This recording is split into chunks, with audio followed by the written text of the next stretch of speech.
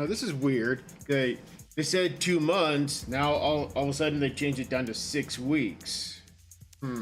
Strange.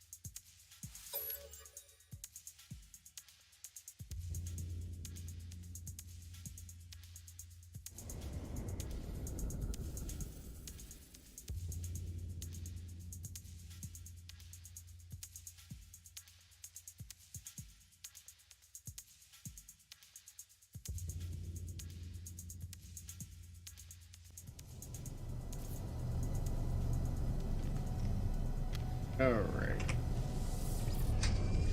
I came to the space station so I could sell some stuff. Now I'm gonna head back to my freighter so I can build another room for the objective.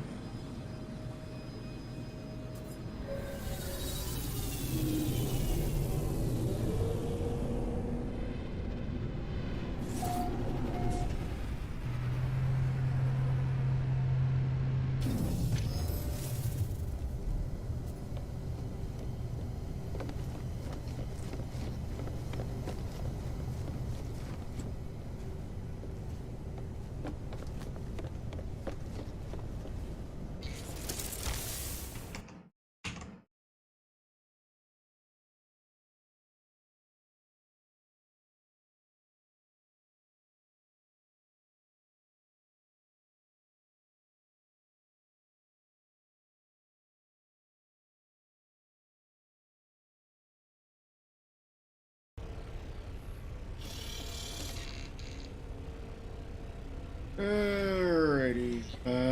Now to build.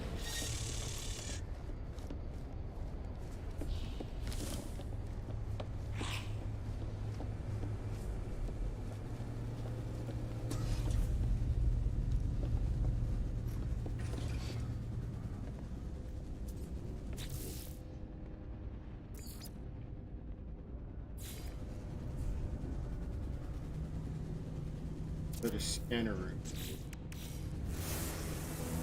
Arse.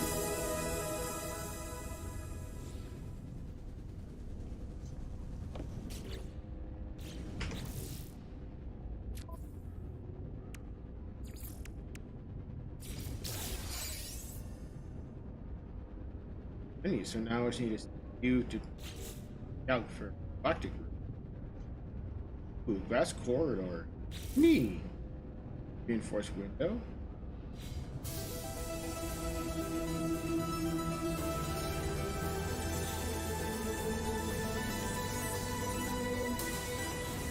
Construct a galactic trade route. That I need to processor. We head back to back to my star state, or back to the space station, so that I can buy some processors. Apparently, I need those for.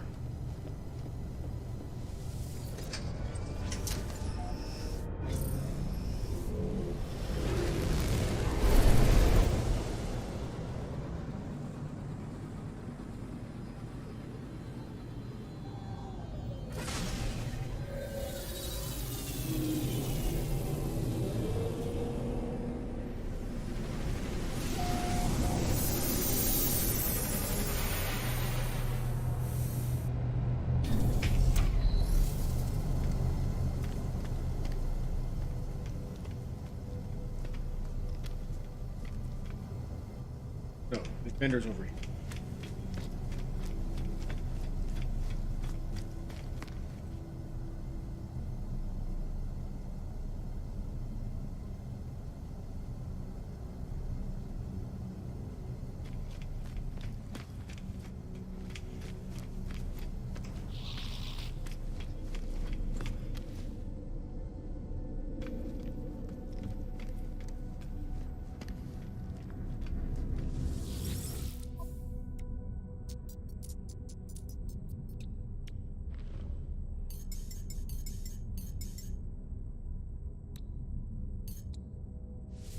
Received.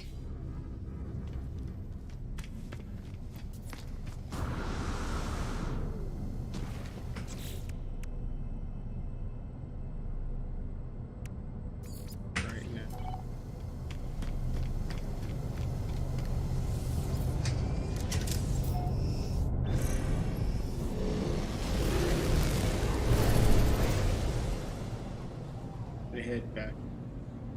I'm doing a lot of back and forth so that I can knock out these objectives.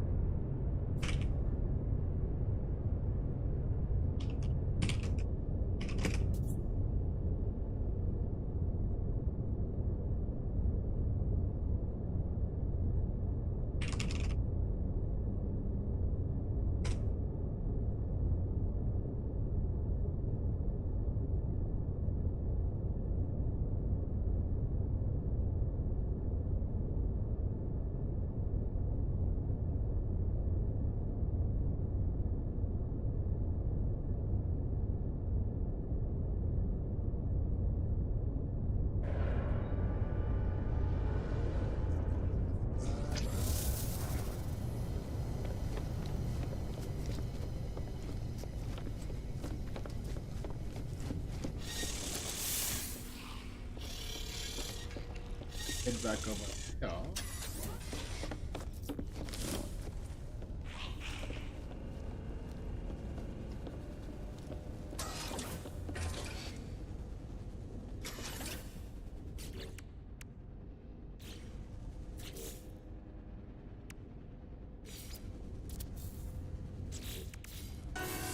Wait. Come.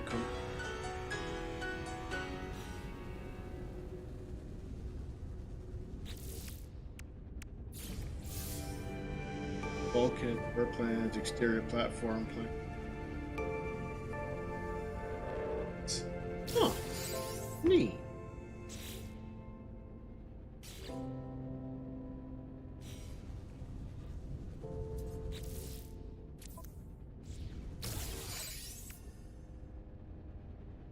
Oh, I should head to the rendezvous. Rest of this one.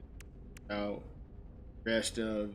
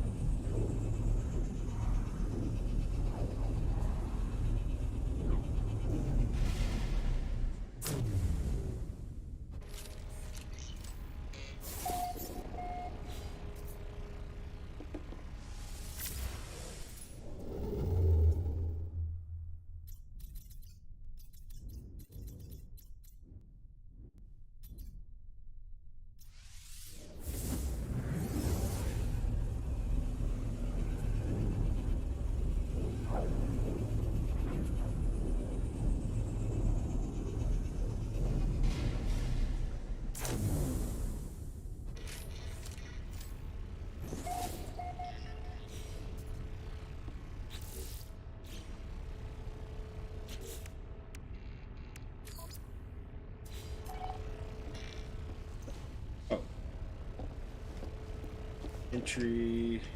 That's from Captain. Raider Master stands at ease, waiting.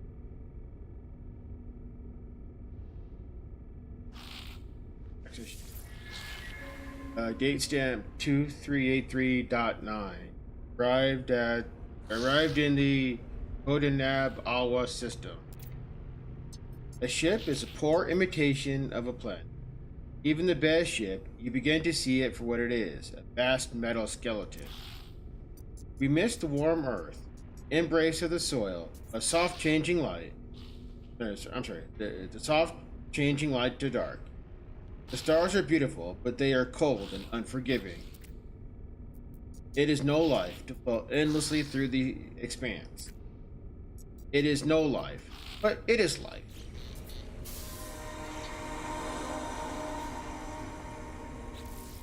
Done.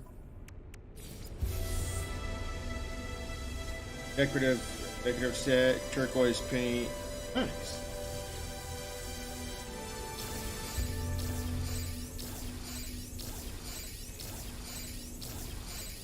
Dang, a whole bunch of blue. Good grief. Okay.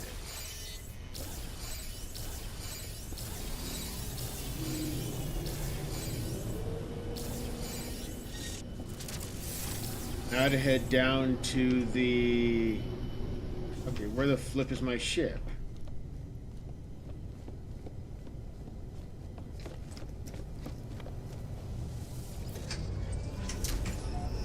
Now to head down to the, what's it called? Rendezvous.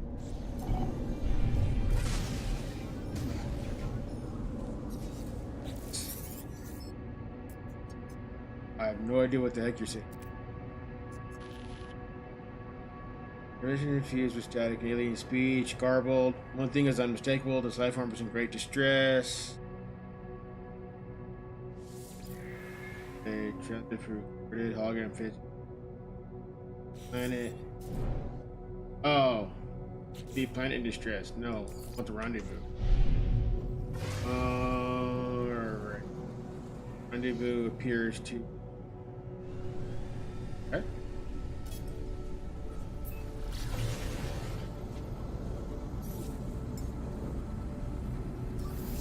Technology recharge. Technology recharge.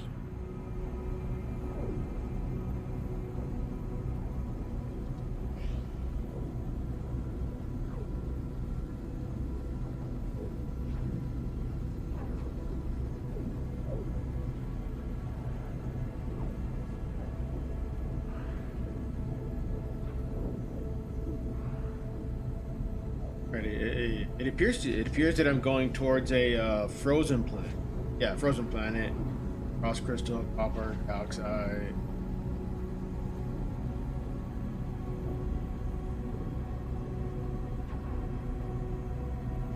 Also, if you're hanging out, please don't forget to like, share, and subscribe if you haven't already.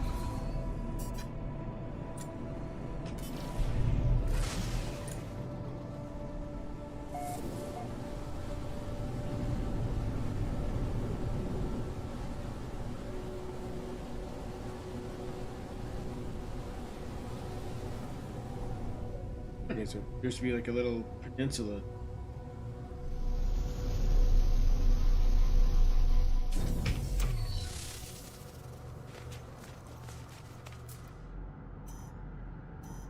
$200 units this month.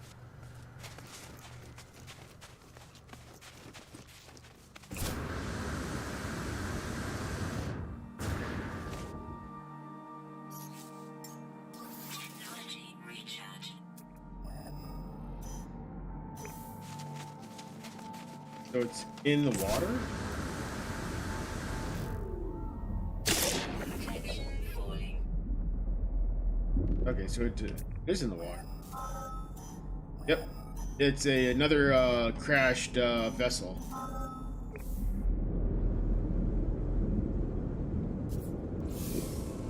Ah, there you go. Rendezvous there.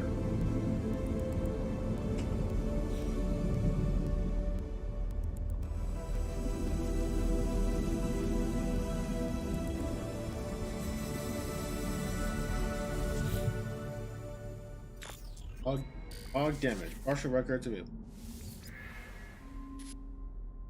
I dive into a black hole tomorrow. I know we agreed not to.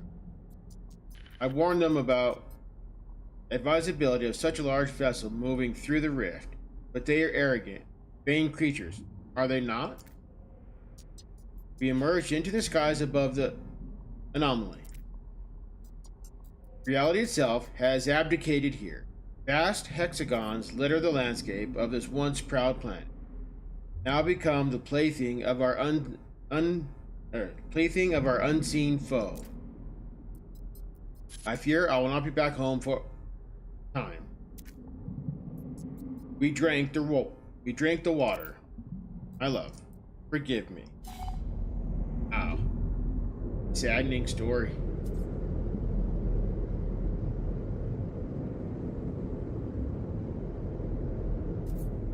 Now to get back to my ship.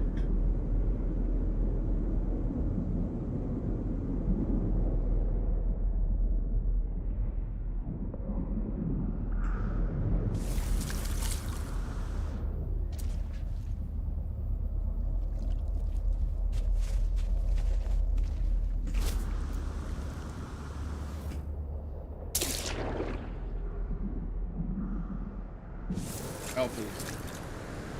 Help is. Grab me like meat or anything I can.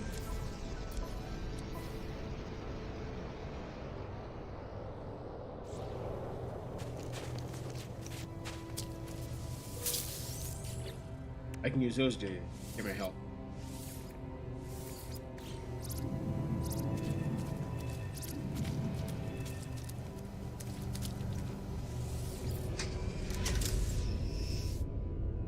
Okay. One's done. Stellar extractor room. I already have one of them. Huh. Aha, there. There's my cargo. Sweet.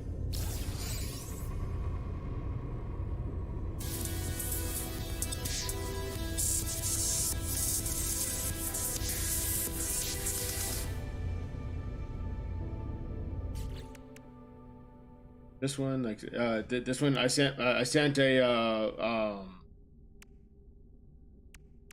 this one I'll continue to work on. So let's go to part 4. Okay, so let's go to the 4th rendezvous.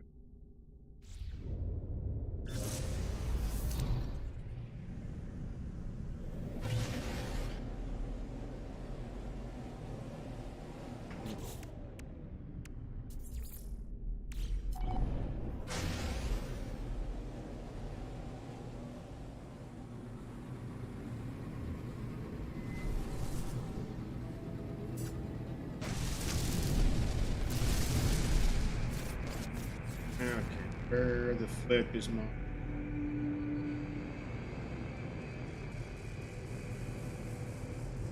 Dang, with all these bases and with all these base icons, it's hard to tell where your stuff is.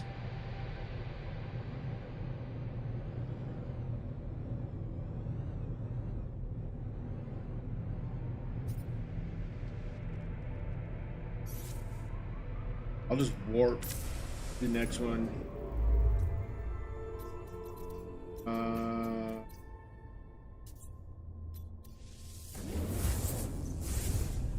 And then and then wherever I land at, I'll summon my freighter to that spot.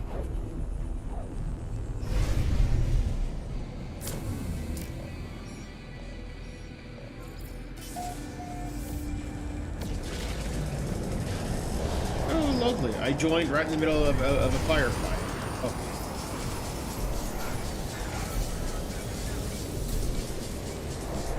God dang it.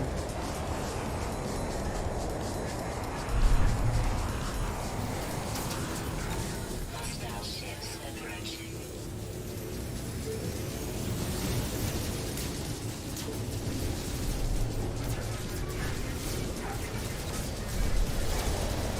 Whoa!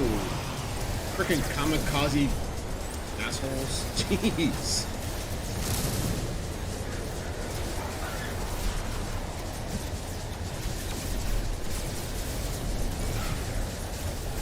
Dang. There's a lot of freaking, a lot of pirate vessels around this one. Achievement Christmas.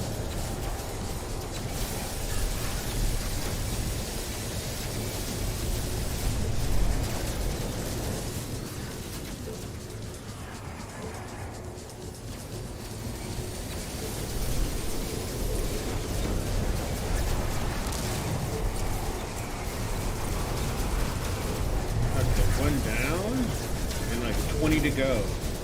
Oh, wait.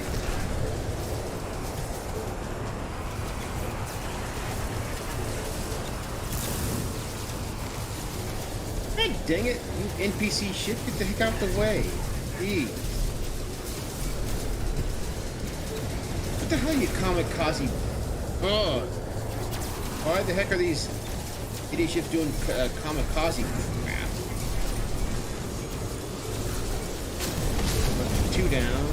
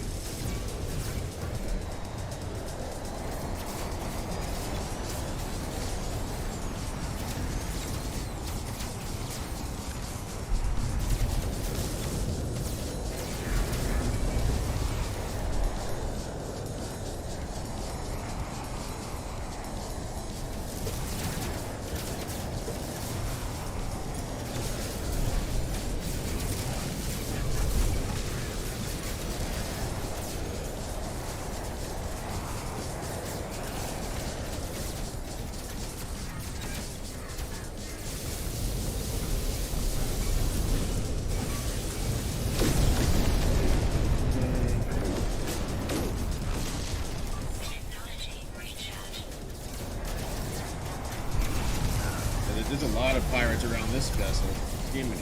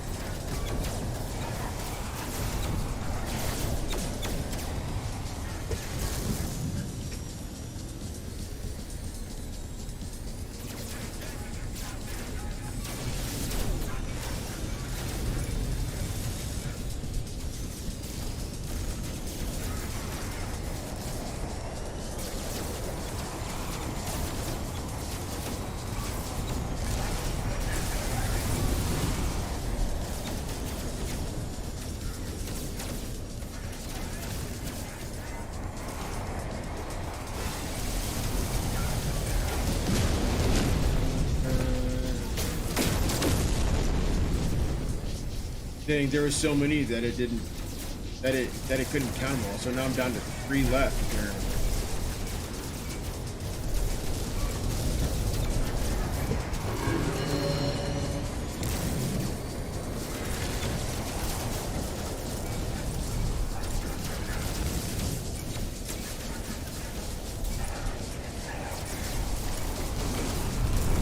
Two left, strategically.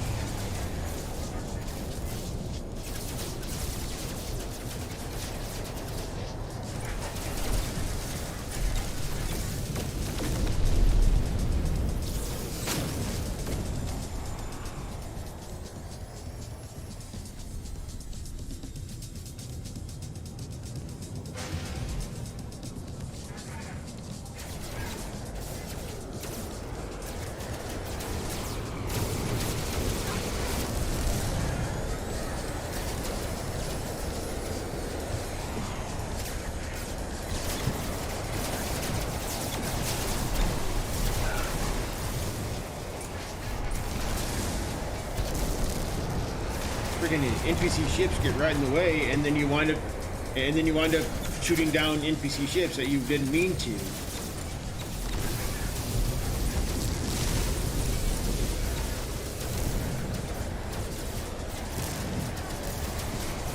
The NPC AI is not that right. Hostile ships defeated. Demon Christmas. That was a lot of pirate shit.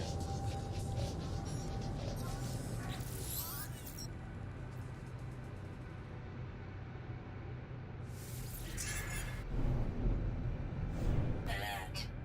Navigational data received. Which one is it? Is it this one? And how much do you want for your now messed up freighter? Like, personally, I like the flat. I like the flat freighters. I like that style better.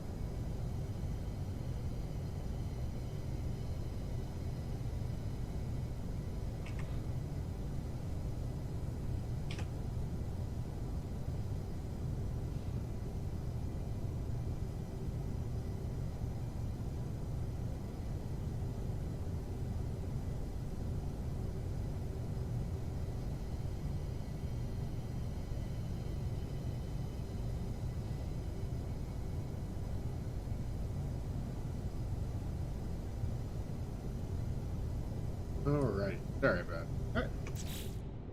All right. That's right. I need to talk with the.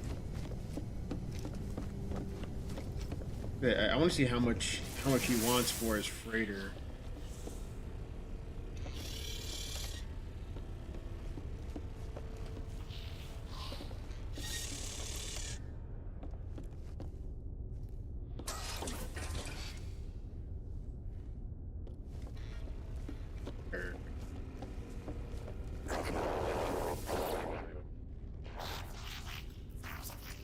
Okay, I have no idea what he's.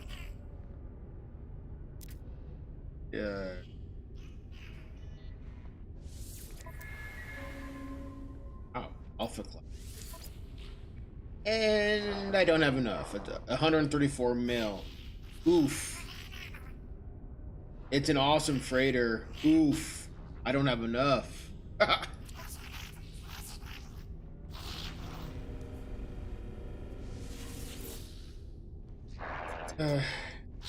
I'll just do the payment instead.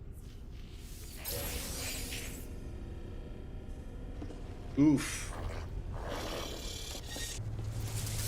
Okay, back to my ship and back to the objective.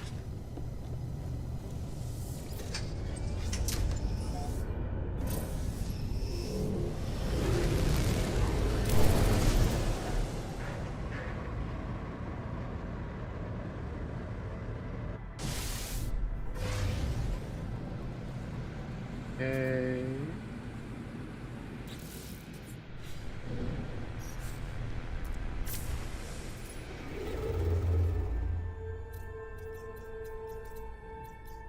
Looks like I've got 4 more jumps till the next one.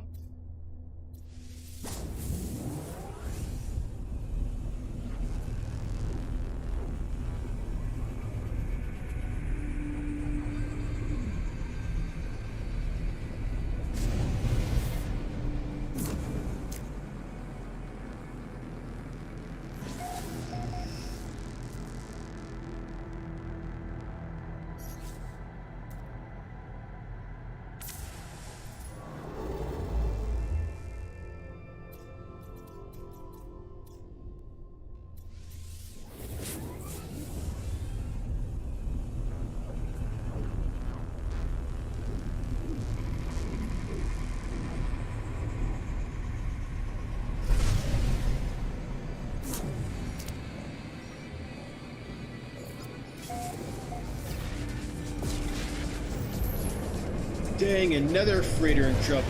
Good grief. 8? Dang, 8 pirates again. Golly. It's like the game is intentionally having me go through pirate system. What the heck?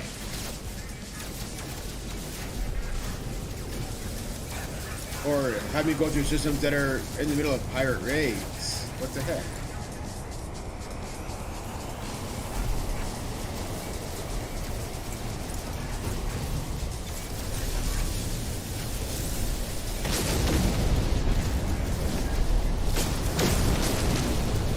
One down.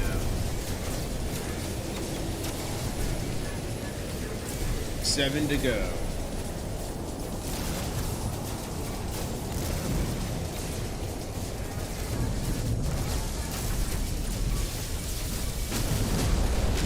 Six to go.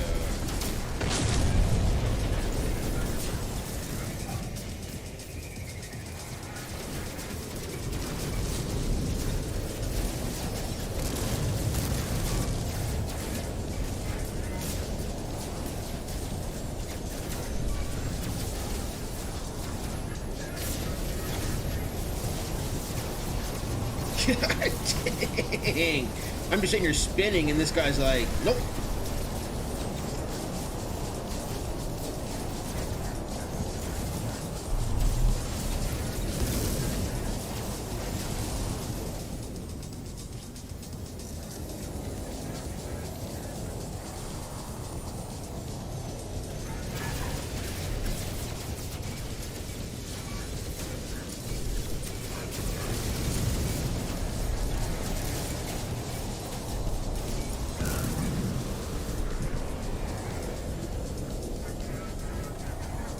I killed that guy.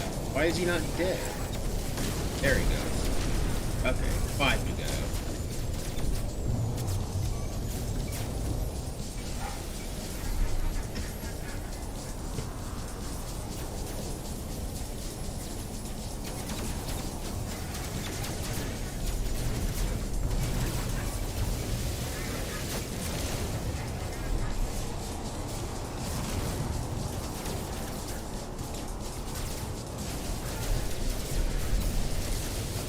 God dang it, you stupid NPCs, get out the way. Gee, Christmas.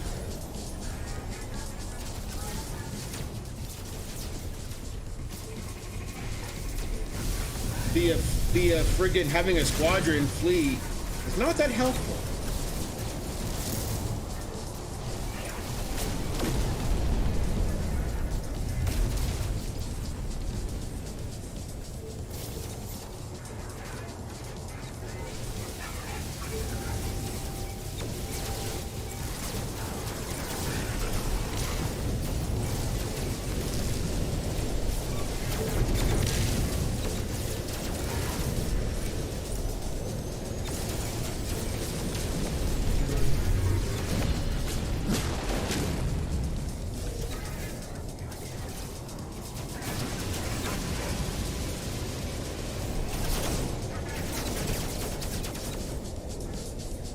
You stupid AI, get the hell out the way.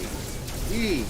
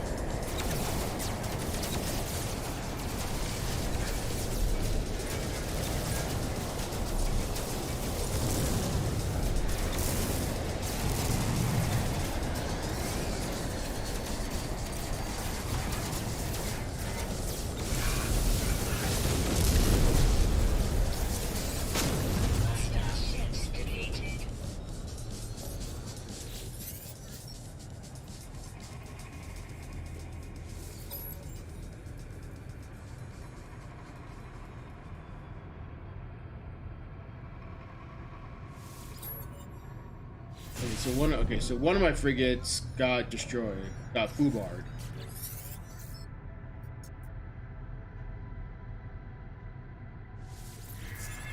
Okay.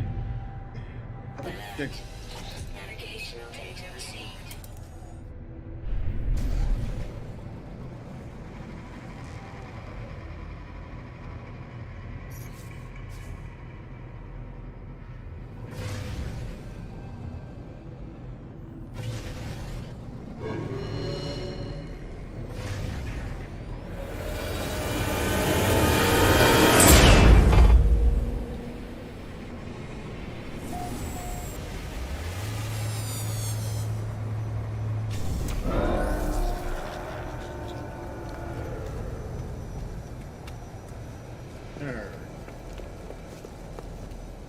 It's a Charlie class frame. Let's see how much he. Let's see how much he wants for.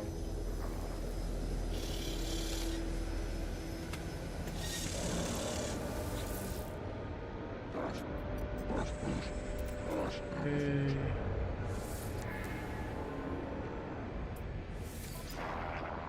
Damn. 26 mil.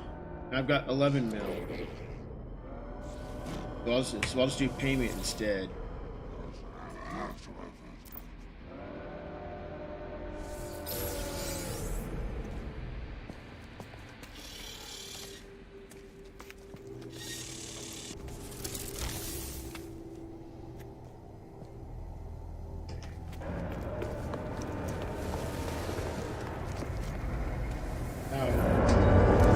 Continuing on.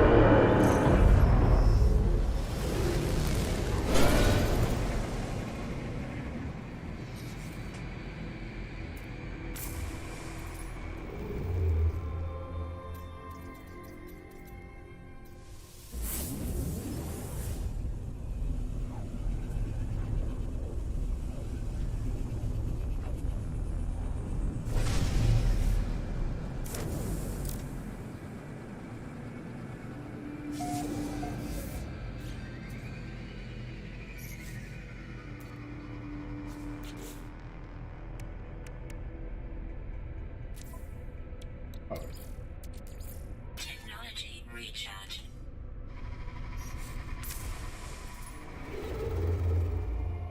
Okay. On to the right to rendezvous point 4.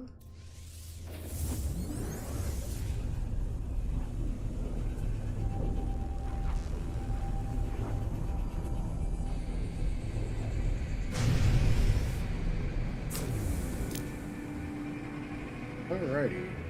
Rendezvous 4 system. Find out where it's at.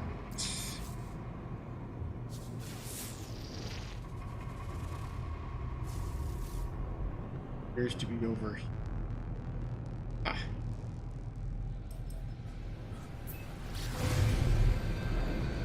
Ooh, a paradise planet. Ooh.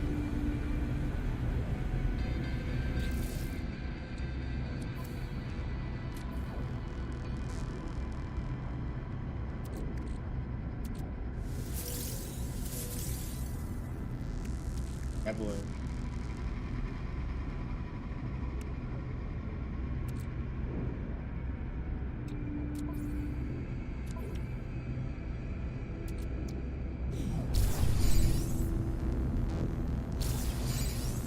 Alrighty. How much more? I'm at part 4. I'm working on this, and then I'll need to read the log, and then I'll find a. I'll see if I can't find a crashed ship.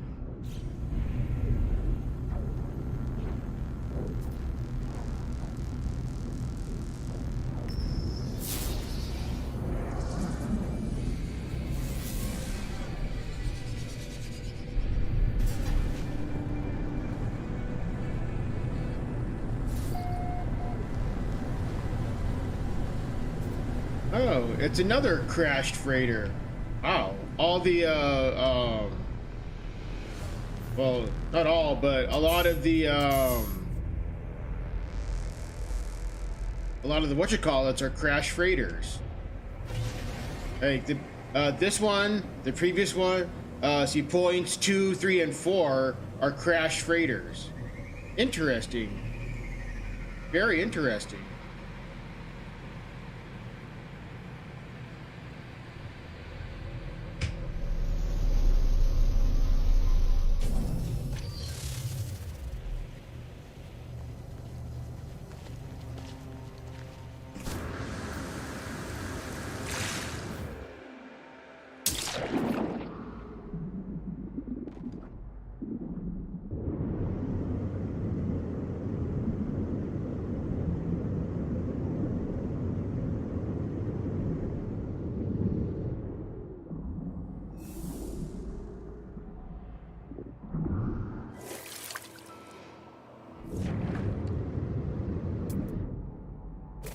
Oh wow, 1,300 units away.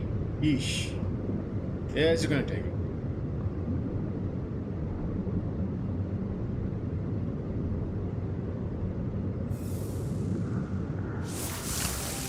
Oh, wait a tick.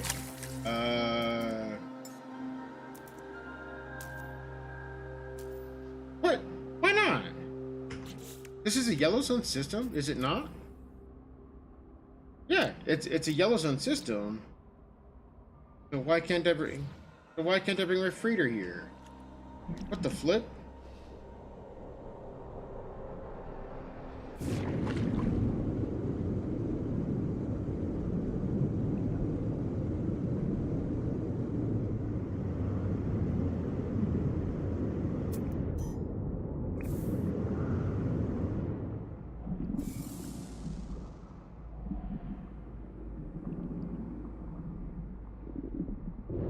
Okay.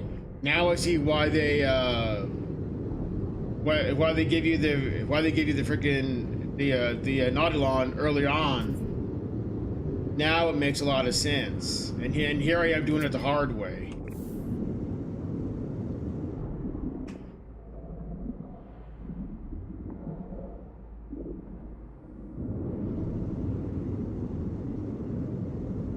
Lovely.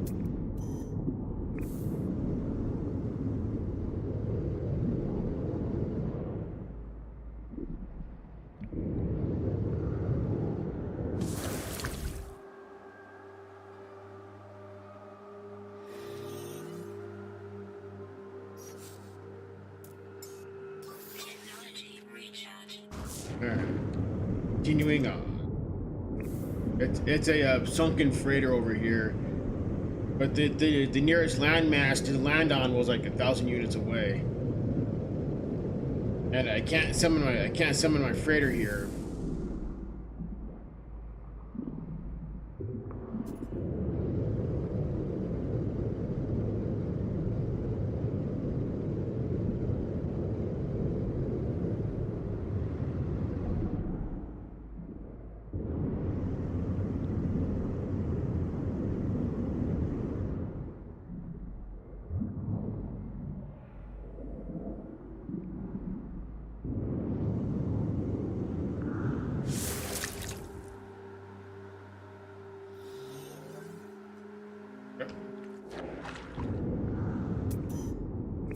Another 500 units to go. This is why I should have been warping with my Dagon freighter rather than warping with my ship. I'll blog it. Oh well.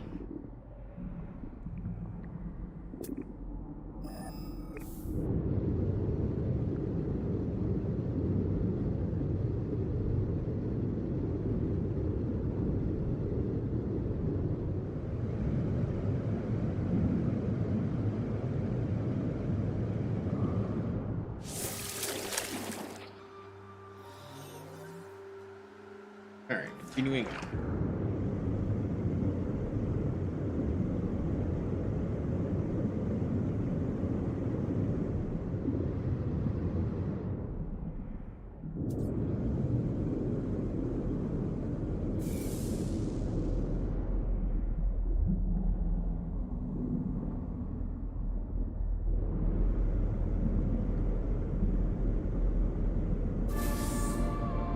Go run to 4.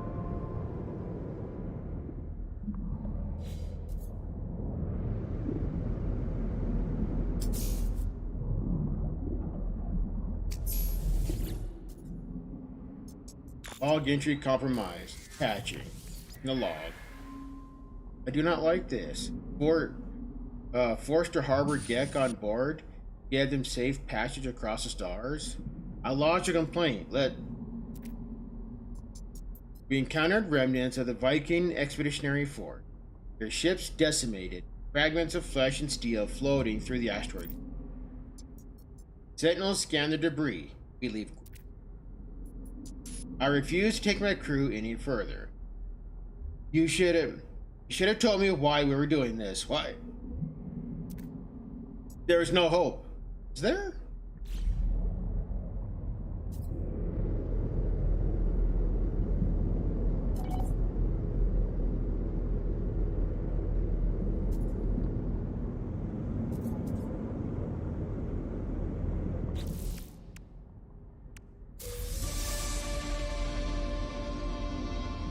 Dang.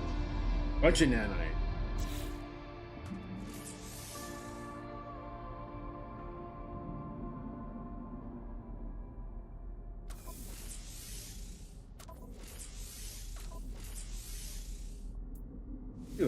Do a couple of tech slots. There we go. Oh. Crap. I need to get to the surface and fast.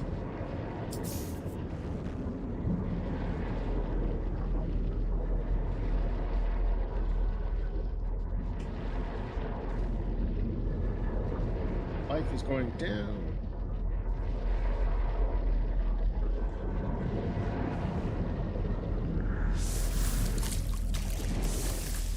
That hurt.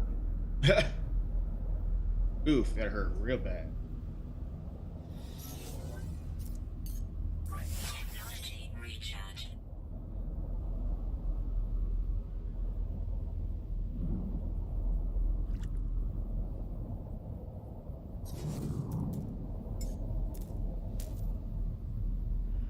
Why the heck not?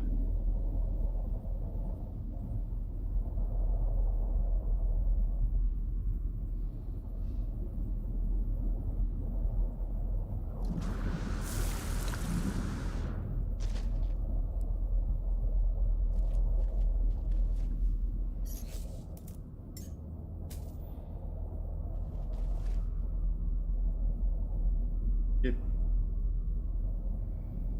box anywhere? What over here? No. Dang it. Crap. Super crap. Alright, I guess I'm swimming 8-minute swim back to my ship. Alrighty then. Lovely.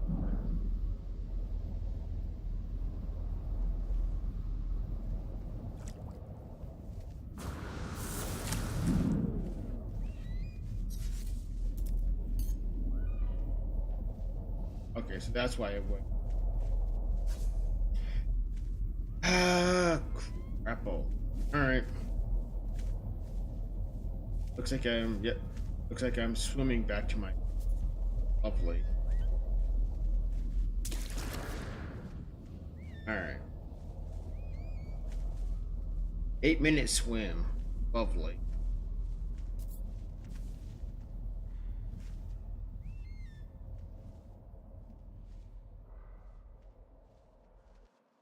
This might take a while.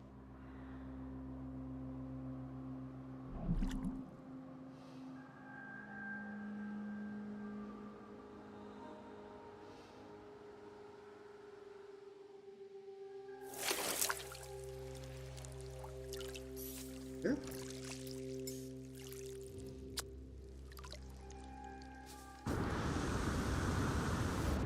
From up here. Coming right down.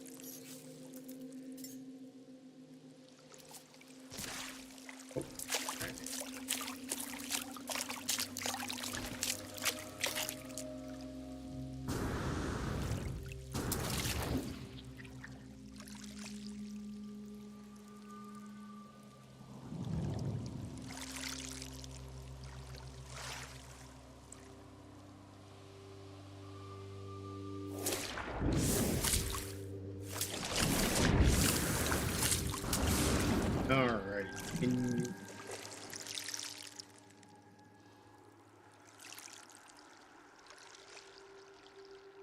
6-minute swim.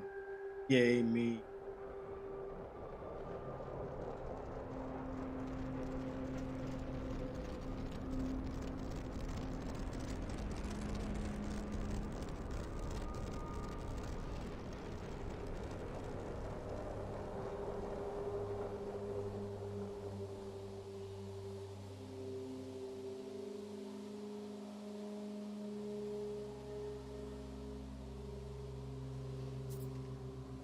Yeah, the just about done with this with this expedition. Uh, I I have to get back to the freighter so I can do that one, and then I have to find a crashed ship, and then over in 5, I have to read the log and then the rendezvous. Those would be easy, and then I have to add some more. I have to find some more frigates. That'll be easy. Um, Not quite sure what that is.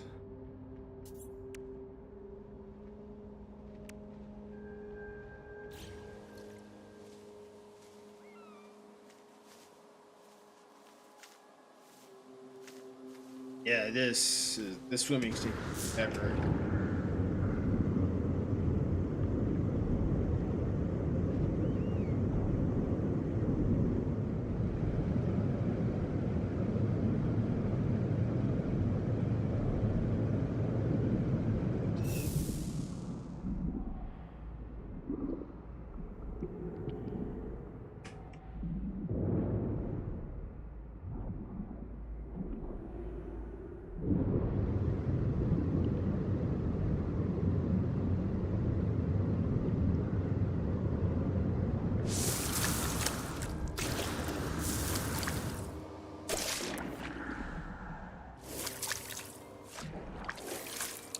$1,200 demon Christmas.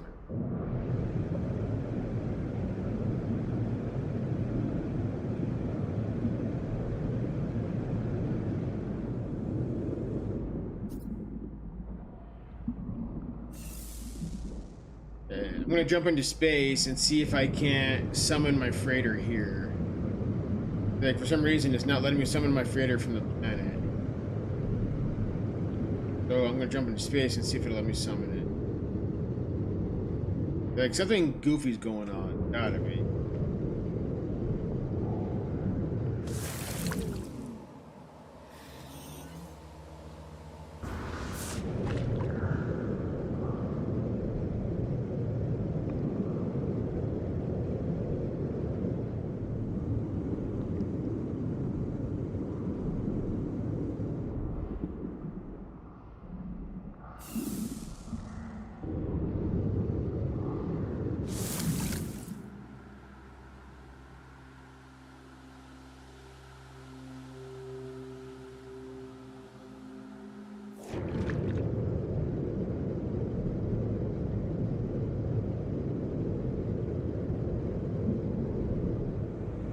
Yeah, a volcano on the side there. Neat.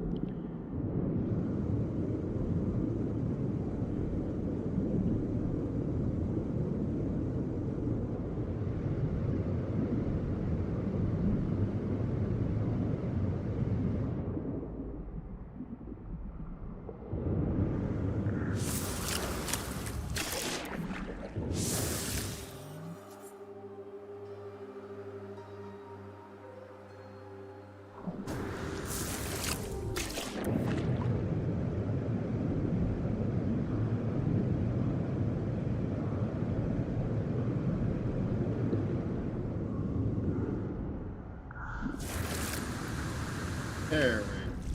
Flipping finally back on my ship.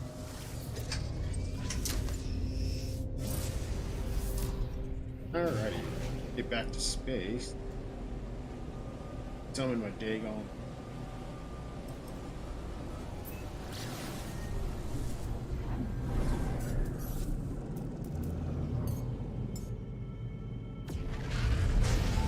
Okay, there we go. Back to space.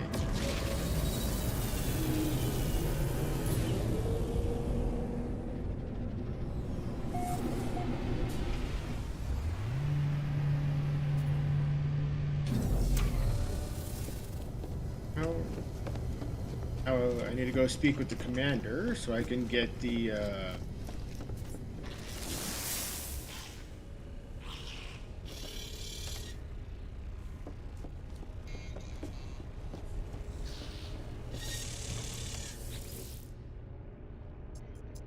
master writing instruction. Access ship's log. Date stamp 1394.5. Arrived at the Ogiad 2 system. As we cross another sector boundary, we permit ourselves to reflect on our very first departure. Our own home turned against us. We had learned what it could not. We had learned what it could not. Its gravity, molten core, its slow decay towards impersonal doom. Our makeshift fleet was incomplete. So few the pods loaded. Shockwave consumed those in low orbit. Scattered the rest of us. The fire. The chaos. The... No going back. Huh. Interesting.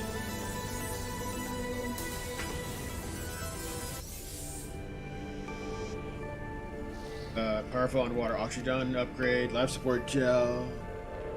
Nice.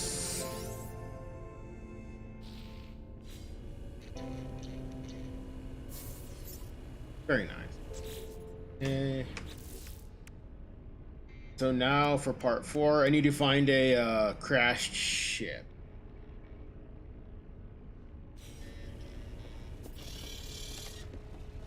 And if I recall, I need to go to a space station. If anyone knows how to find, or a better way to find those, please let me know. But I believe it's like looking for a distress something or other, I think.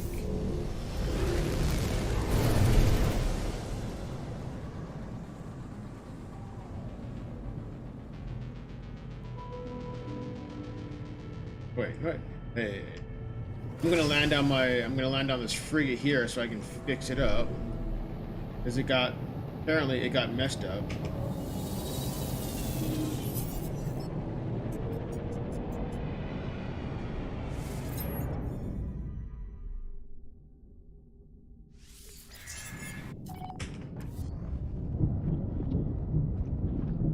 Okay, so there's 4 damaged things on this frigate level.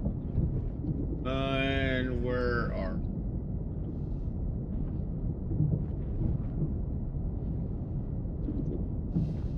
Okay. One of them appear...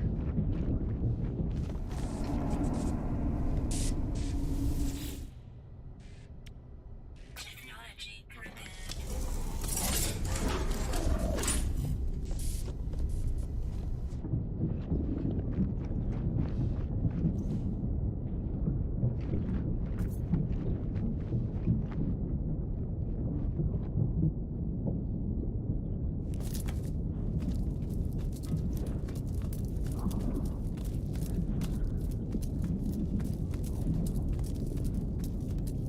This is a long stairwell. Or I'm sorry, a long stair. That one. These are all good on this side.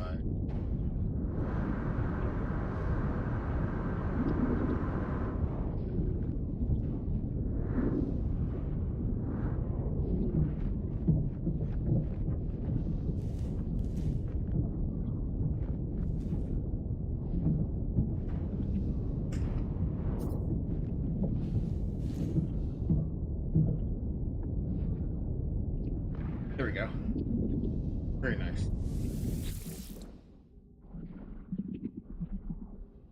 Technology prepared.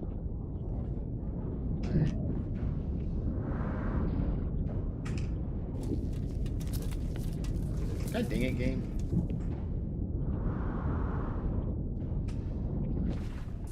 This one. Technology prepared. And then the last one is... Really, game? I didn't tell you to fucking... I was at the far end over here.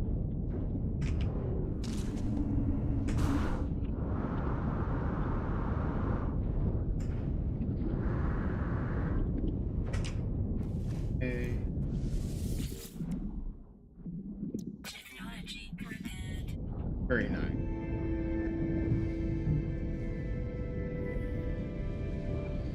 How to get back to my ship.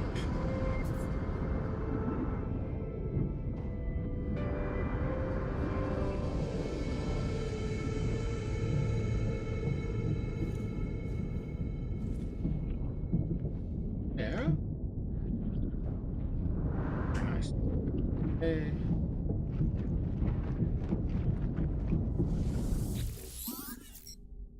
Over.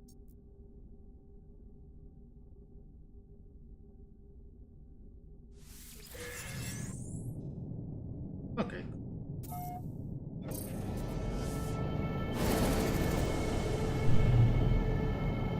Now to land on my freighter.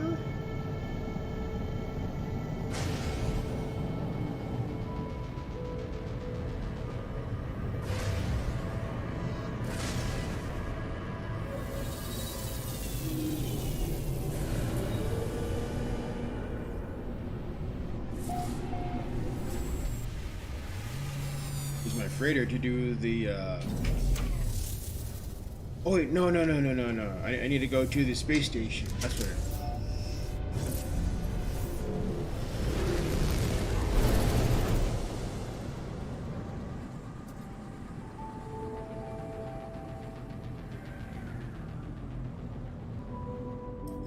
Star Station.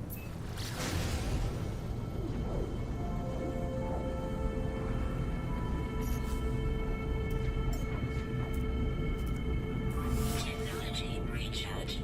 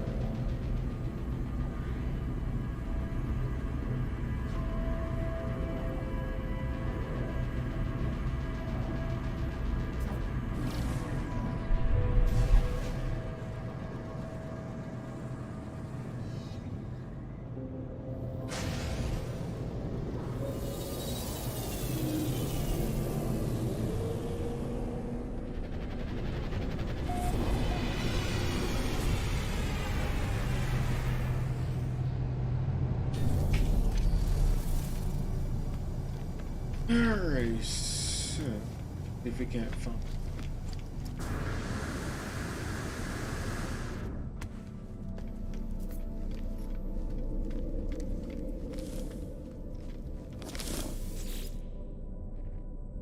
Photographer.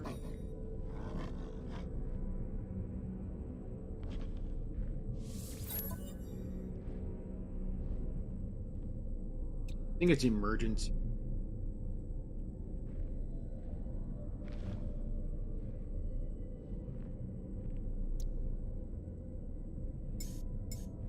Or I'll do. Product received. Okay.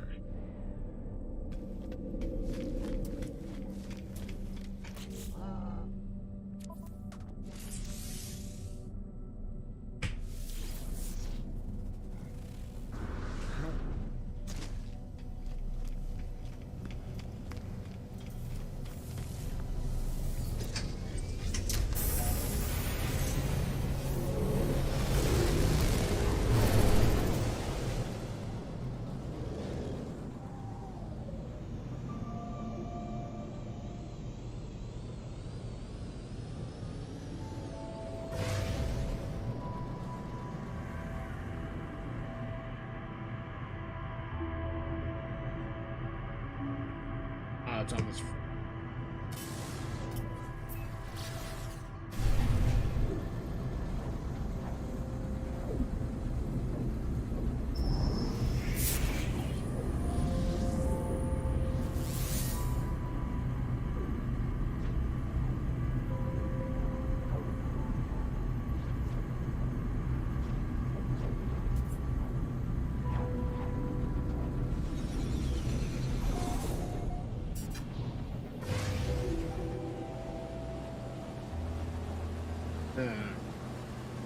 Anyone's out? Please let me know how everything looks and sounds.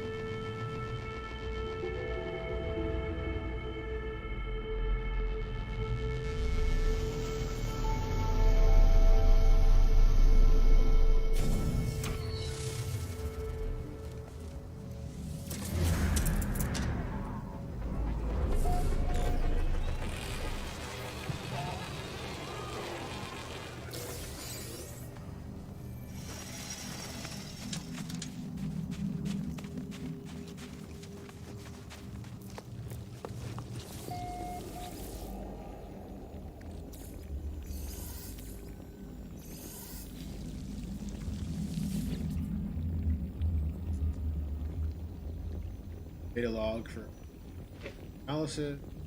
I glimpsed the crimson orb between the clouds, vast and baleful eye, unblinking and monstrous. Fear turned the blood in my veins to ice. I was so afraid it would see me, but then the clouds moved and it was gone. I was no longer certain if it had ever been real. Perhaps the fungal deposits from the last world I visited were still clogging my exosuit veins, affecting my cognition some. I've cleaned my filter 6 times now, but I still feel it inside me. I discover something coded deep inside the log, deep inside the long dead traveler's data log. Something has been left to aid me in my own journey.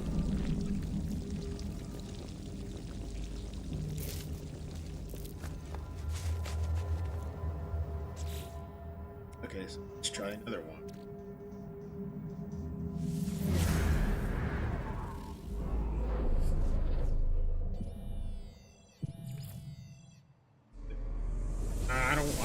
I don't want a freighter crash site.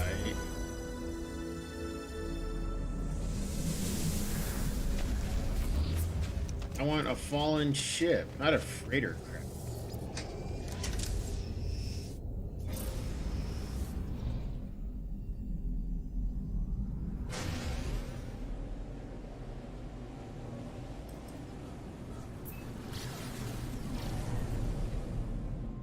Warning. Threat detected.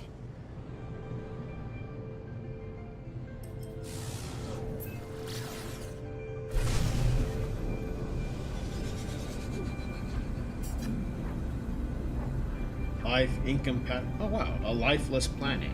Huh. Interesting.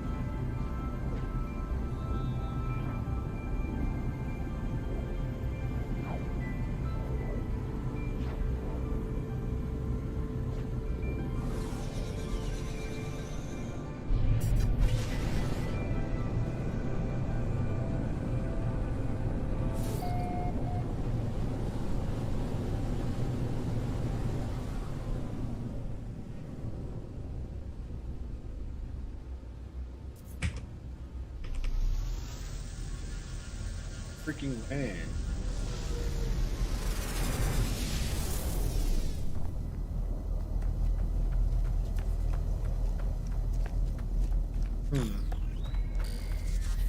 Yes.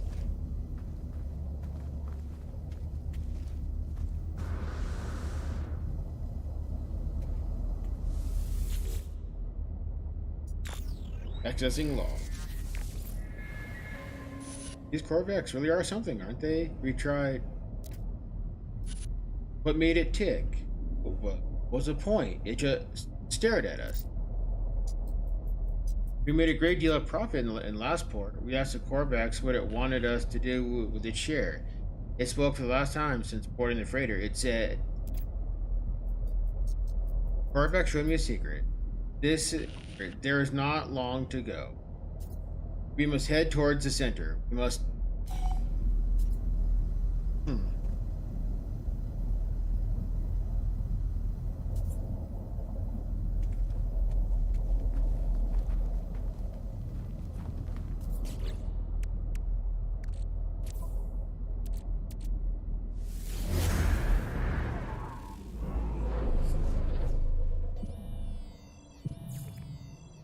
Dang it! I don't want a freighter. I don't want a freighter crash site. I want a fallen ship. Big gummit.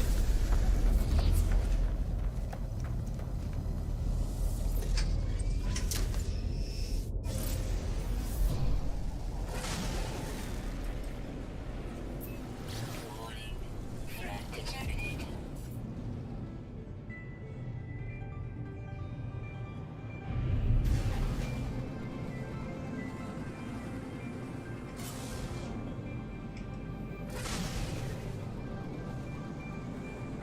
Hostile ships approaching.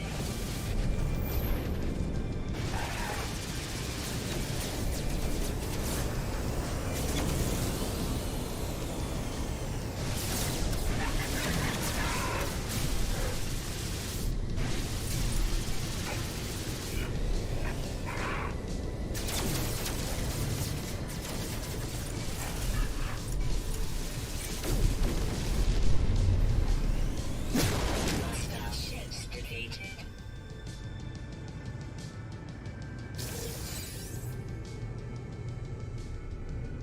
Now let's get back to this other objective.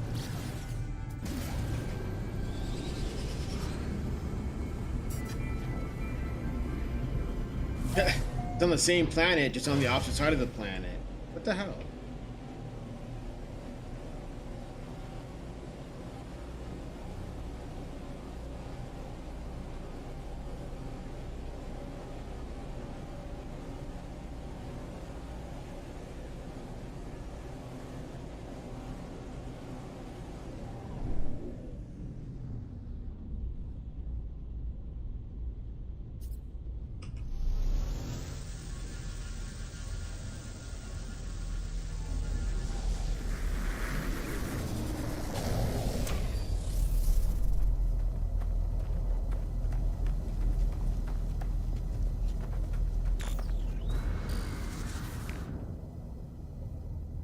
Alright.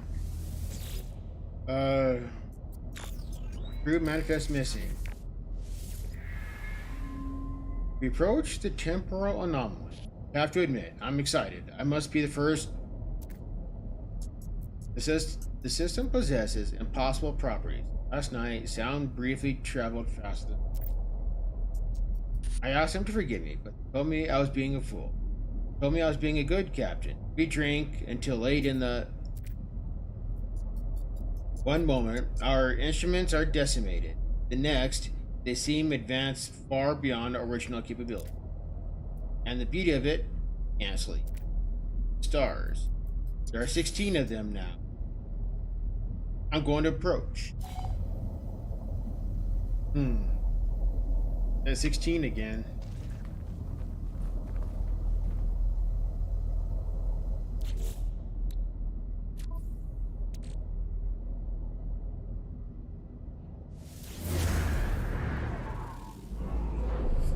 Can you give me like a fallen ship?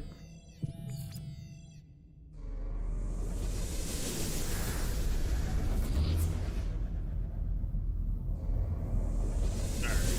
Hopefully that distress signals a fallen ship. Because I need a fallen ship.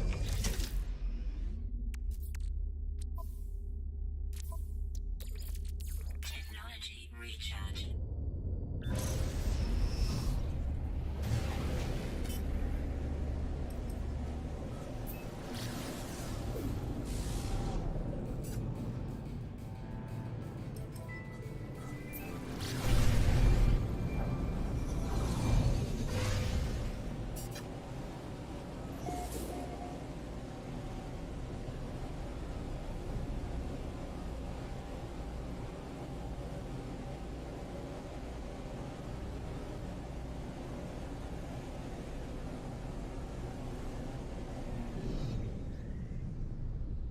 And it is one.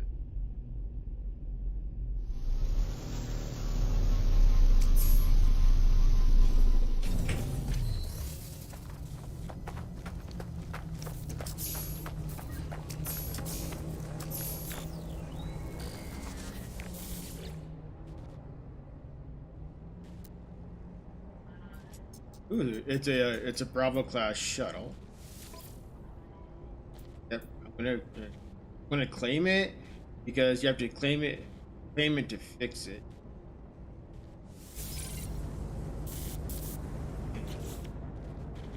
So how much of it do I need to? Okay, so restore or crash. So does that mean fully restore or?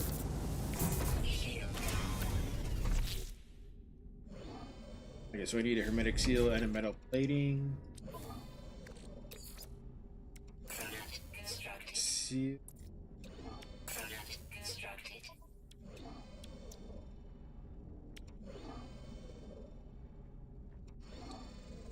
Oh, made the wrong one. I'm a yutz. Product There we go. constructed. Component repaired.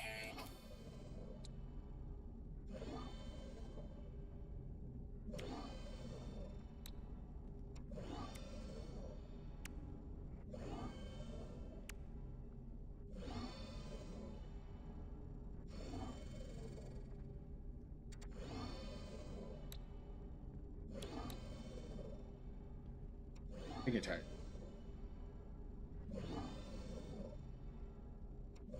At least I can launch now. Oh wow, all of this is broken too.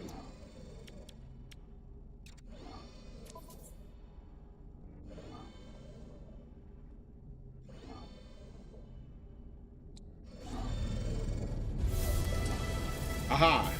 Oh! Me!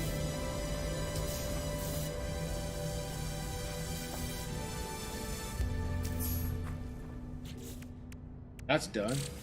Nice. Very nice.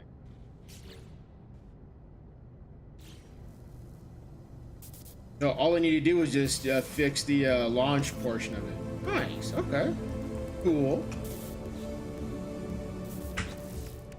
That's done, and then that's done. Nice. Phase 4 is done. Heck yeah.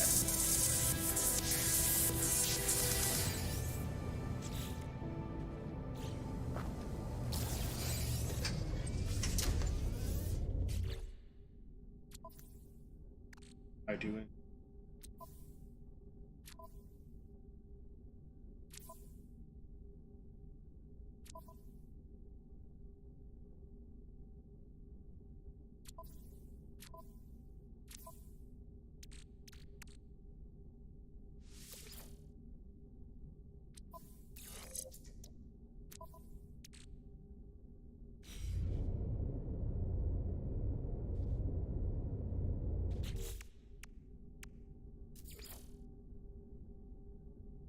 Now let's go back to my freighter and then get over to Parf.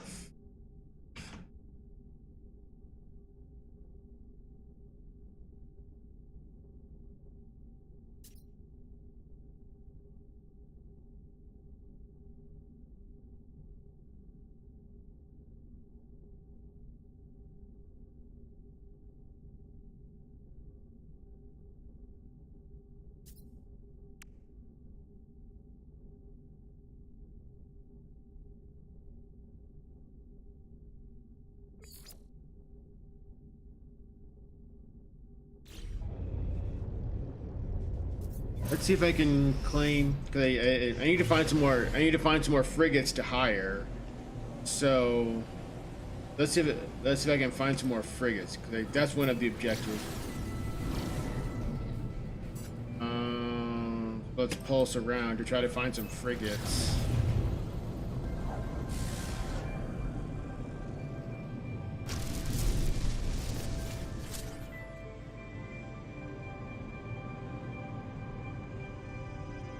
Go near some freighters. They like to hang around freighters.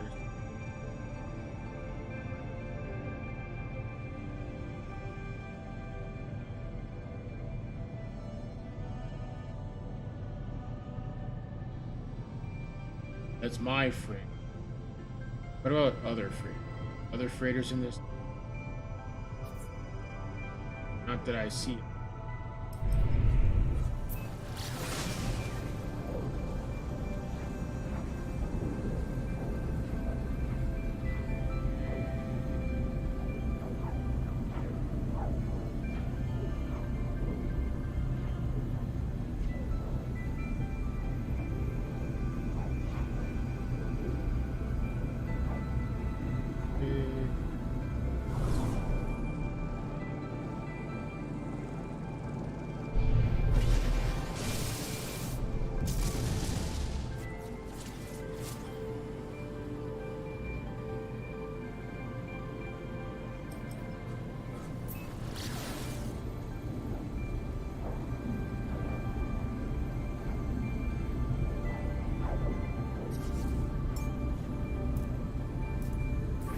Technology recharge.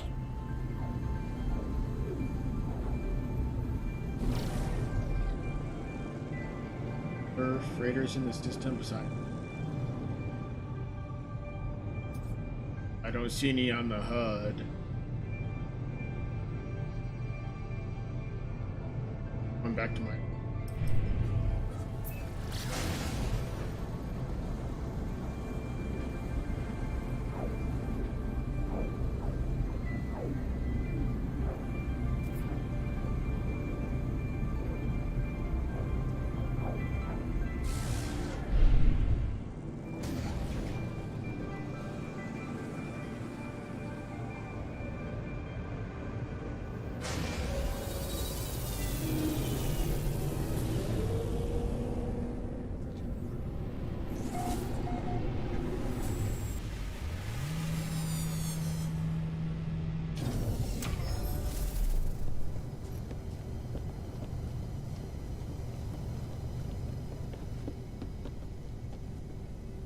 Back to the bridge.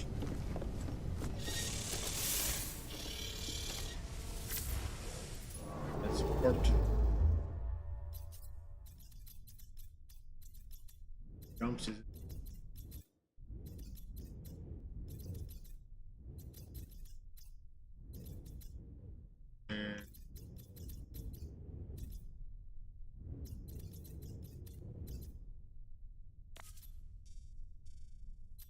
to the expedition route.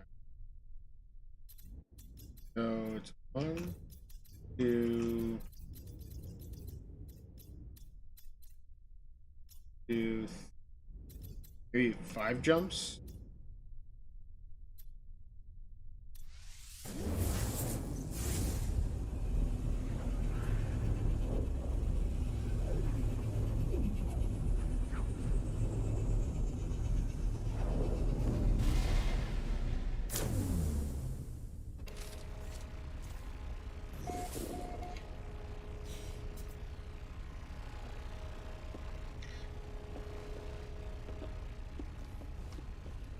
And let's check out to see if there's any. Check out to see if there's any frigates for hire in this sector.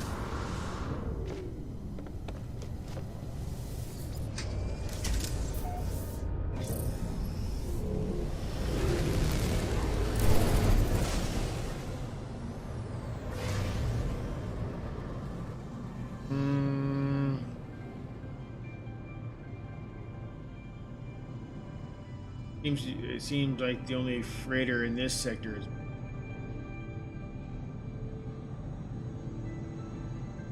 All right, all right.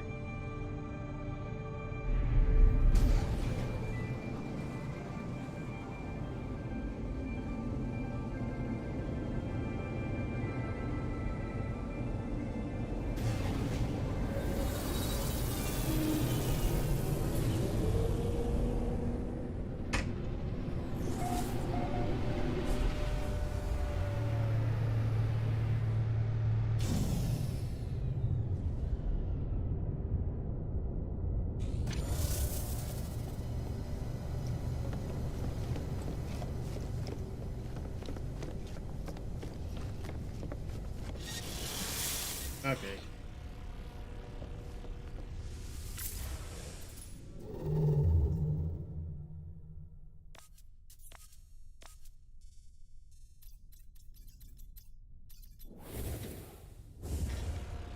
What the heck, game?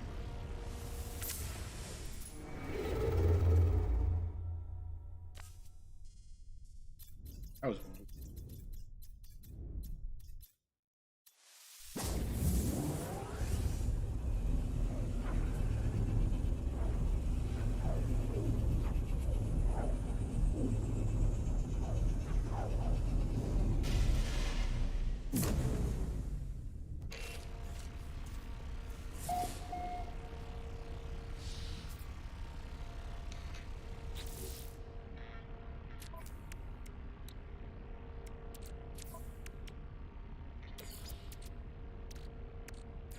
Technology recharge.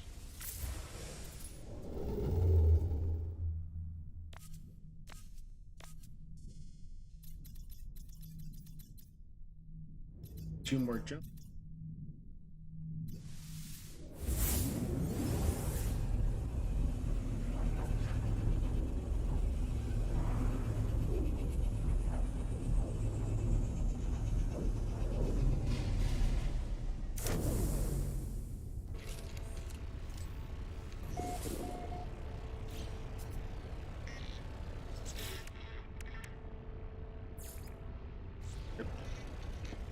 Captain 3. Log.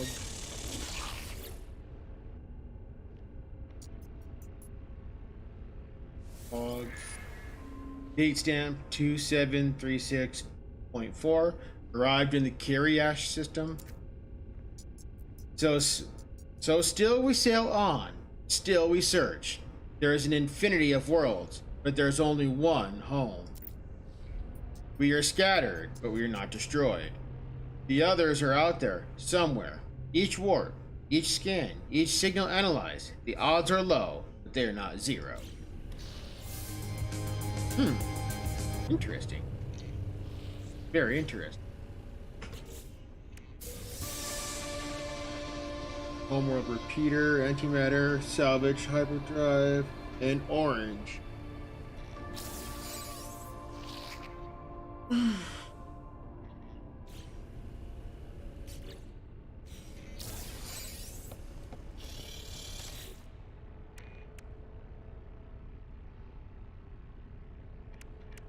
And let's find the final rendezvous.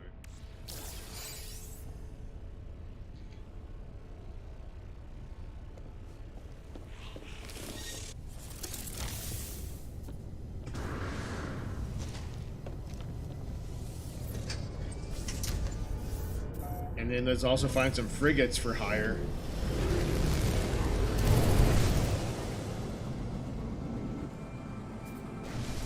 Probably should have been doing that all along, but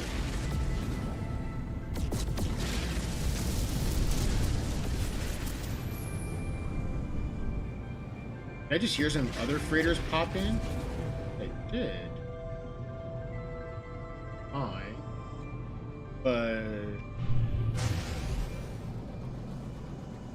aha! Suitable frigate. There we go. I just need 5 more. I don't.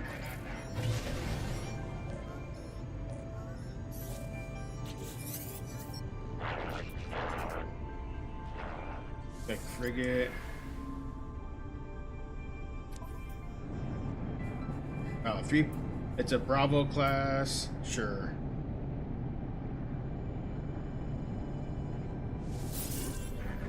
There's 1.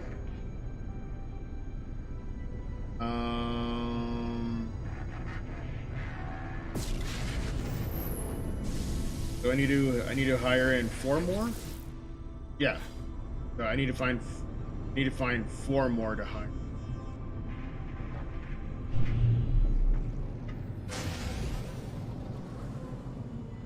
Where'd they?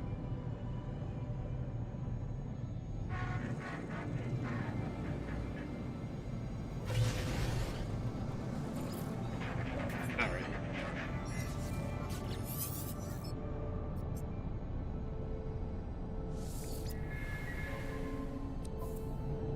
Charlie class 1.8 mil.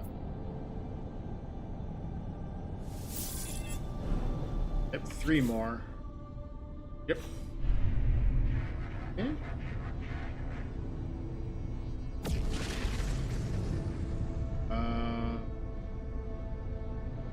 need to hire 3 more.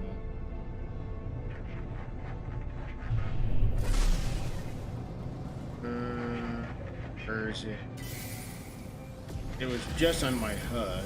Oh, god damn you, pirates, assholes. I'm busy here. I don't feel like...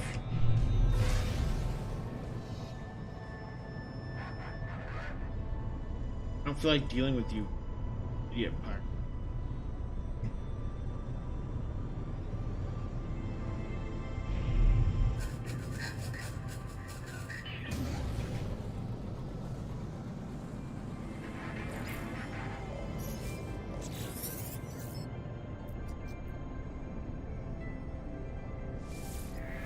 Frigate. You're a Charlie class, 2 now. And 2 more.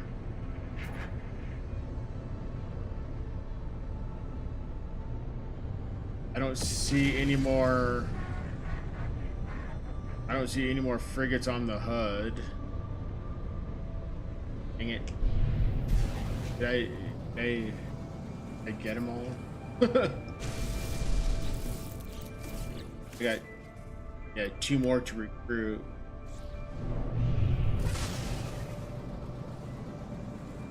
I don't see any more frigates on the HUD. I don't see like any more green, like the green dollar signs up there on the HUD.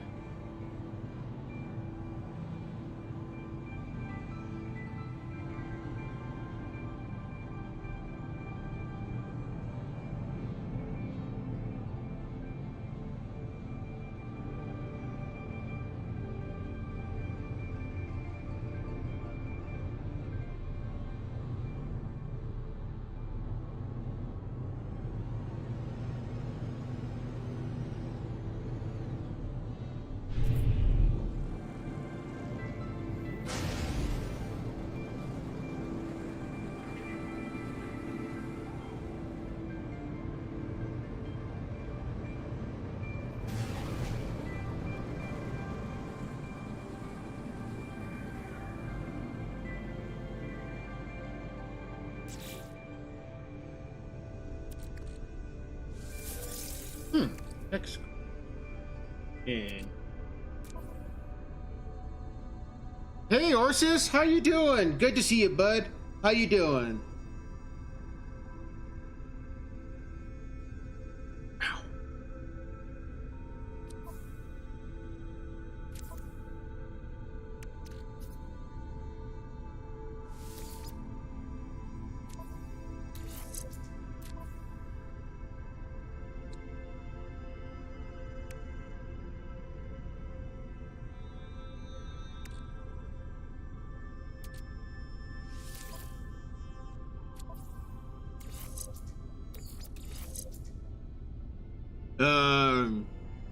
You beat this day 1, but yeah, I know. I saw. Like I'm not really having issues per se. I'm just gathering the gathering frigates for this one, and then no. But what is this one? What is make contact? What is that one?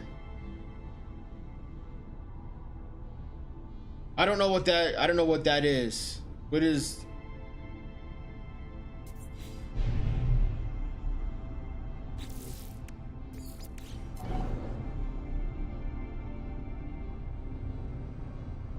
Yeah, there's in this system. There's no more frigates to hire. I pretty much. Oh, that's an NPC. Yeah. So I need to find some more frigates to hire. I need 2 more frigates to hire.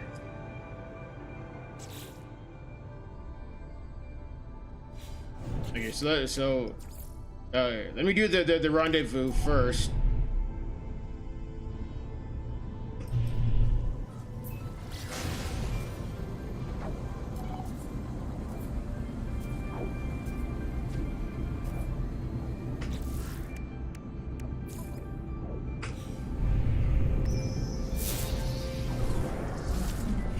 Whoa.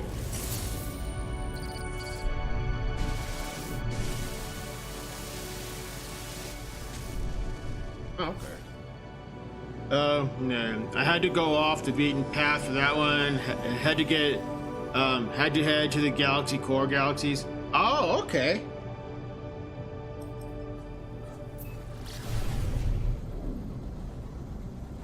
Yeah, because like, you can find frigates everywhere.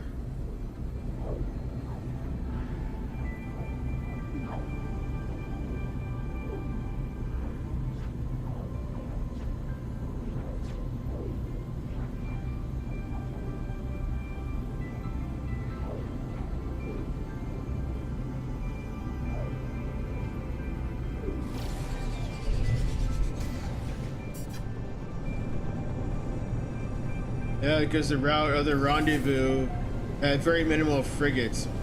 I saw that, yeah.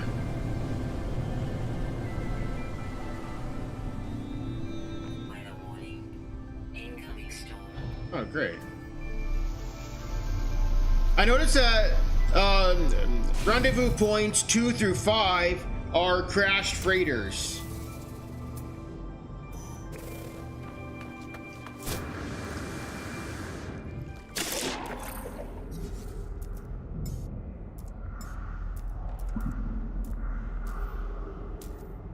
What the fuck you mean exocraft not owned? I built that. What? The fuck do you mean not owned? I built that some bitch.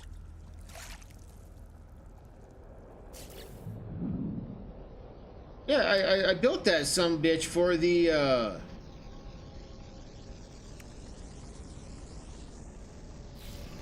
What? Fine. I'll collect all the parts and I'll build it again. Fuck it.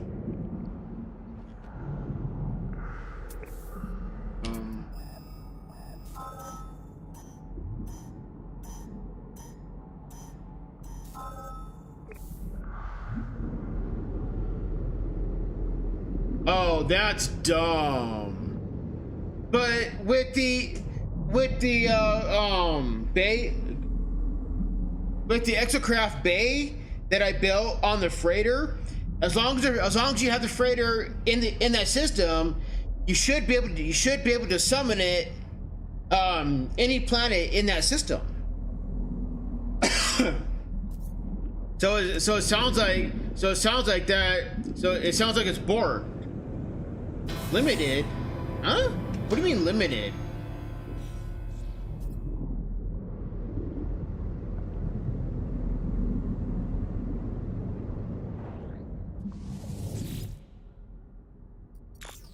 Stress beacon power.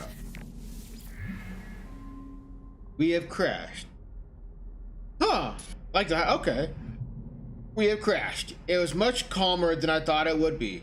Our training worked. The crew were composed and 12 casualties. They will not be forgotten. We are running out of food.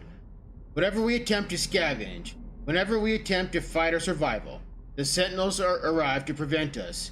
We need to get off-world. We're going to retreat beneath the surface and await rescue. I will maintain my own link with the ship. They are dead. No longer hungry. No longer... What have we done?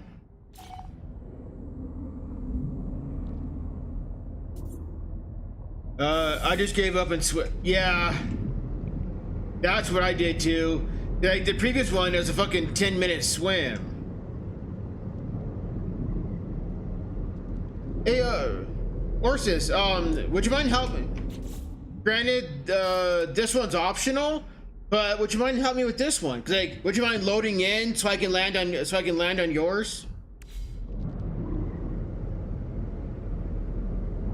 Weather update. Storm clearing.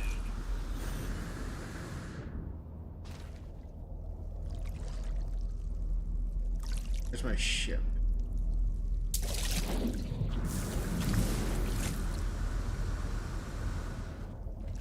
Oh, you're at work?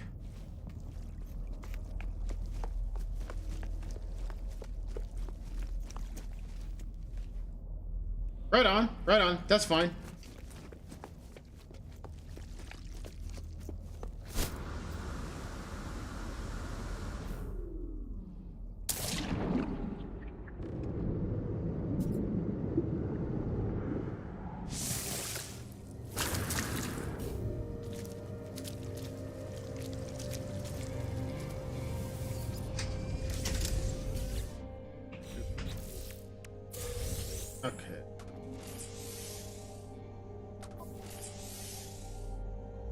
Only one I'm missing. Oh, gotcha. Nice.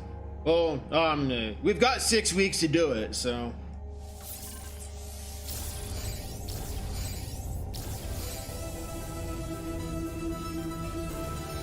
Agreed.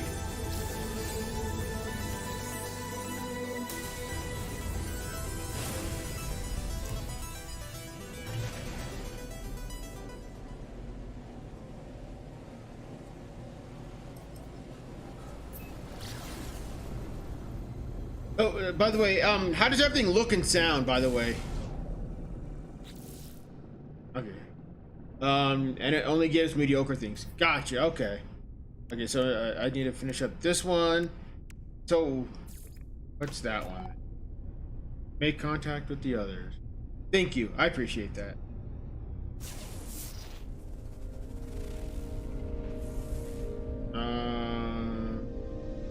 Okay, so activate the world. Okay, so activate.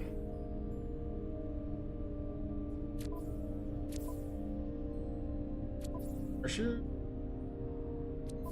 Ah, there it is.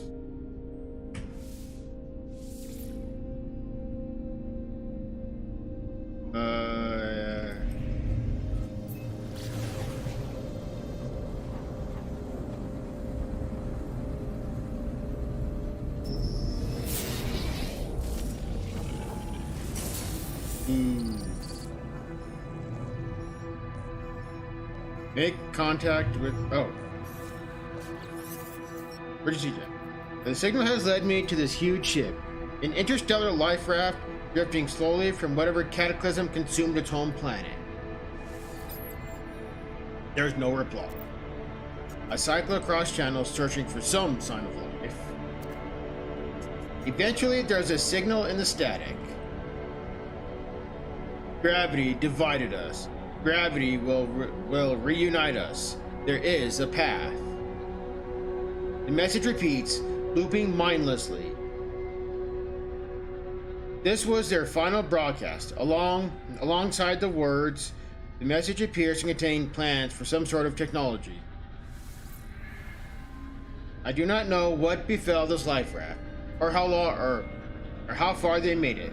Whatever this device is, it was their torch, their beacon, the thing that kept him going. I'm not sure what to tell the crew. There it is. Okay. I'm keeping this file after. Yeah. Same, Orsis. Same. Ah, singularity. Okay, so. Okay, so what? Okay, so I need to go back down to that planet that I was on. This planet.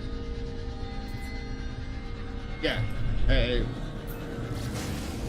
This planet's got oceans on it, so I can get the sulfur from the volcanoes.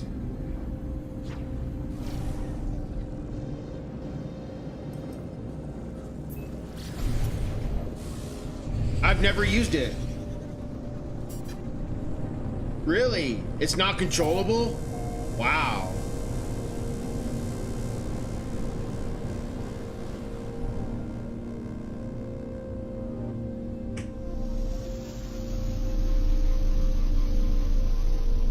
That's crazy, Orsis. That's freaking crazy.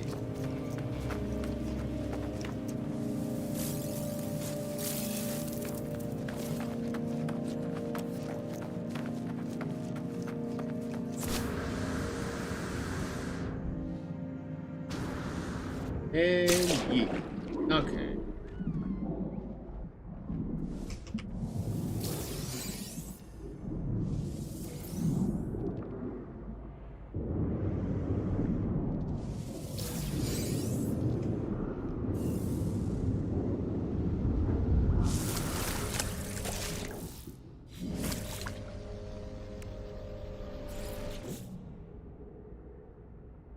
Okay, cool. So I just need 3. Nice. Very nice. Oh, wormhole generator. Oh, wow.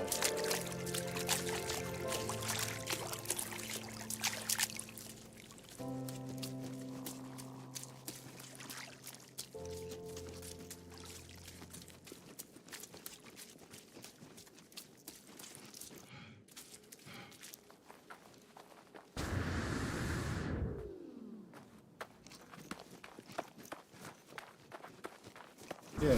Then, if y'all are hanging out, please don't forget to smash that like button. As also while you're down there, please hit subscribe as well. Doesn't hitting like and subscribe does not cost you anything, but it does help the channel, and I do appreciate it.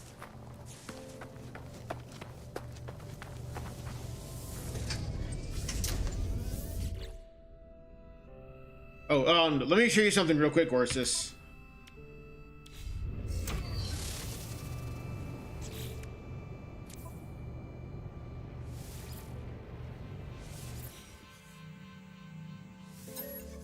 All these other saves have been, like, literally all these other saves, they are literally past expeditions.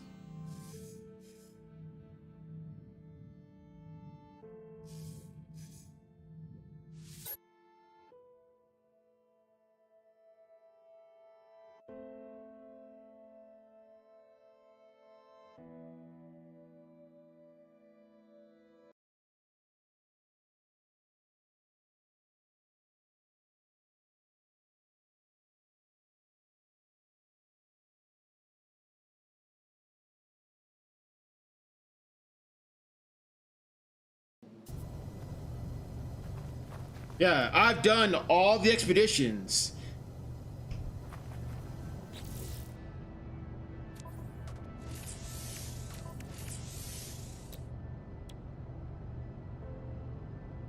Technology installed.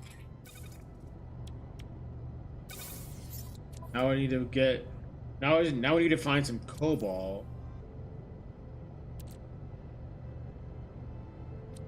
So I can turn it into ionized coal. Thermal protection falling. This is my first one, and I finished in a few hours. Nice, yeah. The previous expeditions were a pain in the ass.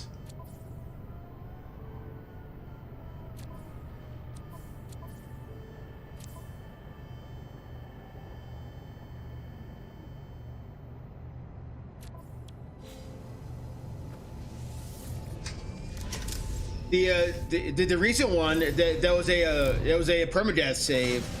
That one was a real pain in the ass. I'm gonna go to the star station and buy some cobalt. When along tonight, I have to do my living ship. Yeah, on my main save, I've got 3 living ships.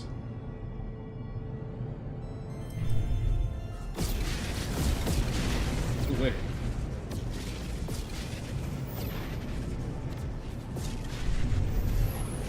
What the hell?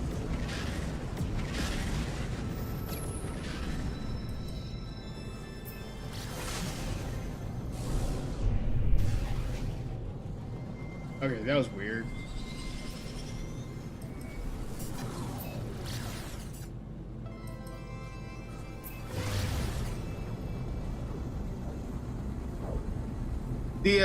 The living ship quest, when it first came out, I ran that quest when it first came out. Annoying as shit, but they did. Hello Games did make that quest easier to do.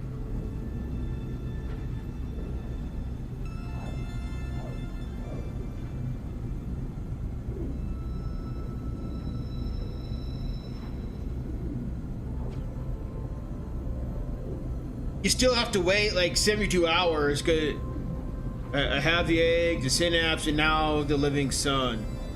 Oh, the liquid sun, yeah. Yeah, because that one, you do have to wait for the organ pieces to mature. Like it's like 24 hours for each, I believe.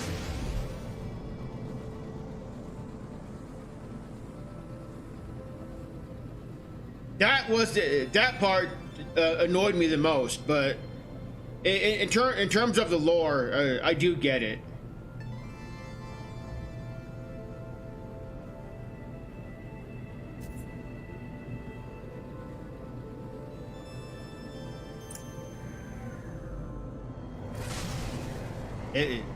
That means I hatch it and then log out. Oh, nice, Orsis, nice.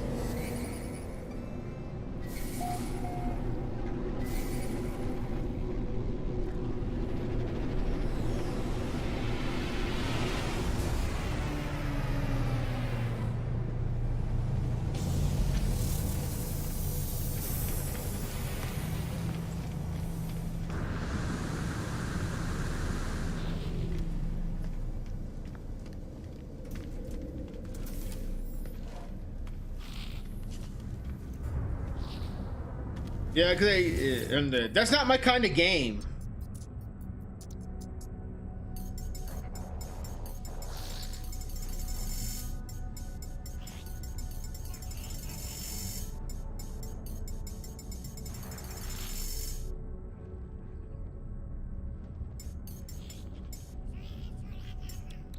The various like Dark Souls and all that, it's not my kind of game. Product received.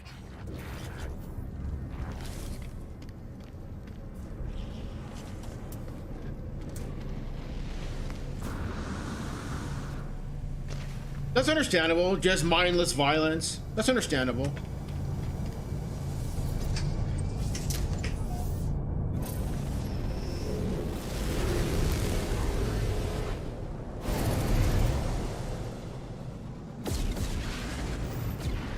Oops.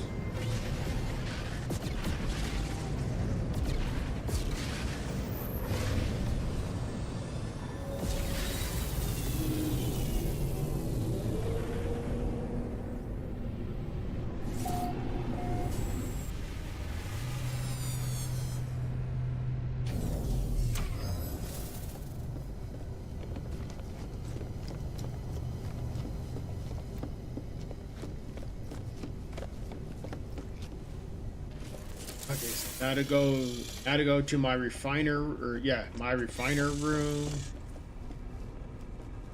Yeah, see, because like this thing here, like this here is to allow you to summon all your exocraft to whatever planet as long as you're in that system. So I don't know why it was not letting me do that.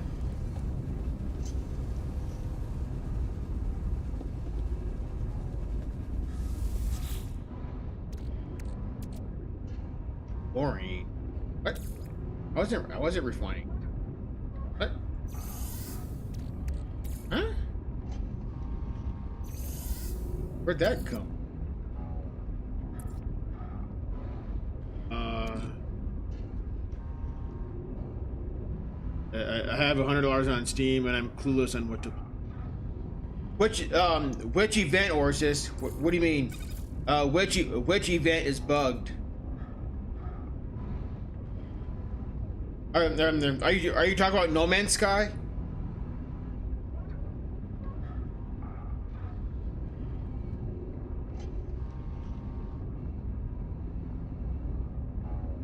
Oh yeah.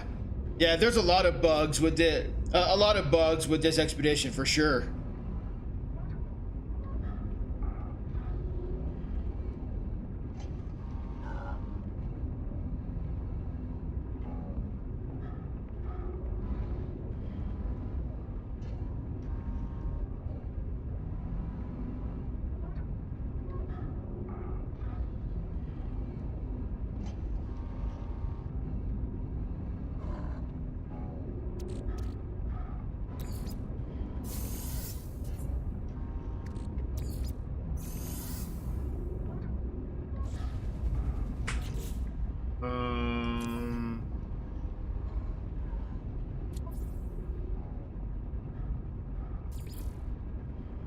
Seventy percent of tier 1.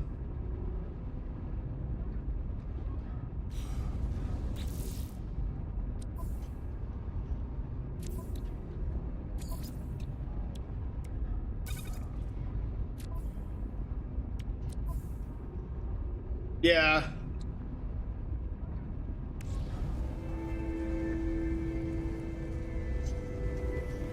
Okay, so now how do I use the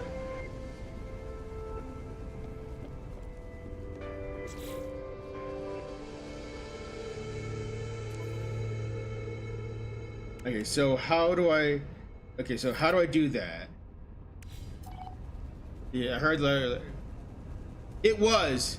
Yeah. Activate Singer engine. Speak with freighter commander. Oh. Yeah, the previous one, because it was a shorter it was a shorter time frame, because I the previous expedition, it wasn't 2 months, and it wasn't 6 weeks. It was like 4 weeks. It was like 3 or 4 weeks. So it was a shorter expedition, and people were people were like, shit, not enough time, so they were trying to knock it out fast.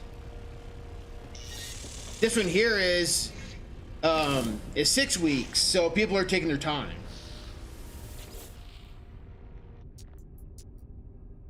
Aha, singular engine. Okay. Oh wow. Now I see what you mean by non-controllable.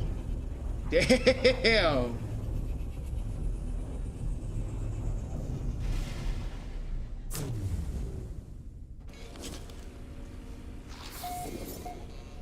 Holy shit. 3,100 light years traveled. Almost 3,200. Wow. Wow.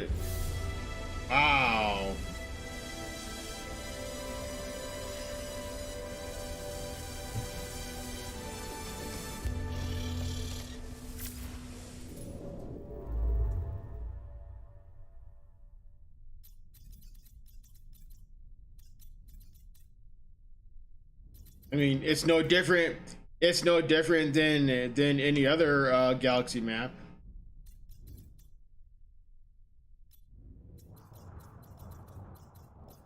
Like, that's the core right there.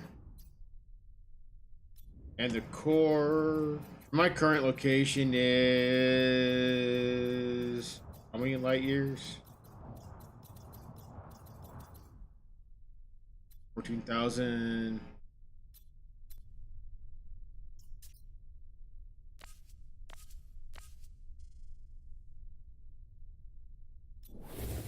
It's not there anymore. The expedition, the rendezvous is not showing anymore.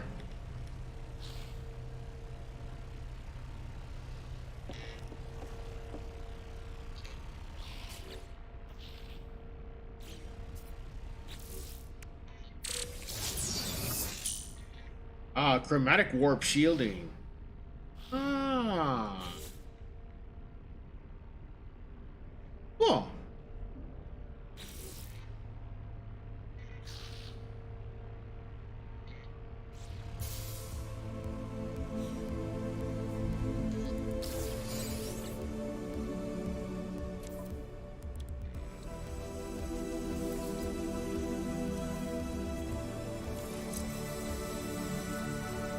that's by itself.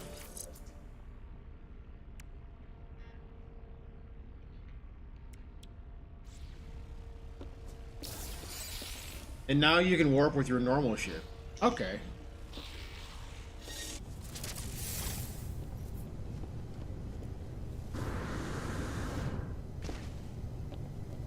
So hopefully there's a couple of frigates. Yes. They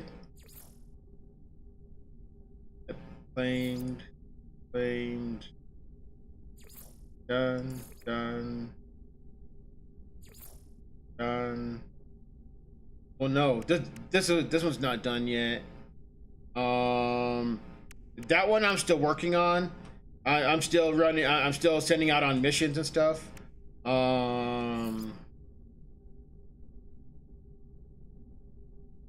That one's done. Then this one's almost done. So I'm gonna search for frigates to hire. Yeah.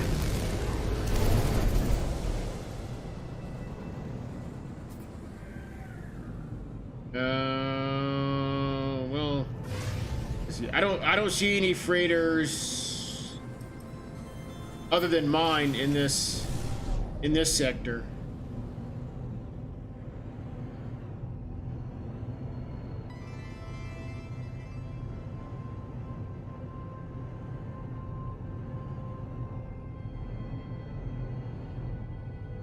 But what I will do though is I'll send these guys out. I'll send these guys out on missions.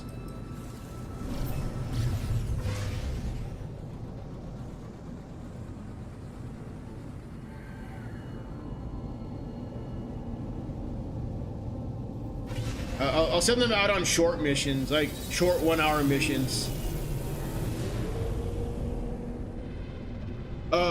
Warp or impulse?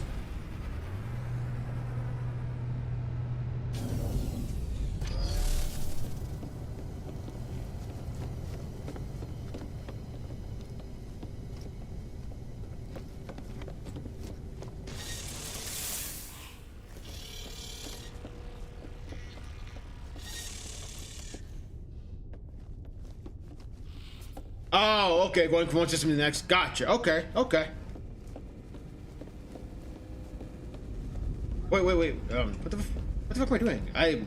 In order to send him out, I have to talk to this guy. There we go.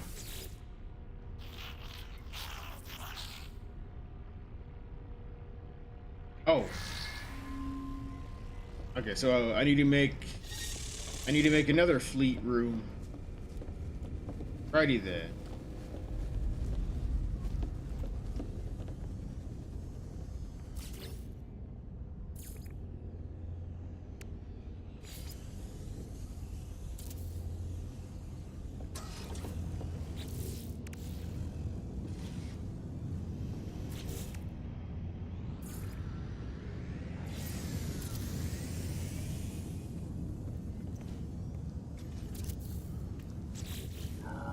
Okay.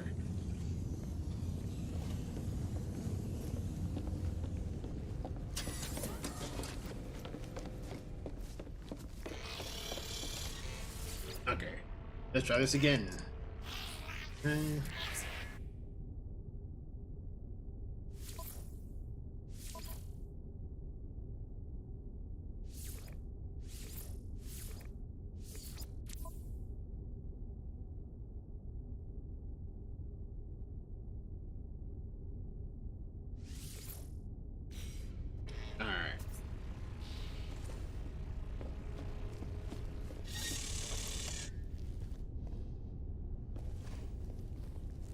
Oh, well.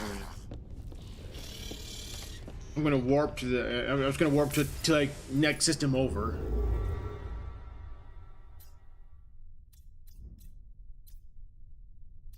Let's go there.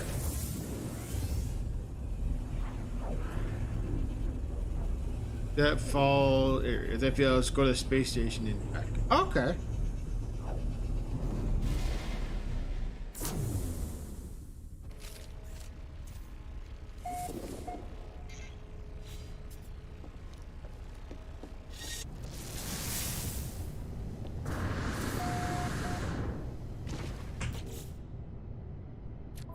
Which speed?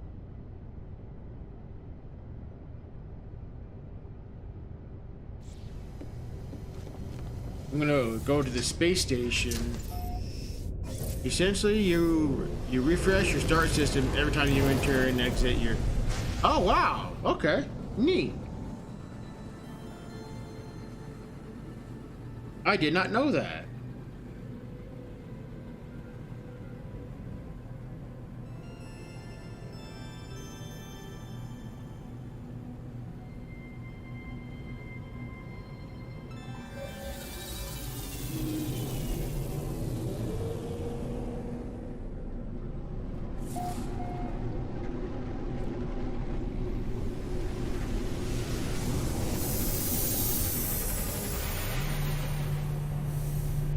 Oh, that's cool.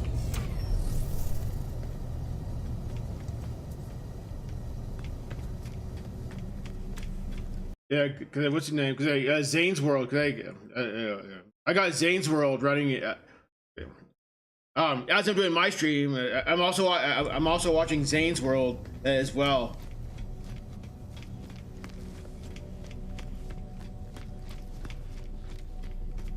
I do like this edition here of upgrading upgrading the multi-tool. That was a very nice and welcome addition.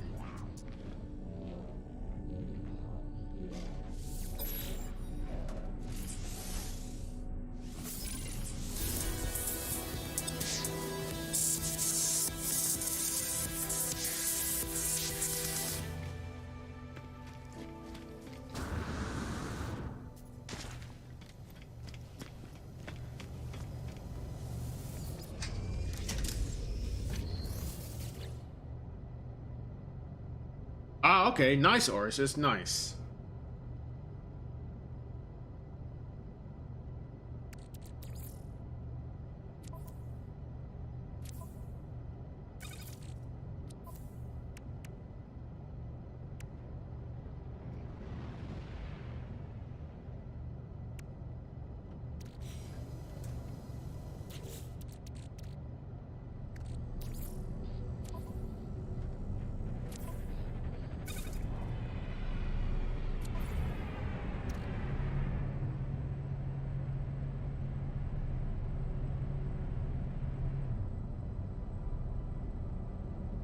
Okay, so that Raiders store. Okay, Raiders store. But back to the freighter. Chlorine and oxygen refined. Really?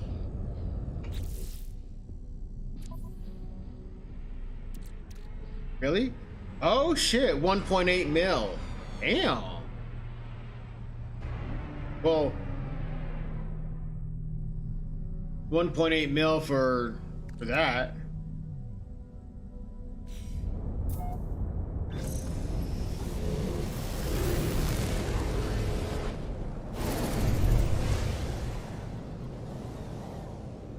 Ah, Chuck Keyworth joined me. Hey, CRIJ, that's Chuck Keyworth.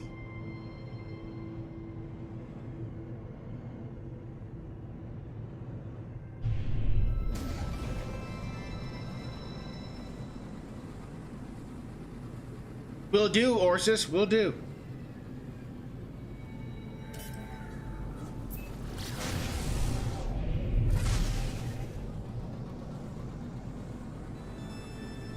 Is he? Are there any hireable frigates here? Ooh, a couple. Where are they at?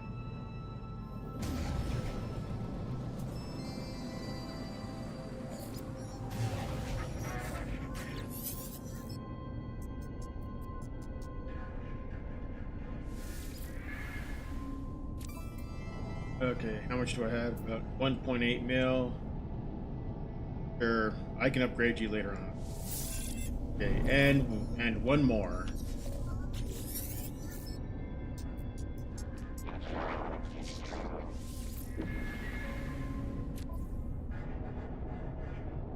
Damn it! I don't have enough for you. Fuck. I've got 2.6 mil. Fuck. Damn it, and I need one more too. Kissing. Damn it.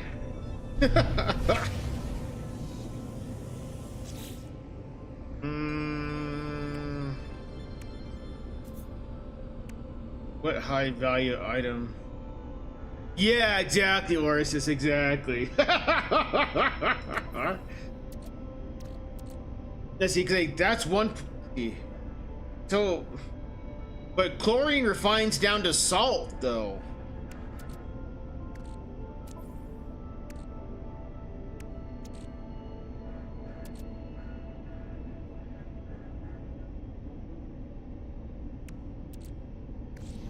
I'm gonna sell all that. I'm gonna sell all that gold and silver that I have.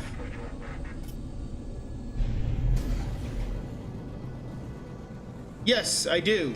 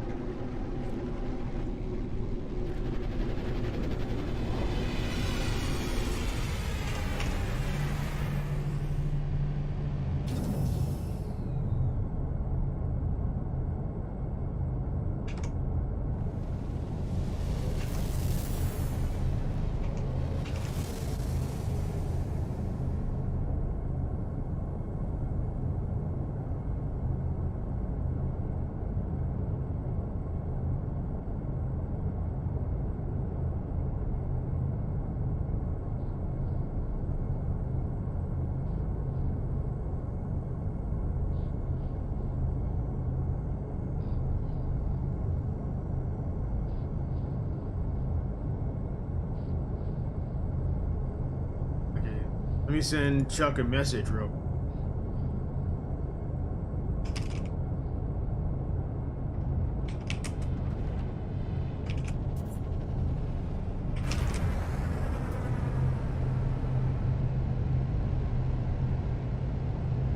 Really? It keeps running? Well, that's interesting, Orsis, because I noticed that yeah when I logged off previously, it had like some chromatic metal, and then I brought the game up like the next day. It was completely empty.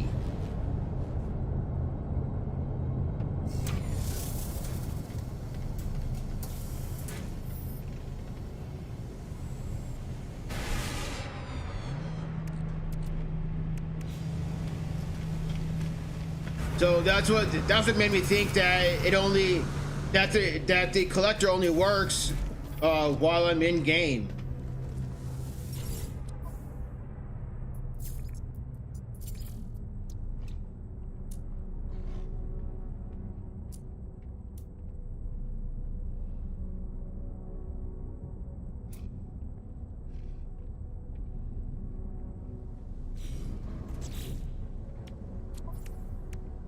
Where am I starting?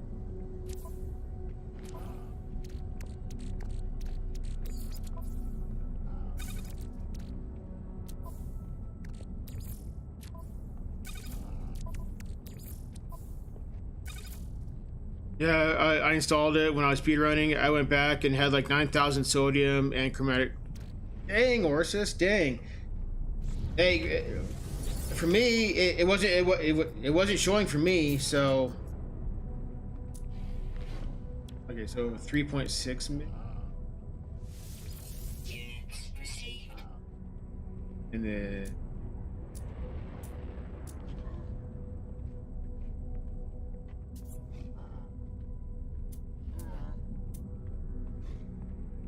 1.6 mil for this sill. Units received. Yeah, that's what I thought. Yeah, so it does not work like their farms. Like all my farms keep going, even though I'm not online. Yeah, that's what I thought, Orsis. That's what I thought. Okay, so I must be logged in for that to work. Gotcha. Okay.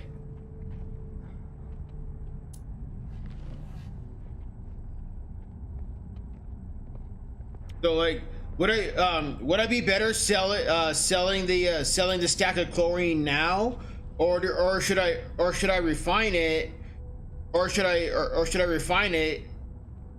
Well, so does salt sell for more? Because chlorine refines down to salt. Okay, sell it for now. Units received.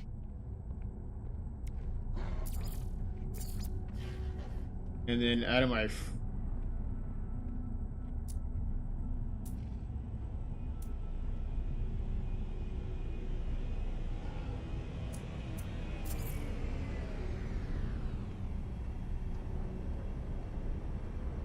True.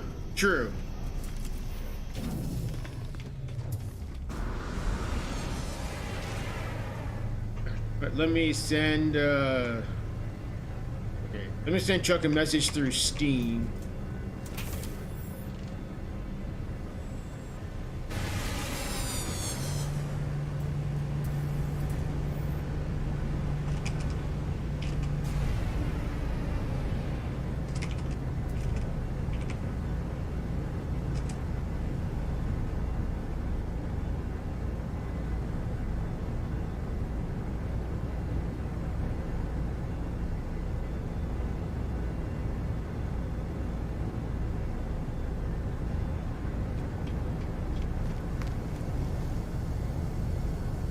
Right? Yeah. Hopefully that guy is still there. Yeah.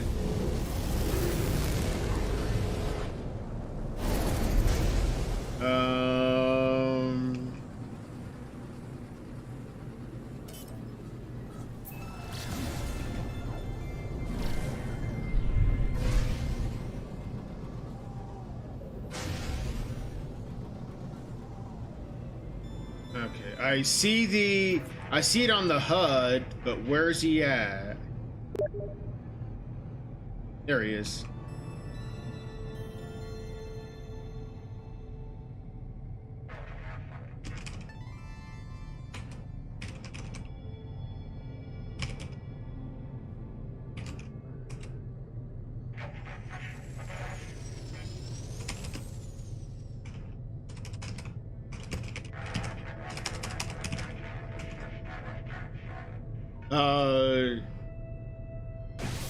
Awesome horses. I mean, yeah. I do have you on Steam, so you're always welcome. You're always welcome to join me there, Orsis.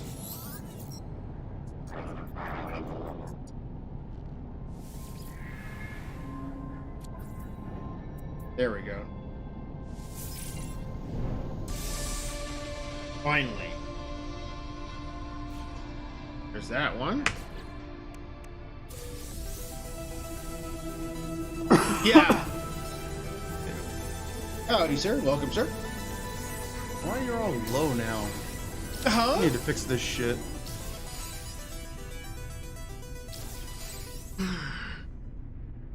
turned you down because you were coming all loud in Discord, and then all of a sudden now you're like stupid low. Oh, it's already here, sir. No, that's Discord's doing because they suck ass. Rip.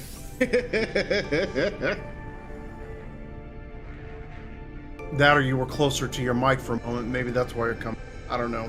Whatever. Yeah, Weird. Maybe.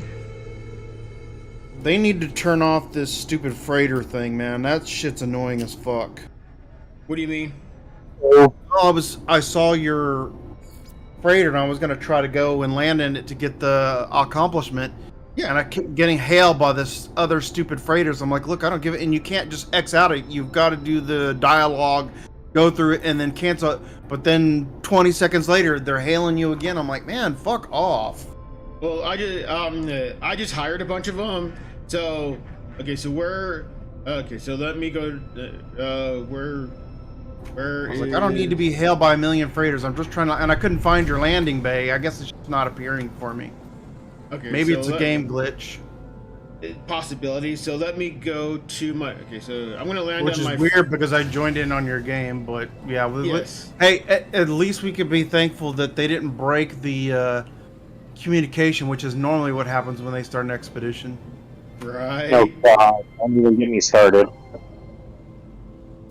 Yep. What? He said, "Don't get him started about them breaking stuff in game." I'm assuming about how they break the networking. Yeah. Oh yeah, my network went down when I was doing the last frickin' phase of the expedition. Oh, that blows. Oh, dang, Orsis, that's crazy. Sorry to hear, bud. So I got subpar 4.5 hours for completion, and if the network hadn't gone down, I would have beaten frickin' 3 hours and 15 minutes.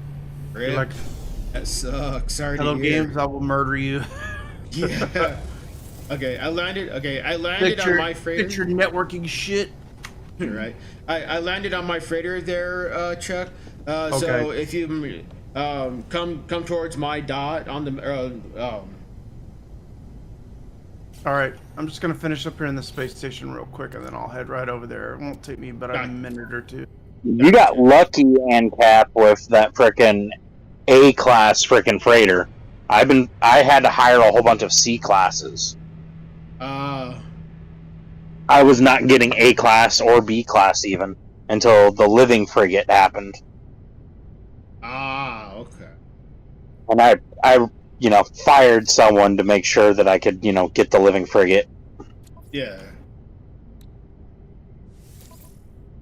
But he had the most passive aggressive way of pretty much being pissed that I fired him. It was funny.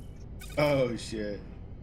So they've already announced that there's going to be another patch at the end of the expedition, Really? Lovely. and then tomorrow's supposed to be another patch to fix some of the bugs with the expedition. Oh shit. Yeah, they're predicting the patch after the expedition is going to be like a 12 gigabyte update. Good God, that's fucking huge. Yeah. But then I think after that they're going to work on optimizing it back down to the 30 gigabyte maximum that they have. Yeah, like this game. I mean, my game in 'Cause I was total was reading an was like article. 12, 13 gigs, I think. Yeah, but from everything I was reading, is the maximum that they want the size of the game to be on your computer is 30 gigabytes. Yeah, because typically procedurally generated games are not that big because procedurally generating assets means you don't have to you don't have to import those assets into the game files. You just you set parameters and the game's like, okay, based on these parameters, I'm gonna make the asset look this way. So the Hello Games servers themselves, the dedicated server files that they have for like generating the like assets and all that stuff is like 4 terabytes. But otherwise, well, everything's run server side. Interesting. It never used to be. Like when they implemented multiplayer, that and shortly thereafter, actually, let me back up. When they added multiplayer, it was still client side. When they switched it to multiplayer cross platform, that's when they changed it to a server side game. Yep. But it's working out for the better. Like, I have to admit, like, when I went into No Man's Sky with no expectations, I was one of the few that wasn't disappointed because, promising multiplayer, all that. I didn't listen to Sean Murray at all when he first was announced in the game. Like, I didn't listen to any of the promises because, I've been in the game industry,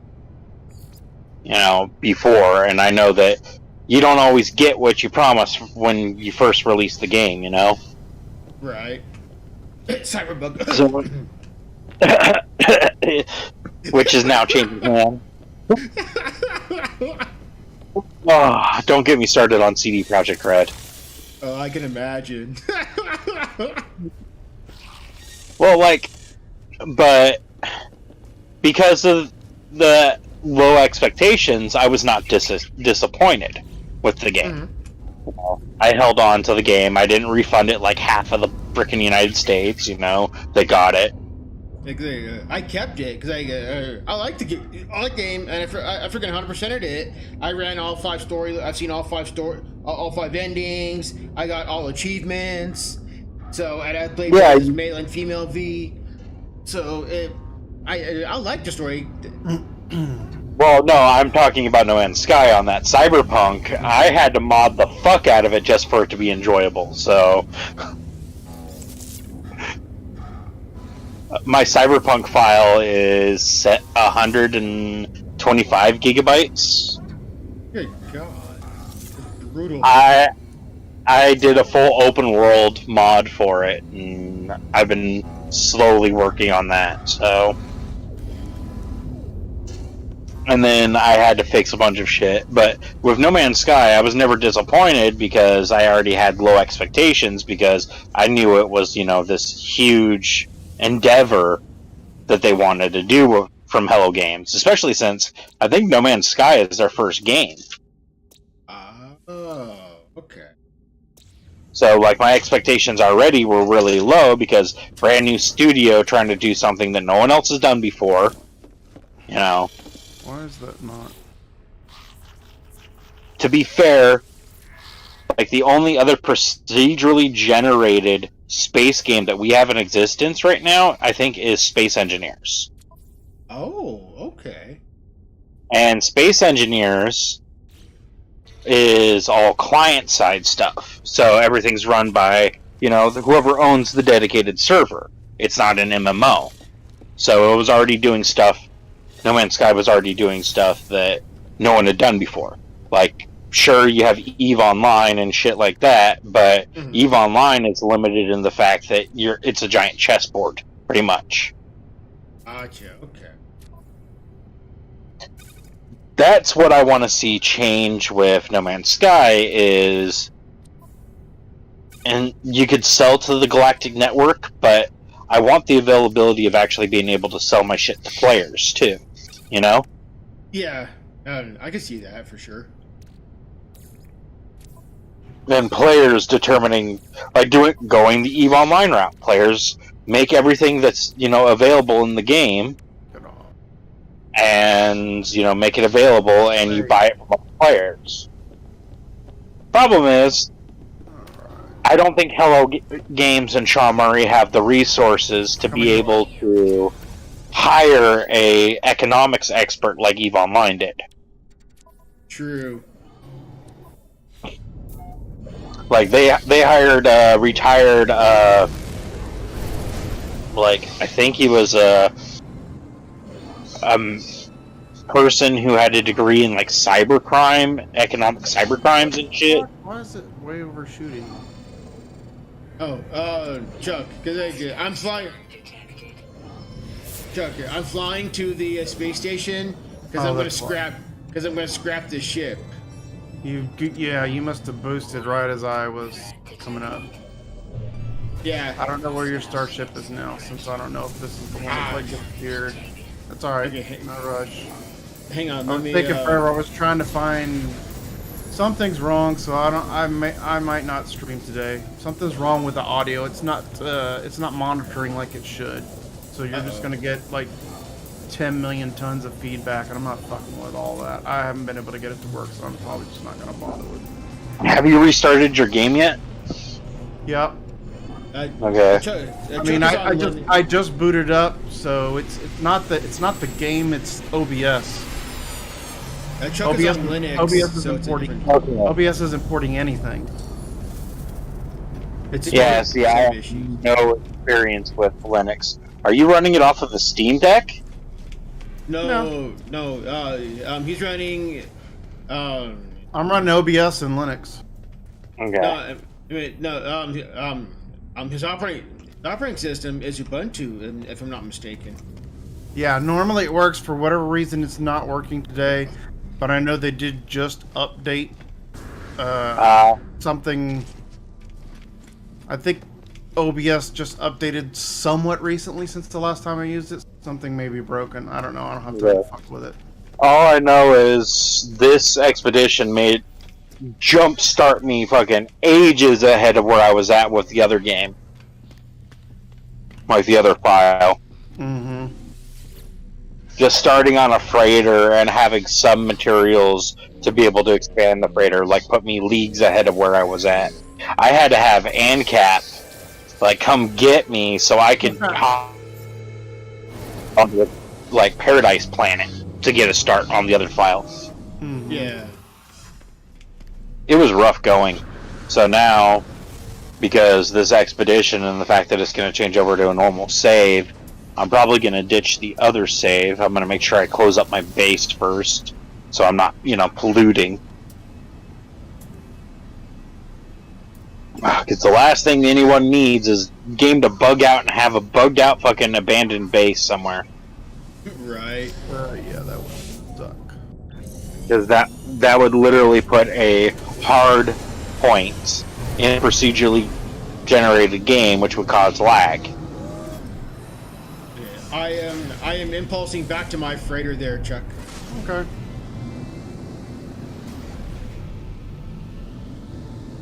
My daughter's looking out the window like, what the hell are you talking about, Dad? I'm not. She's 2.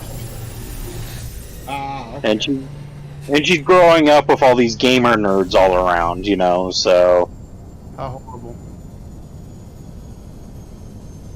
My oldest is a Minecraft fanatic. I'm a Minecrafter. Like She's this 12. Bullshit that they're trying to pokey in there, but I don't play the main. I don't play vanilla, so hopefully that's not going to be an issue. Yeah, I know that they're going to be cracking down on like the big time YouTubers. Like the Hermitcraft guys are all going to get cracked down on. Good thing most of them are all PG-13, so What do you mean crack down on? Because are they gonna start going out like language? They're gonna start censoring. They're gonna start monitoring the servers Oh, with version version 1.9.8.4 something like that. Just how funny. Not a little Orwellian there or anything. Yeah, that means like 2B2T. They anarchy servers like that are gonna be gone because there's like racism every other second in that one. Well, if they're using that server version, which I don't think you're required to, but I'm sure they'll start, cutting support for things and. Well, they're already announced that they're going to cut support for 1.12. Yeah, I'm not even on 1.12, so I don't think it's really gonna matter. Like the private server I'm on is on 1.19, and all the mods got updated to that. So. We're all like engineering nuts, so like we do like the Enigmatica and create mods on our server. Nice, very nice. Infinity Evolved is my favorite mod pack. Huh? Infinity Evolved is my favorite mod pack. Yeah, I like playing it, but it hasn't been updated forever, so it's not really that functional anymore. It's hard to maintain the server; it's become unstable. Minecraft in VR. Yeah, I programmed my kids as Oculus Quest 2 for Minecraft. Nice. All I had to do is just update it from being the Quest 2 firmware to the hacked version that doesn't require Facebook. Yeah. Yeah, I heard they're doing something hokey with the Quest 2 now. It's the pricing. The pricing. They raised it by $100. Yeah, it's like stupid. I was like, what the fuck? I'm glad I got the 256 gigabyte one for fucking the $300 price when it first came out. Mm-hmm. Yeah, because I was the actual hardware on the Quest is really good, but the only reason why I never bought it was because Facebook. I refuse to give Facebook money entirely. Yep. I need to follow up on that HP one you showed me a while back, AnCap. Oh yeah, the HP Reverb. Yeah, that one was. See where they're at with that, because the as nice as the Index looks, it's still out of my price range. $1,000 for the full setup. Yeah. Index is out of my range. I had to use my tax returns. Yeah, it was easy for me to get. Like I got the Vive, and I ended up selling that to my friend for like $100 more than what I bought it for, because it was the start of the pandemic and there was a shortage, and he wanted it now, and I'm like, well, you're gonna have to pay my gas because he's an hour and a half drive away from me. And he's all like, here, I'll just give you an extra $100. I got the Vive Pro for like $600 from a bunch of dumb college students. I know somebody locally here that I saw not too long ago. I don't know if it's still for sale, but somebody had one on Craigslist, Valve Index, for I think it was just under 800. That's worth it. But is it the full kit? The sensors plus headset? I'd have to go back and look at it, to be honest, AnCap. I really don't remember. It may have been the whole thing. I really couldn't say right off the top of my head. I'd have to look to see if it's even there. That was probably a month ago. Got you. You want to know the biggest scam that Facebook did with their VR headset? Existing? Besides existing. So, they have this thing with their headset where you have to have a USB 3 cord. Oh, like the yeah, USB 3. I saw that, yeah. Funny thing is there's an extra pin in the cord, like in the, connector for the headset, that you have to have, otherwise you are not getting beyond 40 frames per second. That sucks. It's like Sorry to hear. Yeah, and they do it on purpose. Jeez. That's but I I found a loop around. The PlayStation 5 controller, the 10-foot charge cord the PlayStation sells for like $20. Uh-huh. That cord has the extra pin. Oh, neat. So you're able to get at least 60 frames per second. Problem is with the Quest is you can't get your hertz above 60. Oh, no. Terrible. And remember when I told you that I was going through like motion sickness and all that? Yeah. Ooh, fun That's time. why. Is because they cap it at 60 hertz. That's lame.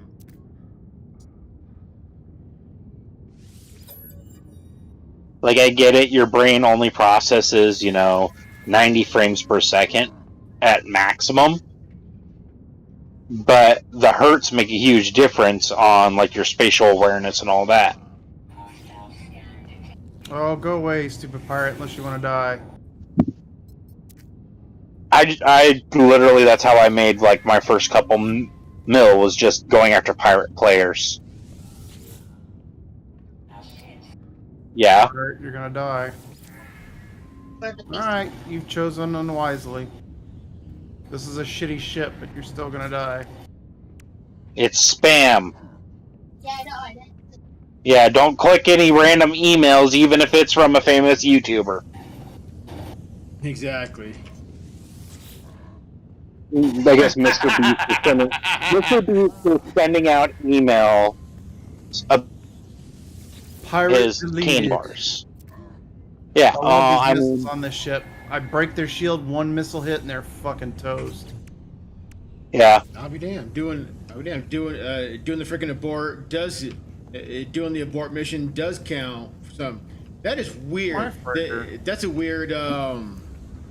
They'll patch it out by the end of the expedition. I can Where tell you it that. is. You're in a different system than I am. That's why I don't. No, I'm not. I mean, I wasn't. I mean, I didn't leave system. I'm still in the same system. No, you're probably in a different system than the one that I'm in. That's why I don't see my capital ship.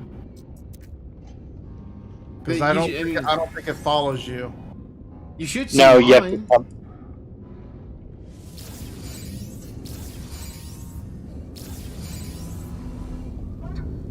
You should see mine at least. I'm not even sure what system I was. I get so lost in these damn corridors now. All right, I'm taking that stupid headset off. Oh yeah, I have to completely redo my fucking freighter once the event's over. Same, because I was just placing rooms just for the objective. Yeah, that's exactly what I did, and then when the event's over, I'll go in and optimize everything. Same. Add some hallways, because right now I have everything just connected room to room. Yeah. And unfortunately, I don't have a Venator class fucking destroyer like other people do. What? It looks like the Venator class Star Destroyer from fucking Star Wars. I mean, that's the one I have. I mean, the freighter I have. I thought every player got the same model. No, actually, Zane or XAIN or XXAIN. Zane. Yeah. You got one that looks more like the Enterprise from Star Trek. Wow, that's pretty cool. Yeah, I've since upgraded from the one that they fucking started, because you can still land on another ship and go buy one, or another freighter. Yeah, assuming you've got the money, but yeah. Yeah, because like I told you, if you refine fucking oxygen and chlorine in that refiner together, it makes salt. And some systems, salt is like ridiculously overpriced. That's crazy. Yeah, so they're starting. My prediction is before the end of the year, we're going to get an economy update.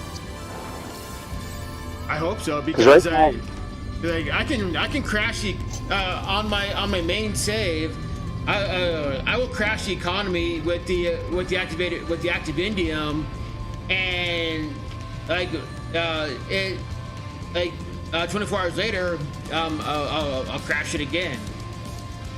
Yeah, like the thing is, like I get what it's trying to do. It's trying to simulate supply and demand, but it's also not only like crashing per person.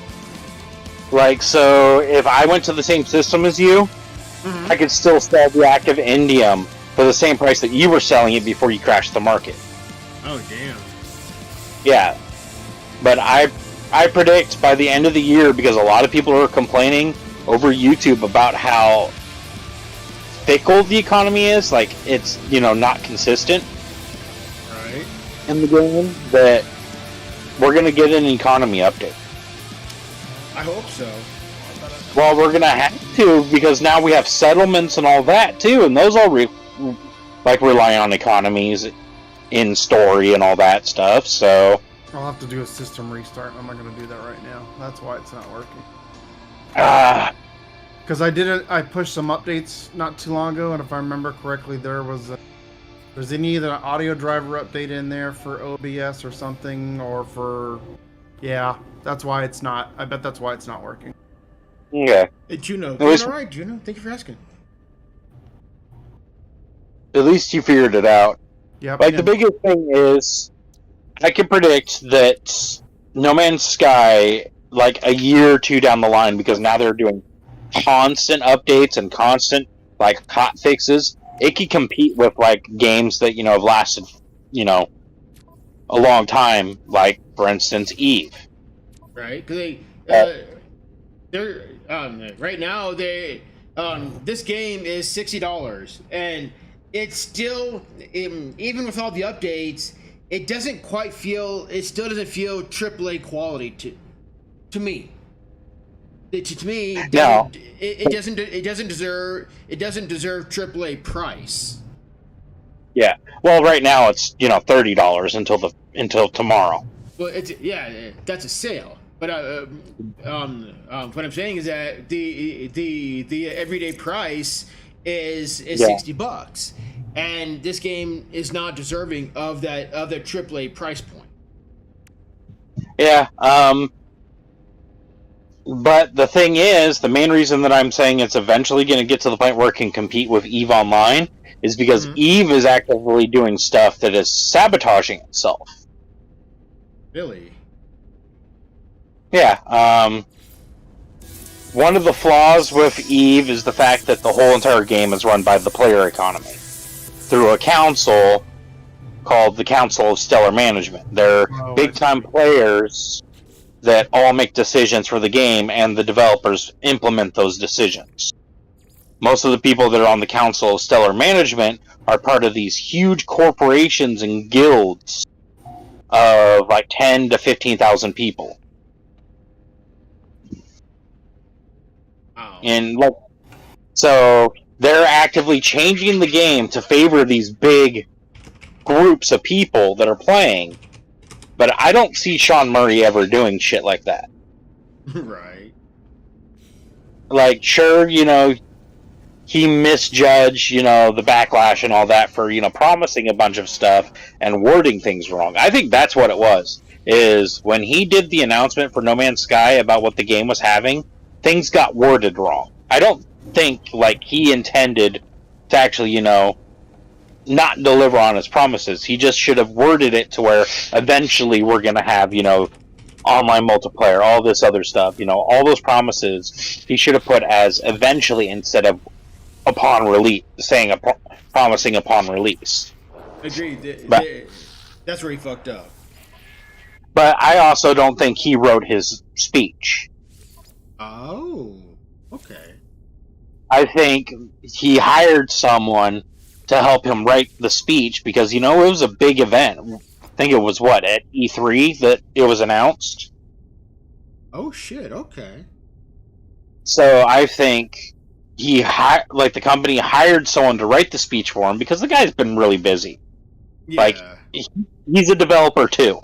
He's not just, you know, the face of the company. He's actually, you know, put in the work. And then we'll plug the power in. Oh, I did not realize that. Okay. Like, he may be the face and all that, but I'm pretty sure the company started out with like 5 people, including him, programming.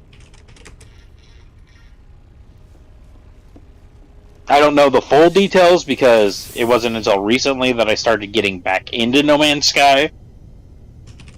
You know, I went to 7 Days to Die for a while. Nice.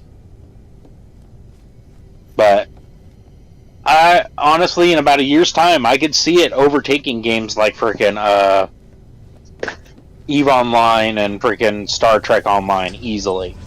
Right. Especially now that we're getting ships added that look very similar to these, you know, big name ships. Yeah. I mean, we got the Normandy. That was kind of cool. That was a really cool event. Sucks that I missed it. Yeah, exactly. Because I got that one. Because that was a special one-time event. Yeah, and it sucks that we're never gonna get it again, and it really sucks for people that, you know, got the game during the sale, for example, are never gonna get cool ships like the Normandy or the golden, you know, ship that you have. Yeah. I mean, you possibly could add it in if you play on PC. Modding it just kind of always feels wrong to me, though, for this game. Okay, so this is my progress. Yeah, with the save editor, yeah, that's what I was talking about. The No Man's Sky Why is save my progress editor. not saved to multiplayer? Huh? It's saying my progress is not saved to multiplayer. If that makes Yes. a difference. No, okay, it's other way around, Chuck. It's progress saved, position is not saved. So, position or whatever. yeah, your progress is saved, but where you saved, that is not. So when you log in on single player, any activities you have done will still be there, but your position will be somewhere else. Did they just change that? Because I don't remember it ever saying that before, which is the only reason I even questioned it. No, it's always been like that. Maybe I've just never noticed it for some odd reason. Possibly. Let's see, can I? It's not gonna let me. It's not gonna let me claim the new the rewards just yet. I don't think, unless. Oh, okay. What? I'll be right back. I'm gonna restart real fast. Alrighty.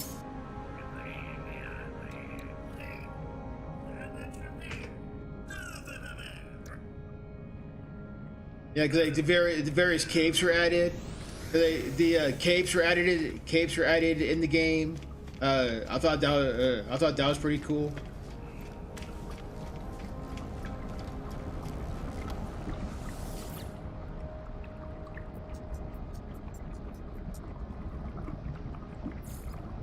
However, what I don't like is that the cape takes the place of the backpack.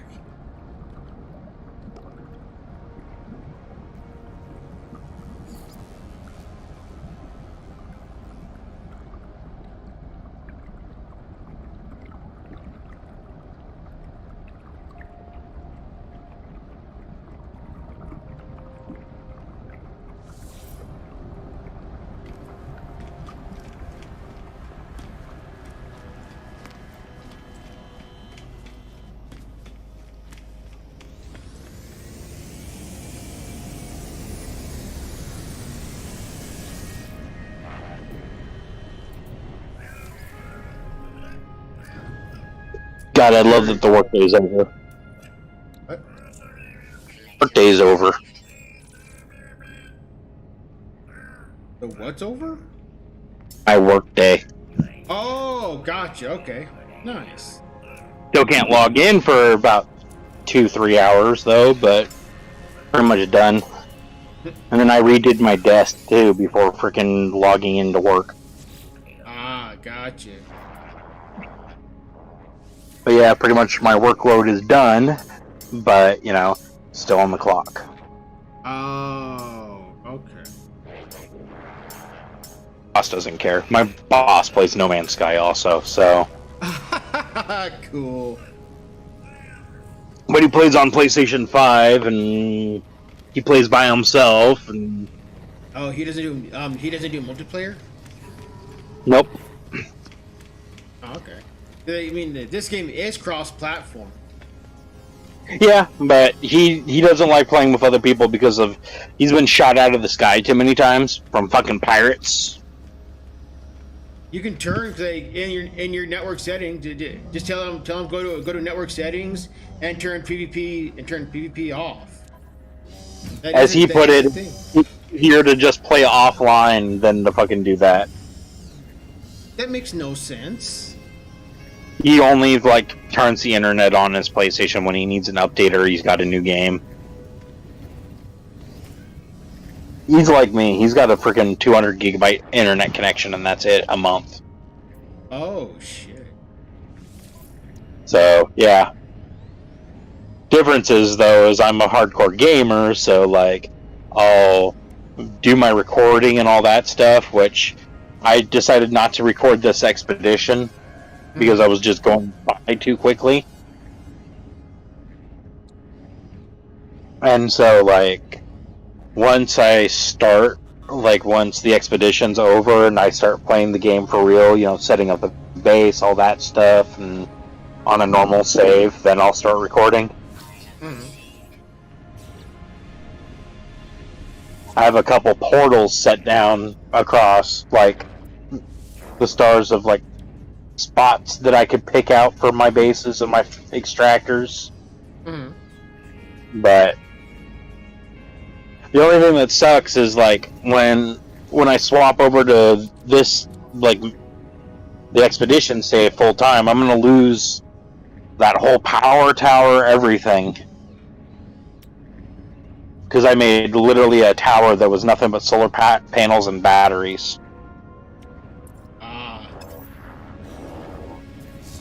And I can't figure out how to get the fucking nuclear reactor to work.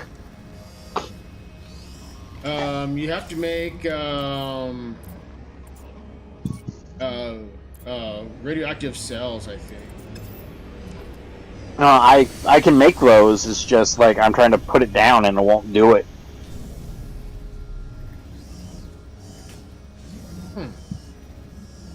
Maybe it's bugged. Either way, or it was. I don't know. With the frickin' pretty much the battery tower that I made, it ended up being to where I could pretty much generate enough power to do an underwater base and everything too. So I may go that route. It's not like I have to worry about anyone destroying my base.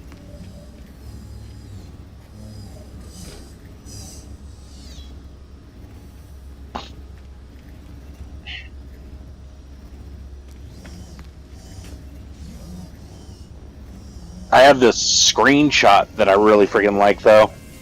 What's that? It's literally like I was on a barren planet, and like one of the suns was setting, and like so you could see a planet, you know, a ringed planet up on the horizon. It looked like I was in a Riddick movie.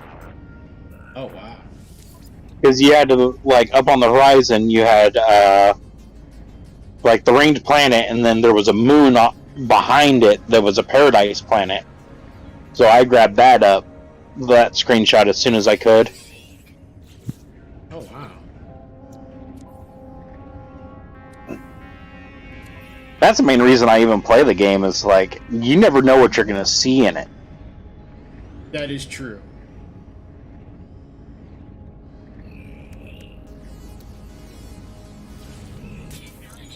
I'm just disappointed that I missed, you know, the time to beat the speed run. I mean, keep running it. That means starting all over.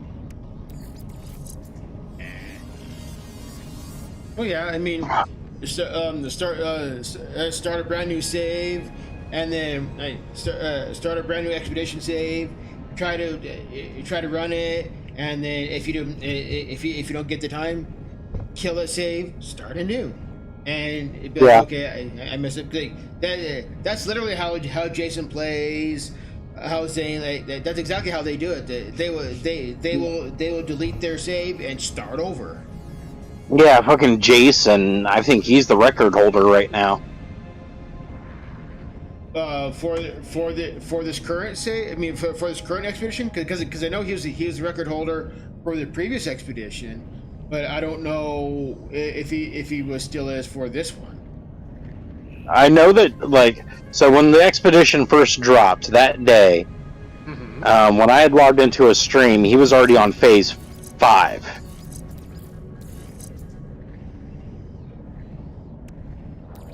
And then at that point, he was also recording for the tips video that he did release that night.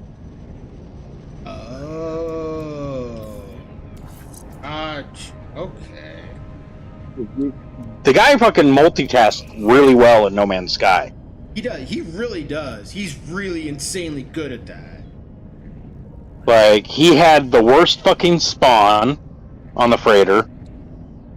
You know, that's when he had that Star Trek looking ship. And then he still managed to pull through. Like, by the time that I was actually logging on, he was finishing up phase 5. Ah, okay. So, from noon when the expedition released, my time on Pacific, to 5 p.m., he was already done, and he had already edited and released the tips on how to get started video. Oh, shit. And that was the first attempt on the speed run that he used the tips video. I know he did like 6 attempts in 3 days. Holy cow, that's crazy. And he's still working on it. Like, I think he's on right now, still working on it. But, you know, his job is streaming, so... Let me see... Jason plays... Yeah, 'cause I don't think he's on right now, but Zane's World is on. He's on. Zane's World streams to both his YouTube and Twitch. So yeah, Polestar Expedition Best Start No Man's Sky Endurance Update Part 1.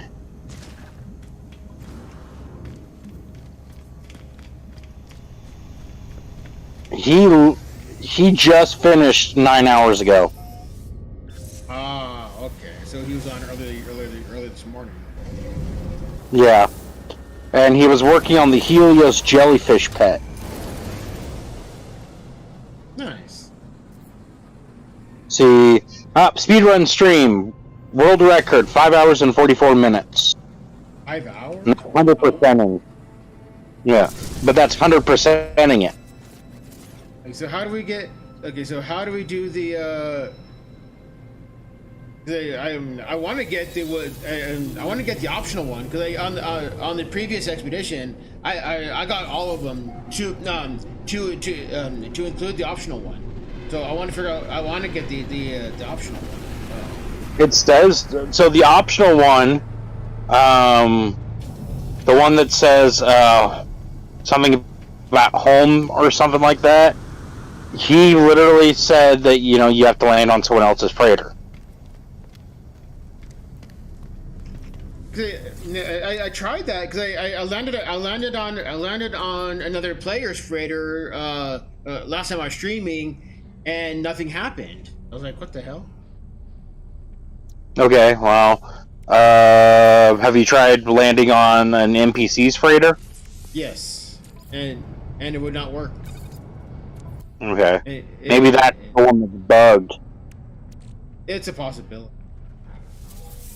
I mean, this is No Man's Sky we're talking about. Yeah, Bugman Sky, yeah.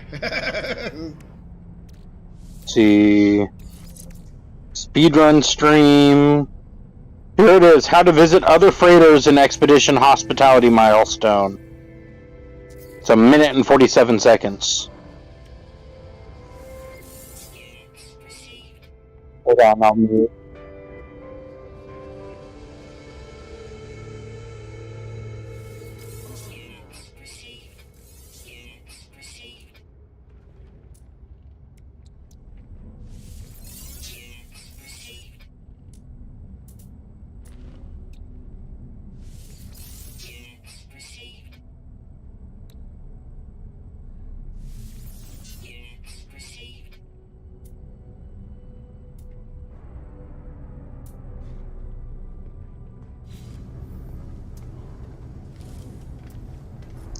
Oh my god, it's so fucking easy. I know what the problem is. It's your freighter. Is what? Do like when you're in the system with him again, dismiss your freighter and his will show up. Have him summon it. Oh.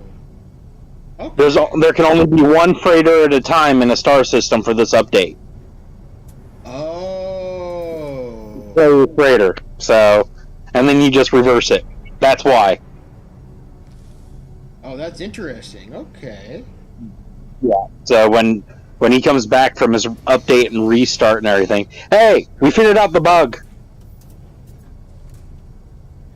Chuck, Huh? figured out why not getting the freighters popping up. Oh, I saw something on there earlier that you need to summon it or something. I did see that. There can only be one player's freighter in a system at a time. Interesting. So, like, when you rejoin his multiplayer, dismiss your freighter, and then hop onto his, or have him summon, AnCap summon his, and then you can hop into his, and then just reverse it, and you both will get the optional milestone done. Nice. Okay. Yeah, he just did a video last night about why it wasn't working. Yeah, I already got his. I already got the reward for getting on AnCap's. Okay, So I so get back on mine to do some maintenance. Okay, so if I go into a different log in system, I can summon it. Okay, log in on me. So let me dismiss mine. Dismiss. Yeah, hold on a second. I'm not even in the game. Okay, yeah. I just dismissed mine. So when you log in on me, summon yours in. Yeah, the beauty of it is, since you guys are going to be in a group together, no other players that are in the star system can summon their freighters on your end. Haha. I'm gonna land on a NPC freighter. Yeah, I figured out what was going on with the audio too. It's for whatever reason. And When OBS updated the last time, it changed the default setting, so it wasn't monitoring the right output. Ah, yeah. But you had to go into main system settings, not what you had set in the profile. yeah, I haven't touched Linux since I love Linux. early 2000s. Yeah, this isn't a Linux specific issue. It's an OBS thing. It just reassigned what device it was monitoring. Yeah, OBS fucking is trash like that sometimes. Hey, you get what you pay for. It's free, buddy. Yeah. It's free and open source, so. Yes. So in other words, some idiot could fucking, go in, take the open source, the source code from OBS, create their own thing. Pretty much. Problem is, I'm not that good of a programmer. Nice. I'm not at all. Oh. I'm the type of asshole that I'll hire people to program for me. You sound like you know what you're talking about. Well, Excellent. it's years and years and years of working with computers Gotcha. to where I know the terminology, I just don't know the rest of it, like the work part. Ah. There we go. Like my best friend in high school, he He was freaking one of those people that he'd get in trouble all the time because he uncapped his modem and all that stuff. Wow. Everyone always said that he was going to be like this loser and all this other shit. I'm still friends with him.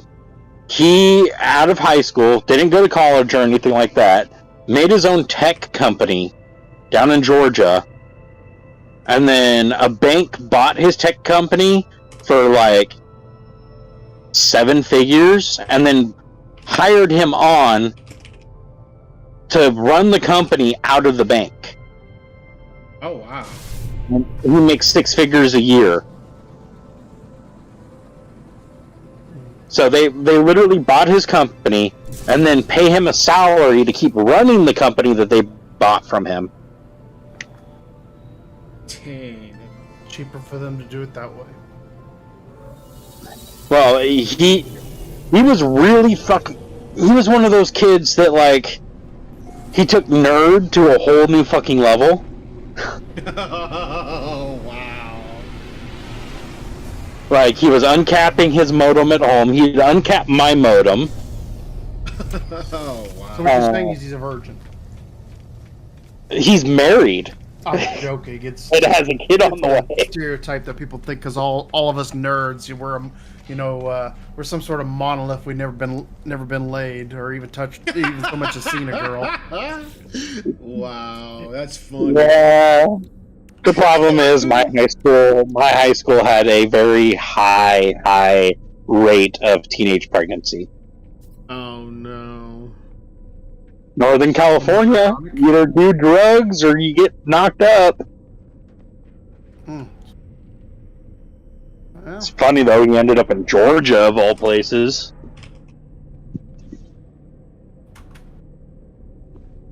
Because he was very anti-South. And he moved to like one of the most southern towns in frickin' Georgia. hmm. Good guy though. Really, he had that level of intelligence that like everything like when he was talking to you, like everything he would said almost sounded like it was condescending, but he didn't mean it that way. Why is he anti-South? They thought we were a bunch of rednecks or what? He was very anti-racist. He moved to one of like the most racist towns in frickin' Georgia too. Like ones that have like notorious levels of racism towards, Caucasian people. Oh, geez, that's Shit, pretty brutal. don't go to Biter, Texas. I think it was like an outskirt of Atlanta that he had moved to. Hmm. But like, Here,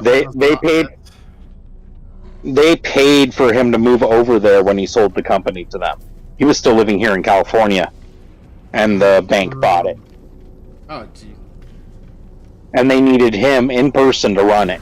So that explains he's it. like, well, like he was the fucking nerd in high school that didn't really fit the category of nerd because his parents were fucking loaded. Wow. Like, his dad worked at Pelican Bay State Penitentiary, the biggest prison in California, as a corrections officer. His mom was the district superintendent for the school district. So, like, they both had huge income. Let me pass. That's And, like, crazy.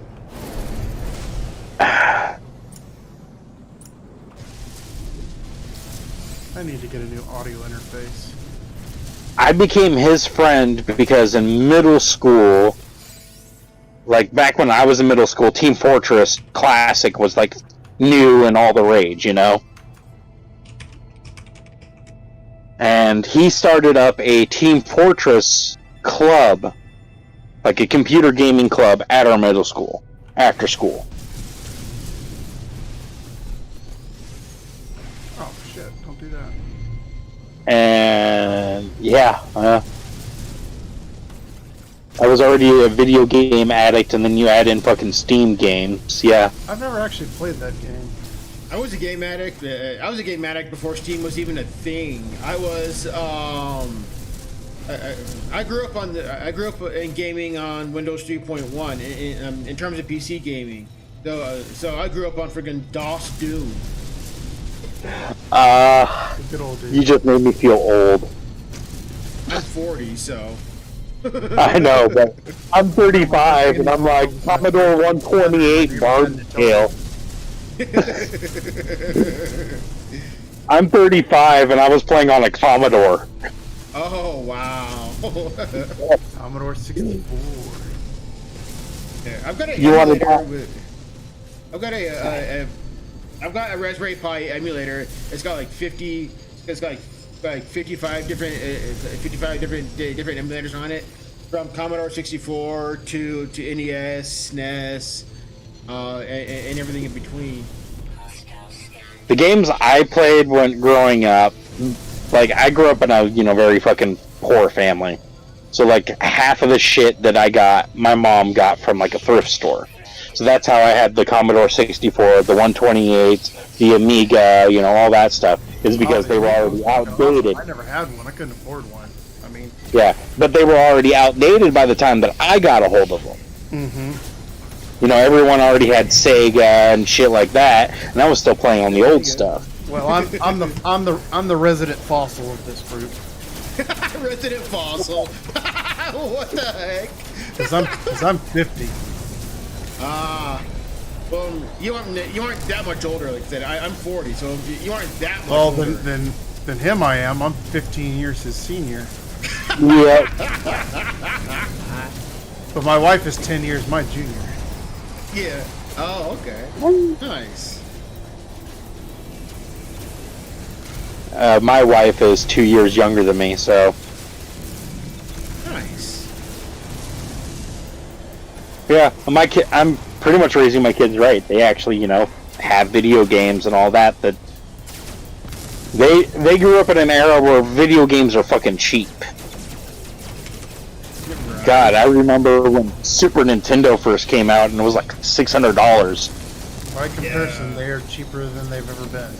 People don't believe that. Go back and look at, you have to consider the value of money at that time, and you just don't understand what the spending power is. Right. Yeah, considering minimum wage back then was like $5 when I was growing up. When I started my first job when I was 18 or 19 was $3.38 or something like that. Yeah. My mother-in-law's friend Rick, he started working, and it was $1.25 for minimum wage. My dad, he tells the story all the time. I think he said it was like 38 cents. Yeah. Yeah, that was back when I walked uphill both ways in the snow freezing rain, you see? That's actually no lie, because my dad grew up on the East Coast. I'm from here. Okay. But my family on my father's side actually originates from East Coast, from the Northeast. So Also, already had public transportation from set up and everything. Mexico, and they made it over to, or I should say it was Mexico at the time, way back in the day when Texas was part of Mexico. Yeah. Yeah, and see, my family's been like the West Coast my whole life. They started out in Texas like 100 years ago. You're like, why? Well, like 150 years ago, we all came over from Ireland, so Let's see, Oh, is this gonna hit the crib? potato famine. Oh, gotcha. Okay. My great-great-grandma and her baby sister came over by themselves.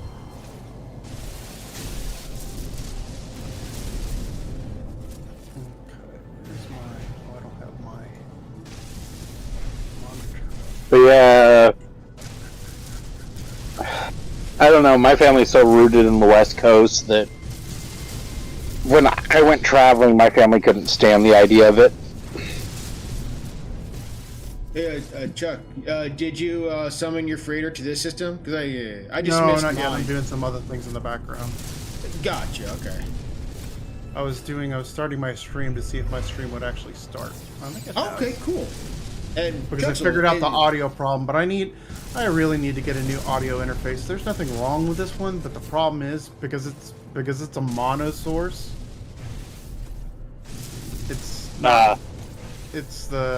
Your output is not the greatest. I have to turn my headset like way up, and it's not the impedance. Alright, actually I need to go to the correct system, so let's go... Actually, I needed to stay in the space station to work that. The right system, so let's do that. God, another hour and a half. Oh, so you turn into a pumpkin? Another hour and a half until I can start prepping to freaking log in. Okay. And finally clock out. For work? Yep. Why, they had to reset you or what? No, it's more freaking because I'm supposed to be right now, like, managing a whole bunch of fucking Excel sheets and all that. But I finished early, so I'm just sitting on the clock doing nothing. Hooray. Because my boss doesn't care what we do as long as our work gets done. Right, so if you finish in 2 hours, you finish in 2 hours. Yeah. See, that's what I'm all about. That. Like, you pay me for this, but if it takes me that time, great. If it doesn't take me that time, that does not mean give me more shit to do. That's exactly my boss's policy. It is literally like, what your assigned task for the day are what you have to do. That's it. If more stuff ends up being handled, like coming your way, it can be pushed off till the next day. Yeah, well, and you might, and me, I've always found that I tend to be more productive that way, because I might think about another problem that we haven't necessarily been working on the hardest. I've got that extra time to do that, and I'm not being forced to do this other stuff that may not be as important. Yeah, and he plays No Man's Sky too, so he nice. understands. But he's a PlayStation solo player. Oh, okay. There's nothing wrong with that. I mean, hey, whatever works for you. No, I asked him if he was doing the expedition, and he said no. May not be his thing. Well, he And given that the last one was permadeath, I can totally feel that. Yeah, and that's the thing. Like he's worried that it's permadeath, and I keep telling him it's not. But there are, some milestones that require other people. Yeah, see, and I understand totally where he's coming from, because it's not that I have an issue with permadeath per se. It's just that in Expedition, because there is a time constraint and there's a lot to do, permadeath just adds an extra layer of difficulty that, in my opinion, is not really necessary. I don't find it fun. Yeah, the permadeath expedition was rather annoying, and even though I did get through it, it was annoying to get through. I mean, I don't have an issue with permadeath games, because I used to play Path of Exile for a long time, and we would play it's permadeath. Yeah. In the leagues, but the league also lasts 3 freaking months. Yeah. So if you die, character die. I mean, and the thing is, if you know the maps, it's like super simple. Within a few hours, you can speed run and level up your character and get the end game. It's not that difficult. Well, and like with each expedition, it seems like it's a different part of space too. Yes. Yes. That'd be the other thing. Yeah, and he was all like, I may go into expeditions and all that later. He's hoping what it is that they're learning from the expeditions. Permadeath may not be so fun for people. So if they do like the year anniversary, where they do another set of expeditions of the old ones for the next year, the next season, that they may not do permadeath on that one. So he's holding out for that. But he's also one of those people that, like, he's on limited bandwidth at home, because I live in a very rural community. So Like, he's like me. I have 200 gigabytes a month for internet.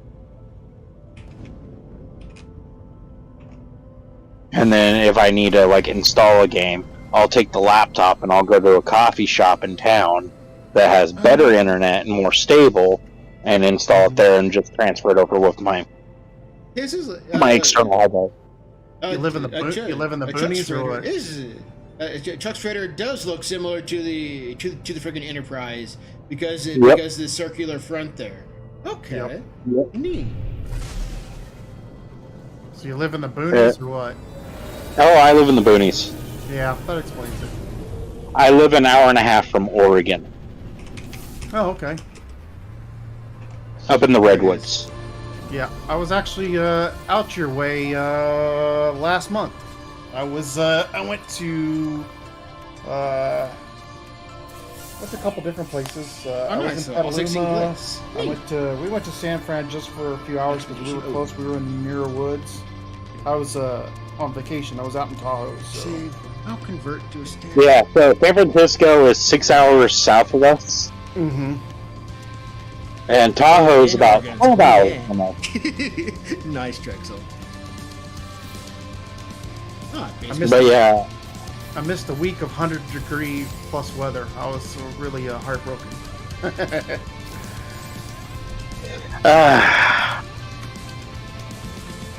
and the funny thing is, a lot of people down here are complaining about the heat, and I'm like, you know what?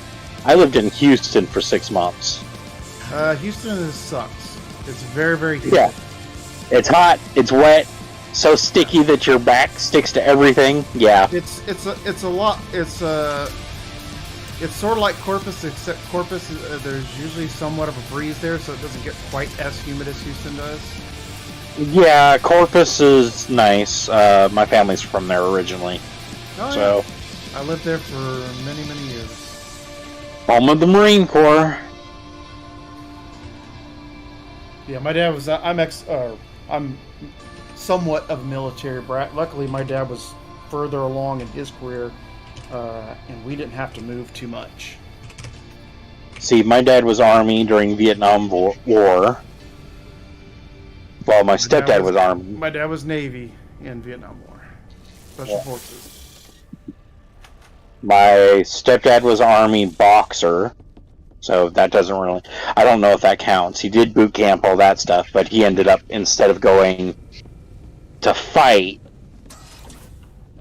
over in, like, Saigon and all that shit,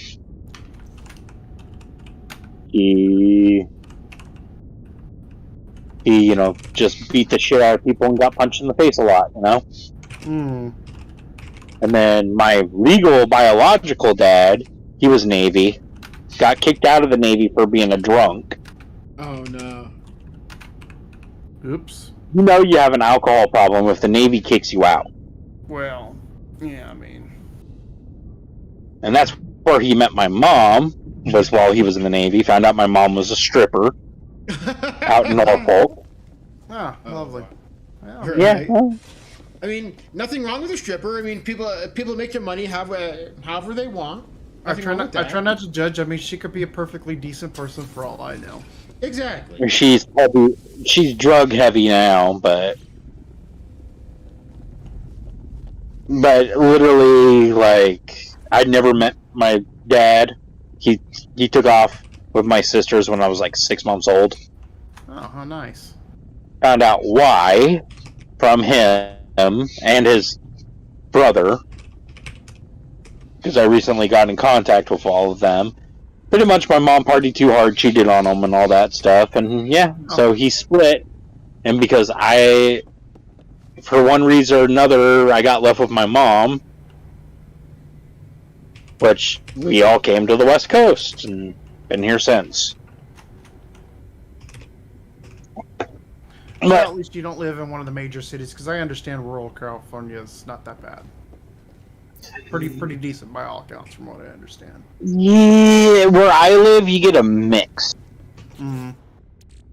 You get the trimmers that never want to fucking leave. Oh no. Fuck's a trimmer. People who cut marijuana for a job. Oh, okay. because of COVID, because California legalized marijuana, a lot of the cost of paying trimmers went down, so now they can't leave. Oh, yeah. So our population spiked, and then we get people from LA that come up here to retire and get away from the city, who come in with that big city attitude. Yeah. Lovely. We get a nice mix, and then we have our own version of rednecks. So I've heard. Yeah. Mountain men. And then, of course, like every small rural community that has a bunch of trees, get hippies and stoners and... I live right outside an area affectionately called Murder Mountain, so... Murder Mountain? Nice. What? What? Yeah. That's quite the moniker. Literally, the gist of it is it's a mountain range that's right outside of the Hoopa Valley Reservation that is actually run by the Colombian drug cartels. Oh, my word. Fun times. And people would go hiking in the woods and disappear, and the theory that goes along with it is they disappeared because they stumbled into cartel land, and the cartels, just take them out.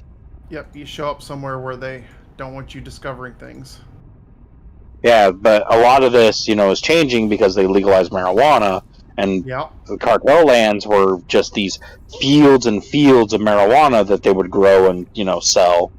Mm-hmm.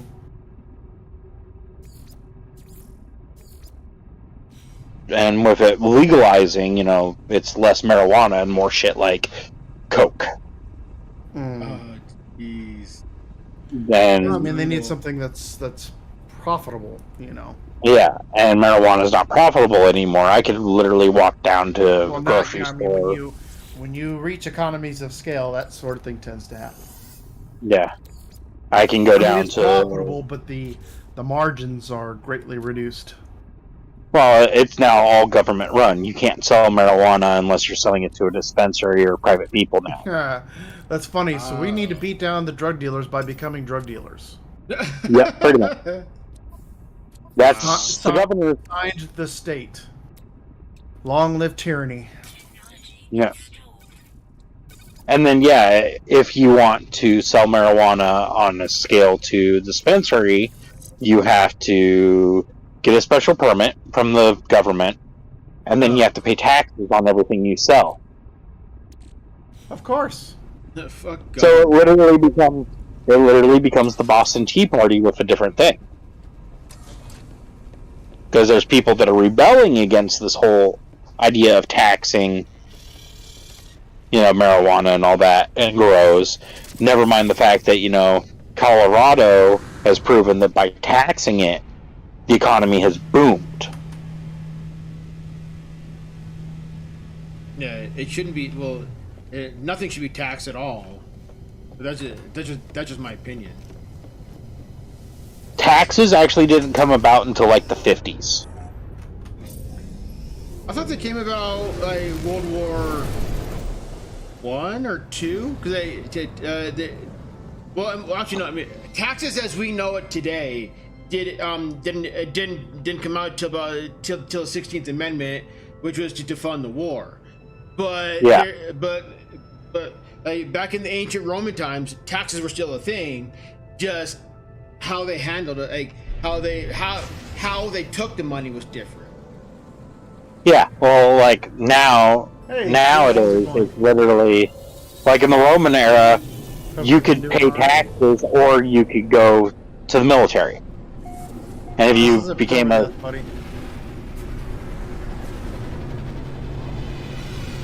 if you go into the military, you were exempt from taxes during Roman times. Oh, okay. Here, our soldiers have to pay taxes on everything. Yeah, I hear that. Yeah, they do. I was in the army. I I remember seeing taxes being taken out of the paycheck. I'm like, what the fuck? So that makes so essentially I'm paying my own tax, or essentially taxes being like taxes coming out of my paycheck ends up paying myself. So that's like circular money. For that. Let's see here. But like back in Roman days, soldiers were exempt from tax. All soldiers. They could be a legionnaire that did nothing but logistics, and they would still be. Rendezvous, do we have to take the freighter, AnCap? Say again, Chuck. I'm sorry. Rendezvous, the last part of the phase 1. Do we have to take the freighter for that, or just? I would. You don't have to, but I would. The first personal income tax was imposed by Congress 1861 in order to raise revenue to pay for the Civil War. Congress repealed that in 1872. But the idea was brought back in the 16th Amendment for the Constitution, which established Congress' right to impose a federal income tax. The amendment was passed in 1909. Okay, so World War One. Yeah. But the taxes that, as we know it, like the not income tax, but actual like product tax. That I think that was a fucking Reagan thing. Fancy. Oh, okay. Like you know how they tax you on everything but food. Yeah, I've missed your last couple of streams, Sid. I see you pop up and I ended up being mobile or something. Are you on your stream there, Chuck? I'll pull it up if you are. Yeah, I'm talking to Sid. I was in a gaming community with him a while back, and he happened to pop in. I haven't talked to him in a while. You are? Okay, cool. I need to brush my beard. Okay. I'll see the host over there. I need to go. We're not done yet, so let's keep warping. Forgot on that, Chuck. If you're going to be in the same system as the Rendezvous, you can get to it with your normal ship. But like, if with the way that this fucking expedition works, until you complete a certain mission on Phase 5, you can't warp with your do a galaxy warp with your normal ship. Oh, they lock it out. Thinking there was something I was supposed to fix or install so it wouldn't break stuff when you warped. I don't know if I did that or not, now that I think about it. History is full of tax rebellions. Back in 1773, taxes incited Americans to destroy 3 shiploads. Yeah, the Boston Tea Party, Chuck. Oh, it's the warp shielding. That was the Boston Tea Party. Yep. Taxation without representation. Correct. Yeah. New microprocessors. Yeah, well. System am I in? I think it was until. Oh, balls. Yeah, until the Civil War, soldiers didn't have to pay taxes either. In United States. I was just in a Red Sun area too. I'm gonna need cadmium at some point. I can go back to that. You can't get cadmium unless you go to a red system. And I know. I was just in one. I didn't realize it was a red system. Oh, I'm just warping through to get to the rendezvous point. I'll have to go back. Gotcha. Okay. Yeah. It's just like until you complete the expedition, you can't install a conflict scanner or anything else on your ship. Oh, that's lame. Oh. Yeah. Weak. They hard locked the hyperdrive, the cargo scanner. Yeah. But in exchange, your shit doesn't get scanned unless it's by sentinels. So. Well, my stuff got scanned all the time. Even in the expedition. So I don't yeah, only sentinels can do it unless it's players that have completed the expeditions. No, I mean not by sentinels. I meant by pirates and stuff. I got scanned by pirates, off and on throughout this expedition. Yeah, maybe that the pirates aren't aren't quote part of the expedition except for to hunt them down. You know. I know I can go and land in the same system as you that you're doing your rendezvous and your expedition in, and scan players down that are doing the expedition. Okay. Hold on, something's not right here. Yeah, 'cause, like, first Like- I don't. Where are we at? Are we on Like Jason was talking about it in the video yesterday that it seems like piracy is the easiest way to get the 5 million credits you need for that one milestone. Oh shit. You couldn't see the objective, and I think we were on the wrong. And he did a 47-minute long video of him doing piracy. So It says that we're 18,009. controls. Several ancient civilizations, including the Greeks and Romans, levied taxes on their citizens to pay for military expenses and other public services. Yeah, that is true, that is true, Trexel. But all the services could very easily be privatized. Go to the right one. Piece of garbage. But pretty much every government service can be privatized for better quality.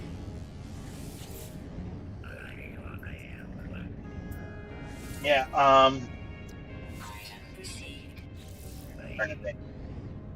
but everything that I remember reading about the Romans was literally that soldiers didn't have to pay taxes as long as they were active. Fascinating. Because they're per it's kind of like with how our tax relief works. How you get tax credits if you're donating to charity or you're performing public service. You get tax credits. It was kind of the same for military back in Roman era. Oh shit.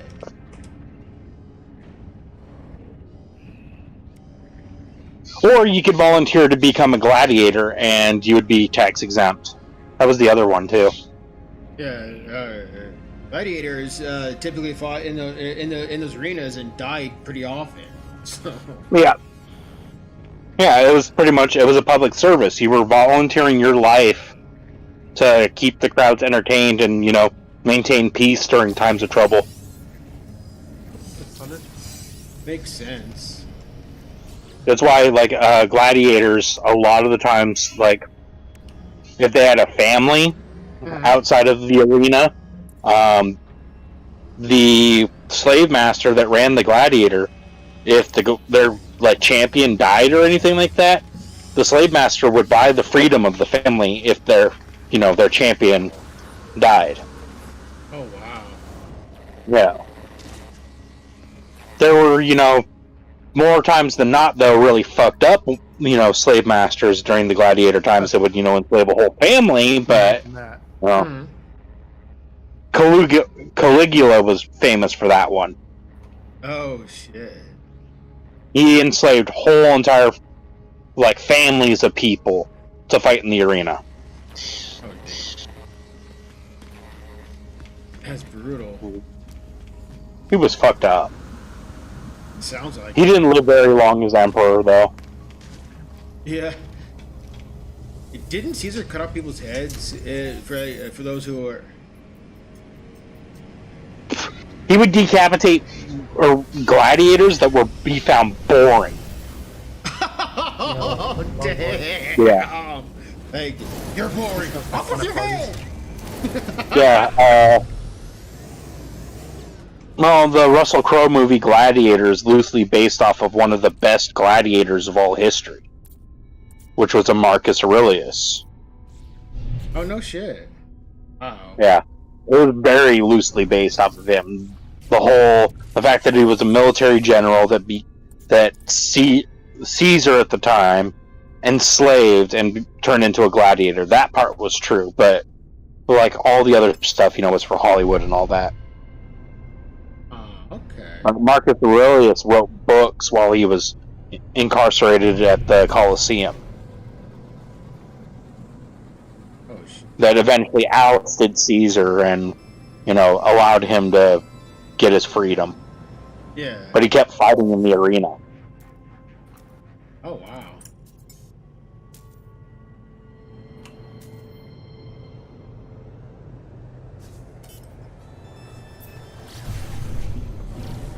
Not saying you're wrong, but you are fighting against 8,000 years of tax tradition. Minimum could be longer before written records. That is a good point, Well- Drexel. That is a very good point. I mean, technically, yeah, because even Egyptians had taxes. Oh yeah, because the ancient Romans were I think they were before the Egyptians. I could be wrong. No. They were all about the general same time. Oh, okay. Because Antony and Cleopatra is a good example. But then there was Alexander the Great, who became Pharaoh of Egypt, supposedly. Well, he called himself Pharaoh. But that was after Rome had already conquered Egypt. Oh shit.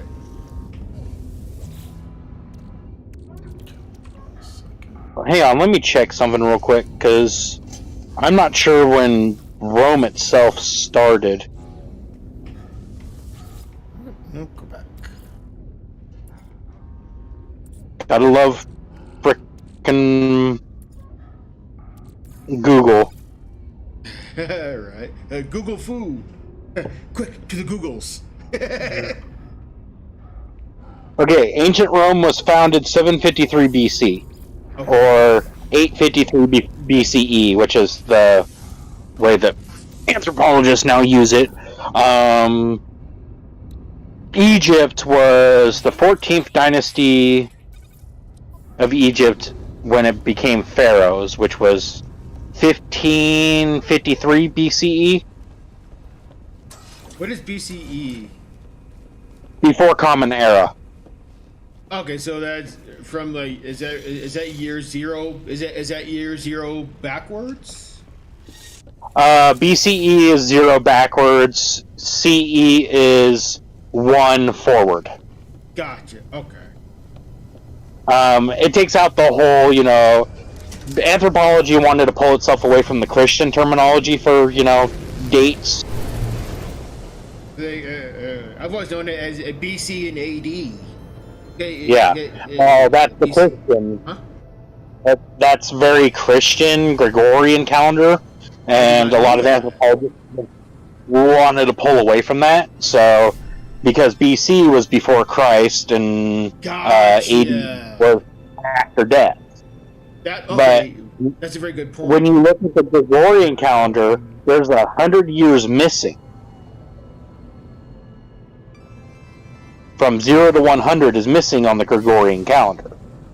And the way that they termed that off is that's the 100 years of, Christ walking the earth, his resurrection, blah, blah, blah, all this other stuff. So they decided to do Common Era and before Common Era to reinstate that 100 years. Interesting, okay. Because, the separation of science and religion became really big. Okay. But yeah, like for example, the chariots and the composite longbow that Egypt was known for actually came from a tribe of people that moved into Egypt and conquered them about the 14th dynasty of Egypt, which was the Hyksos people. And it changed warfare forever. Yeah, cultural appropriation. Yep, pretty much. But yeah, it changed warfare for the Egyptians to where they went from being, an okay military to being one of the strongest militaries until Rome. I don't even think Greece invaded at that point.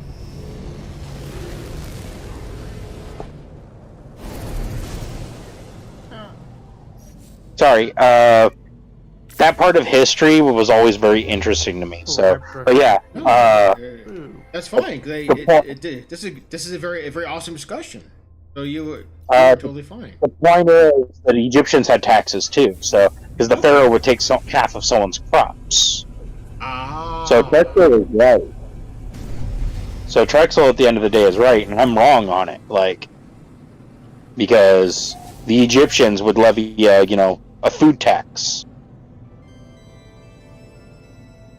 where they would take half the crops and store them away,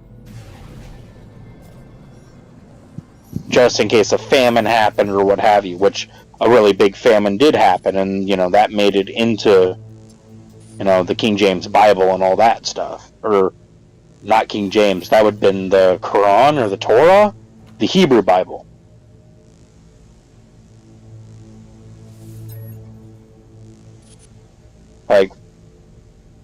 That part, there's, actual anthropology evidence that part of Africa and the Middle East suffered a huge famine and plagues at that part of history.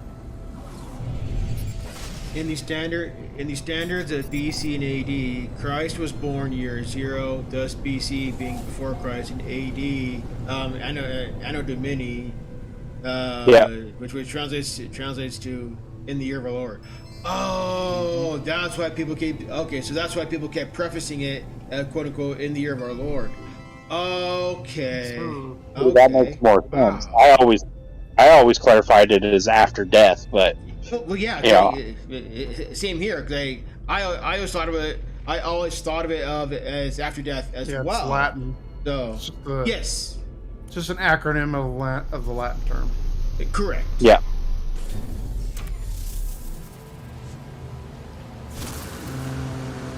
Anno Domini, yeah. In the year of our Lord, that makes a lot of sense, especially with England, and always, dating things in the year of our Lord, and then so-and-so year. In the Hebrew Bible, which is also called Torah? Tanakh? Tanakh? Tanakh? I'm butchering that name. Tanakh? Tanakh? Well, are we Romanizing Hebrew letters then? That's a good observation. I don't know. Because I always thought it was called the Torah.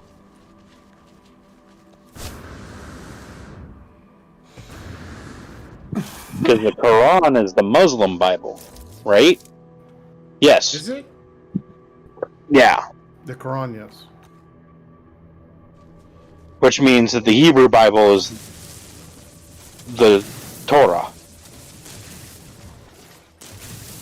Alright. The spelling is right. It's just the way Hebrew words sound in Romanized language is fucking weird. Ah, okay, Chuck. So, okay. Like I said, I'm butchering how to pronounce that entirely. I apologize. So was I right on pronunciation then? He said also TENAKH, TENAK, TENACH. I'm sorry, she. Sorry. Well, all I know is, anthropology-wise, the plagues did happen. Well, yeah. Moses and plagues. They went through a huge famine where crops wouldn't grow, locusts, animals dead, people got really, really sick and died. Sounds like modern times with the whole with government and COVID. I'll be right back. Yeah.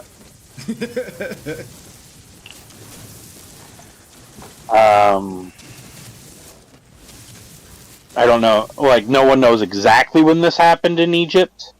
Okay, so Tanakh is an acronym made from the first Hebrew letter of each of the Masoretic text, three traditional divisions: Torah, Okay. literally instruction or law;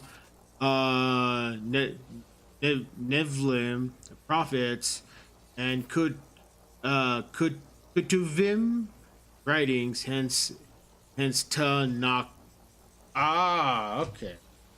Okay. So Jason Plays just put out that need to close out your game and update No Man's Sky because they just released a patch. Oh, okay. So let me bring my. Okay, so let me go to my But ship. for And, wait. hmm?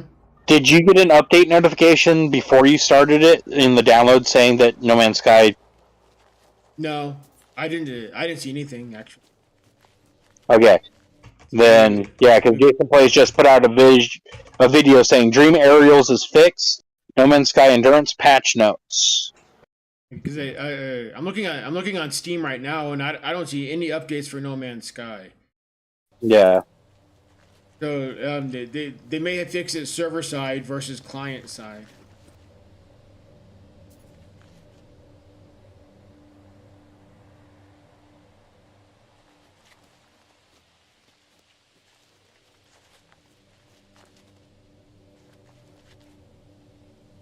So your friend is partially right. The Hebrew Bible contains the Torah, but that is only one part of it.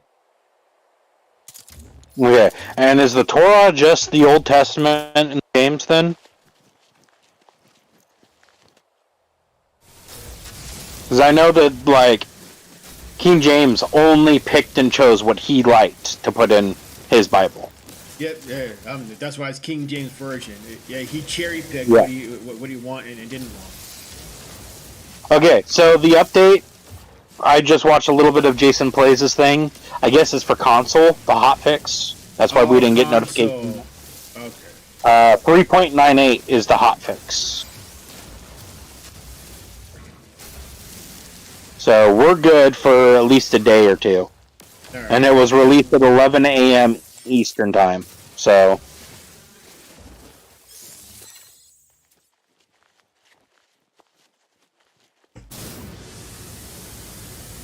Whoa, that's a big old fucking sky squid. squids. That's a big It- fucking sky squid. all the milestones of all the milestones that it took me the longest, it would have been scanning objects. Yeah, that one did take a while. And like I get it, technically you could get it on the very first planet you land on, but every planet that I was landing on in the Rendezvous 1 system, like when you first wake up on your freighter, Yeah. literally were like 5 fauna, 9 plants, 3 minerals. It was like scarce. Everything was scarce. Damn. Yeah. And then we all start in the same system. True. But I would keep landing on the worst planets to land on. That sucks. So I think that probably slowed down my time a bit too. So, Yeah. but The Torah is the compilation of the first 5 books of the Hebrew Bible, namely the books of Genesis, Exodus, Leviticus, Numbers, and Deuteronomy. okay, yeah, and that became the Old Testament for King James.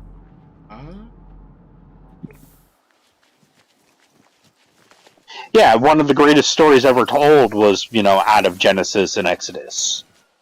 So, the story of the family of Abraham was like literally one of the earliest forms of stories we got. Besides Gilgamesh from Babylon.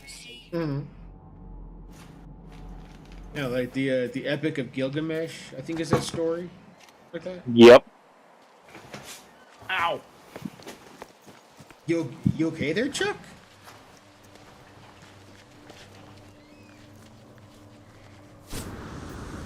Maybe he stepped away.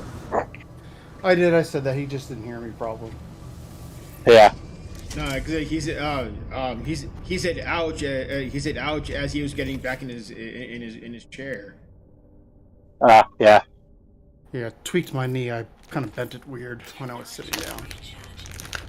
I tweaked my knee at fucking FedEx, and it has never been the same since. So I could have religious conversation.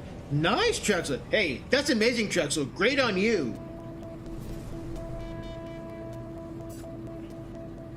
See, my knowledge of the Bible kind of fucking stopped at Exodus.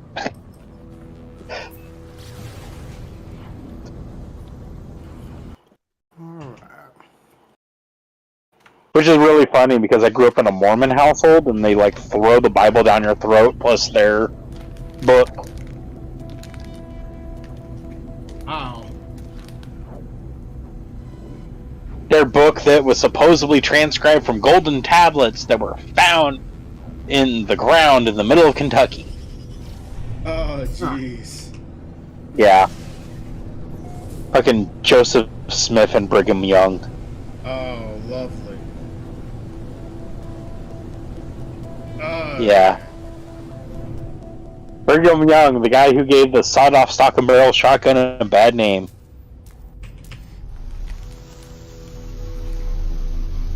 More than it already had, you know. He literally, like, he was the radical of the Mormon Church. Like, he was the one who believed in the polygamy. He had a very convert or die method to recruiting people into the church. What? Really?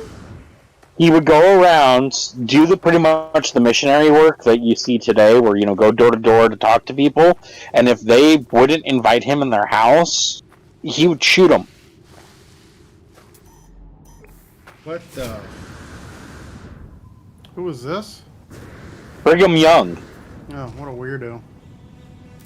Well, I mean, one of the founders of the Mormon Church.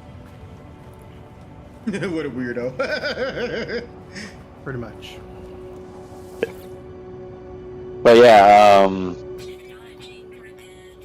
so I kind of steered clear away from that whole religion. Yeah, I can't imagine why.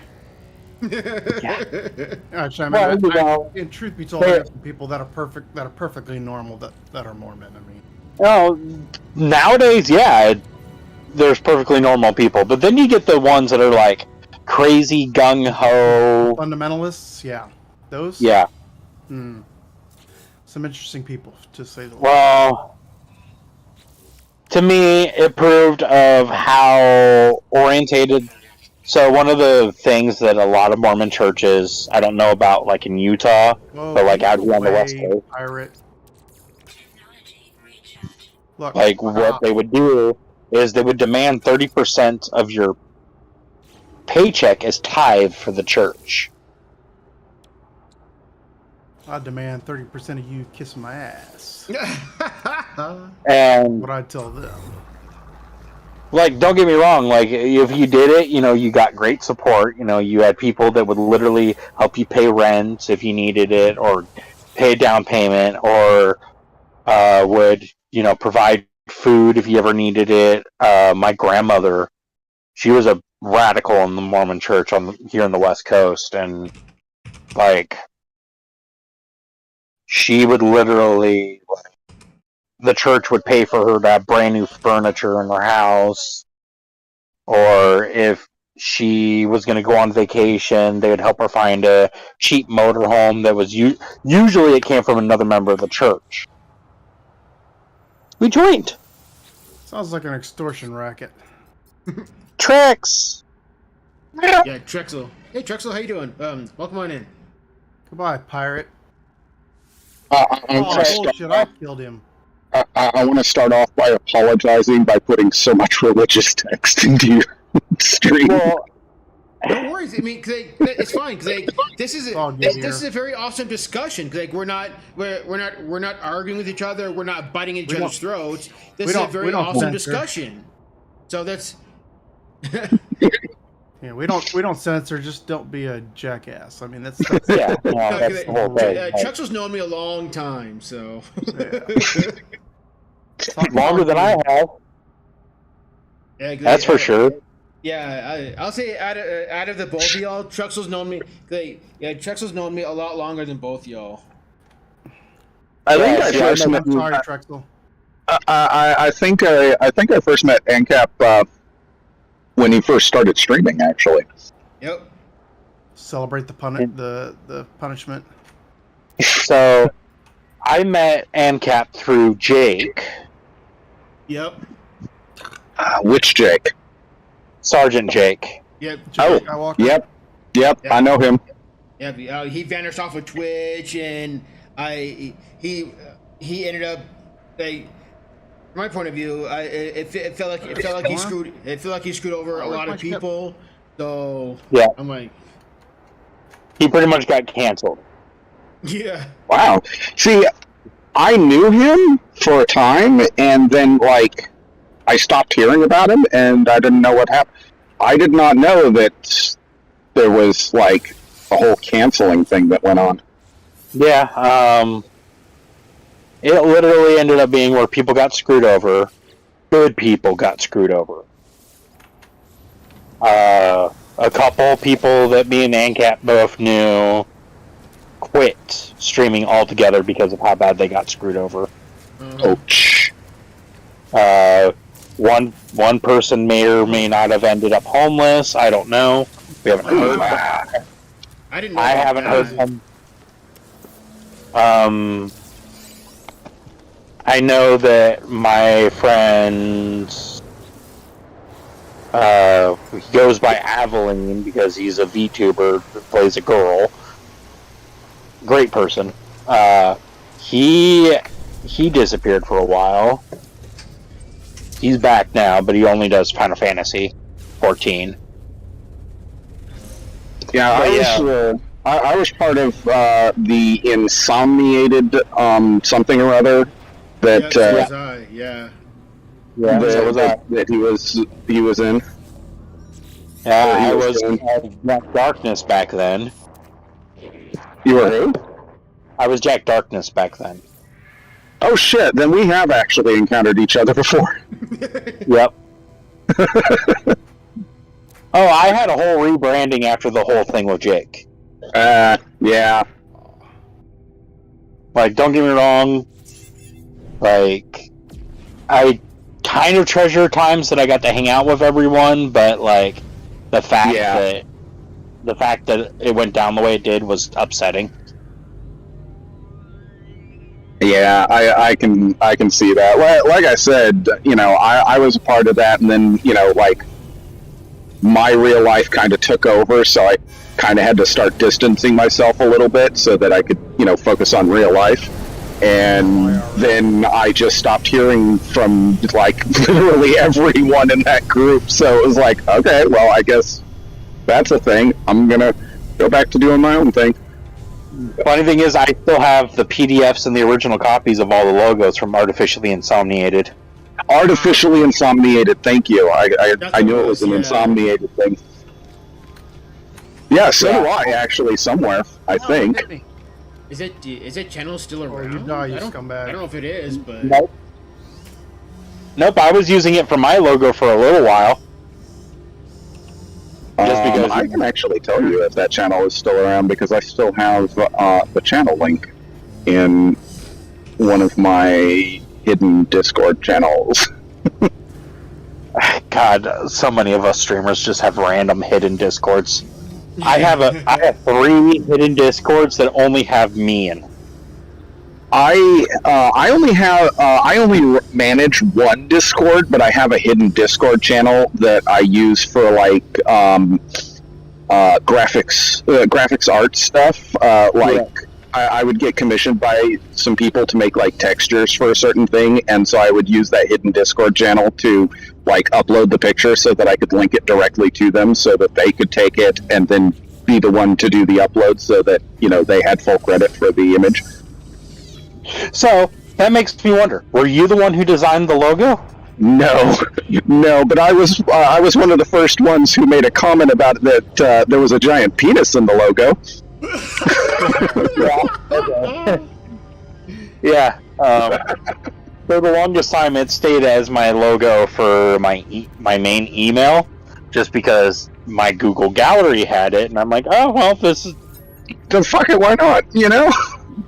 well. And then, so the funny thing is, there's a game out called AI Insomnium Files, right? Wow. The logo for that looks extremely like the Insomnia, the artificial Insomnia. And I made jokes with people that were playing the game that the logo looked like a big penis in it. Yeah, I mean, it did. It really did. But like, if you look at the game AI Insomnium Files, and then you look at the old logo for Artificially Insomniated, they look almost exact. That's crazy. Oh, there we go. AI artificially insomniated Twitch TV. Let's see if that channel still even exists. The channel still does actually exist. Wow. Is there any new content for it? Let's see here. Videos. No videos found. However, my old Twitch channel, which got rebranded as my bot channel, is still listed as suggested viewing. AnCapGamer's Twitch channel is still listed as suggested viewing. Dark Android 86, Called 05, and Spawn of Medusa are also listed as suggested streamers to I view. remember Spawn of Medusa. Mm-hmm. Why? God. He still streams but very few and far between. Like maybe once every few months, once every 6 months. God, fucking small world. Yeah, because I like the overall concept of that channel. Having various streamers broadcast to that channel at various times. It's a very neat concept, but it felt. I'm sorry. Go ahead. Oh no, I was agreeing with you. I said, And personally, it only felt like it felt like I was one of the more I was one of the more active ones on that channel. Yeah, I think I only ever saw yours and occasionally Jake's. Yeah.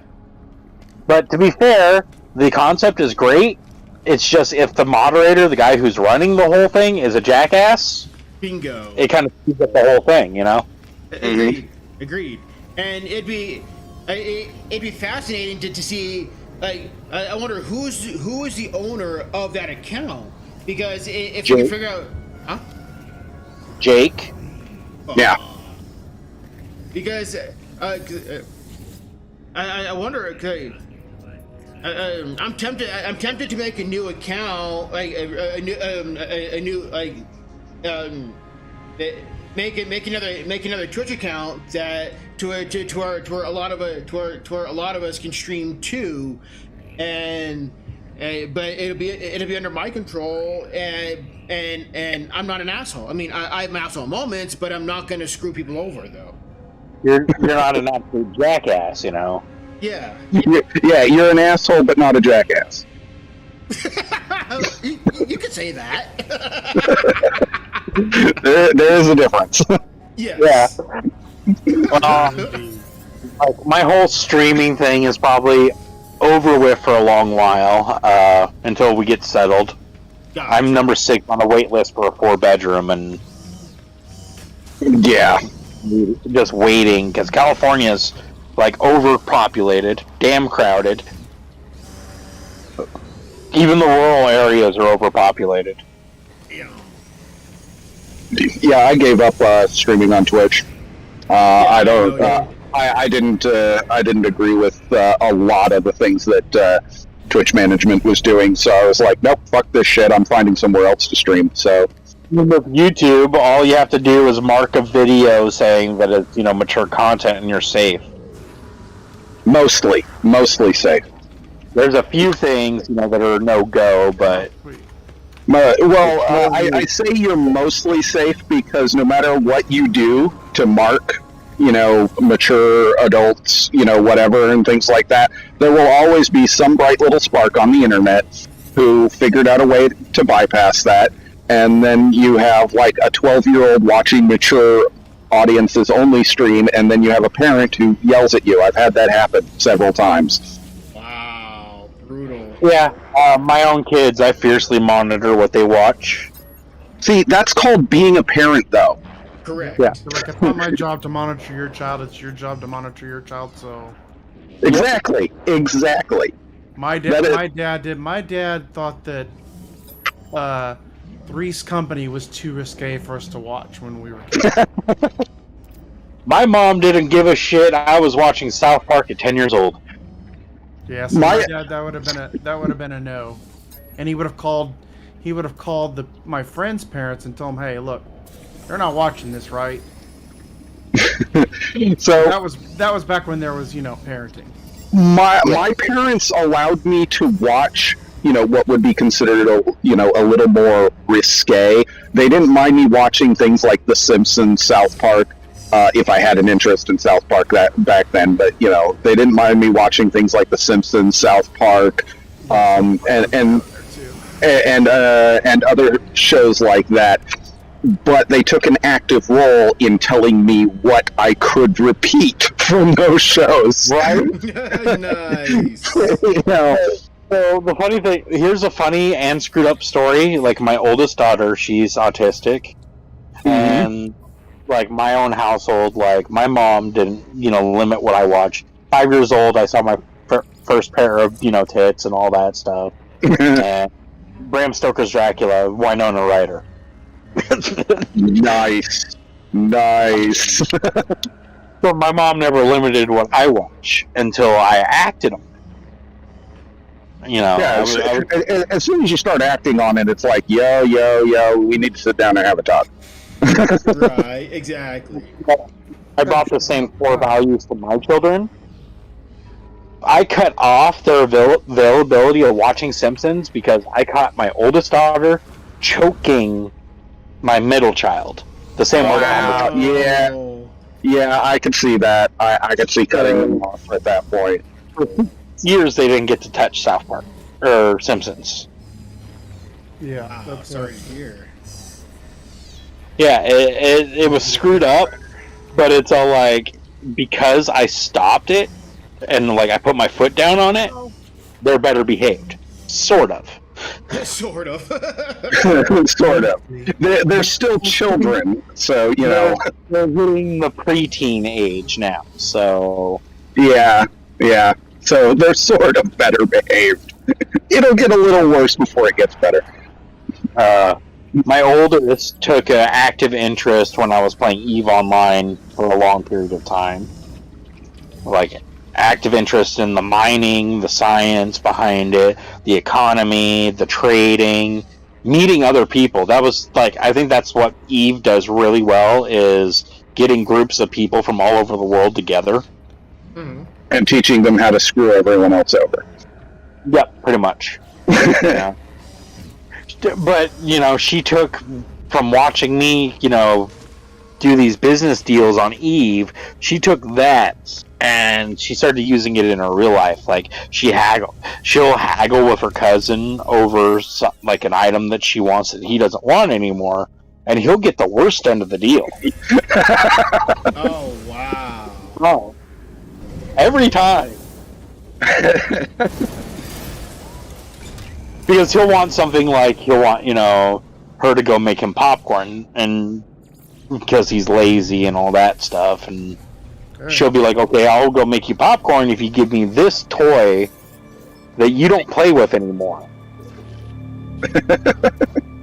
And she'll take that toy and she'll put it up and wait for it to rise in price. See, it's stories like that, though, that come to mind every time I hear somebody somewhere proclaim, video games cause violence, and it's like, video games teach a lot more than you might think. Exactly. The Video problem games can teach you. Video games can teach you how to multitask, especially No Man's Sky. 'Cause there's a lot of moving parts in No Man's Sky that you have to keep track of. The problem is they fell into the Roblox crowd. Which Don't is worry, just that's just a phase. yeah. They're out of it. My 12-year-old is into redstone stuff and Minecraft, which is really cool. You know, that's math and all that stuff. But then she'll watch these frickin' YouTubers who do gacha life shit while playing Minecraft. Damn. And I don't know if you guys have seen it, but gacha life is like one of those very annoying. Like, it's VTubing, but not as cool. Not as cool. I'm so happy that you phrased it that way. Like, VTubers, like the amount of work that goes through for VTubing and shit like that is amazing. Really? Like, the amount of work for them, like the risk that they, alleviate by, hiding their identity, stuff like that is really cool, really smart. Especially on the internet, But, like, the risk that they also take with it because, it's a very niche thing and it's just now really rising in popularity. Like, unfortunately, Gacha Life has kind of taken what was cool about VTubing and thrown it out the door with, like, really bad childish antics. Yeah. I've heard some really fucked up shit that wouldn't even be put on South Park through these Gacha Life. Yeah. Like stuff that even like freaking Comedy Central would say no dice to, Yeah. No, What setting do I have on hand now? yeah, no, I'm actually a VTuber, so Yeah. now. My friend Aveline's a VTuber. So, and it is a lot of work, especially if you're like on a one PC setup. There is a lot of figuring out how your computer works just to make that shit work correctly. Well, it's also like, it was the VTubing community that figured out that they could take their iPad or their iPhone and turn it into a good camera for, the motion capture, Yeah, it was actually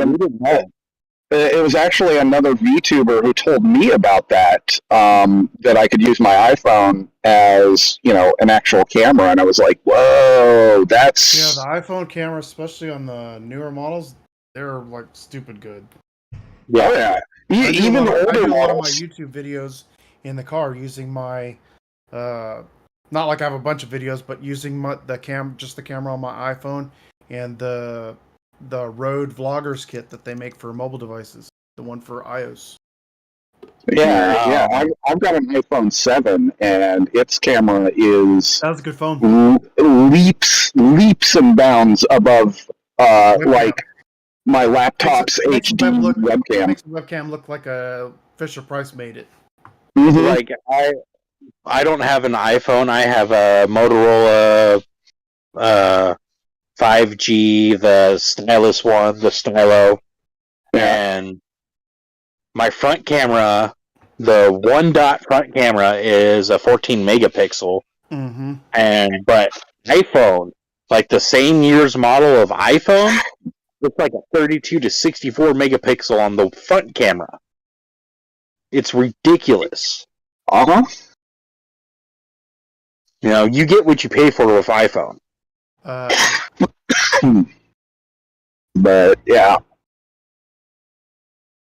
I mean, I've stopped using. I've actually stopped using my iPhone camera and switched over to my Logitech C922, I think it is, webcam, which is slightly reduced quality, but still works pretty good.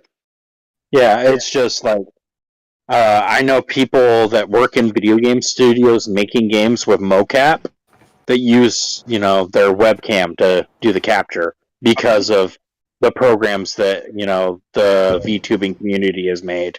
Mm-hmm. I mean, some of the software for VTubing is fucking just out of this world amazing, and it's even crazier that some of the software you can get for free, and it's like, this is high quality software that you'd be sitting there going, well, that's like a $25 value minimum, and they're offering it for free. They're just like, yeah, here, have some software.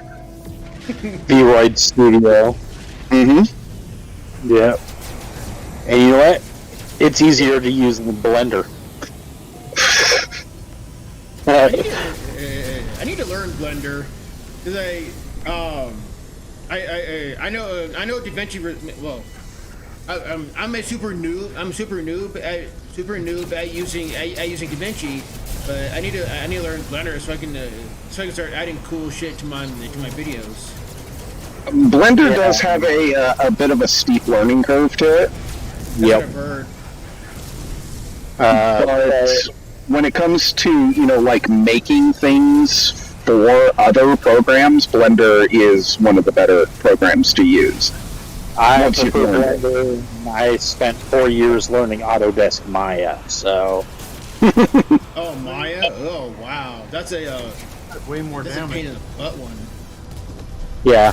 But I learned Maya, and like now they're offering it, like the Blender's offering, you can make your UI look like it did in Maya for those people that, are making the transition. Why does this seem weird now?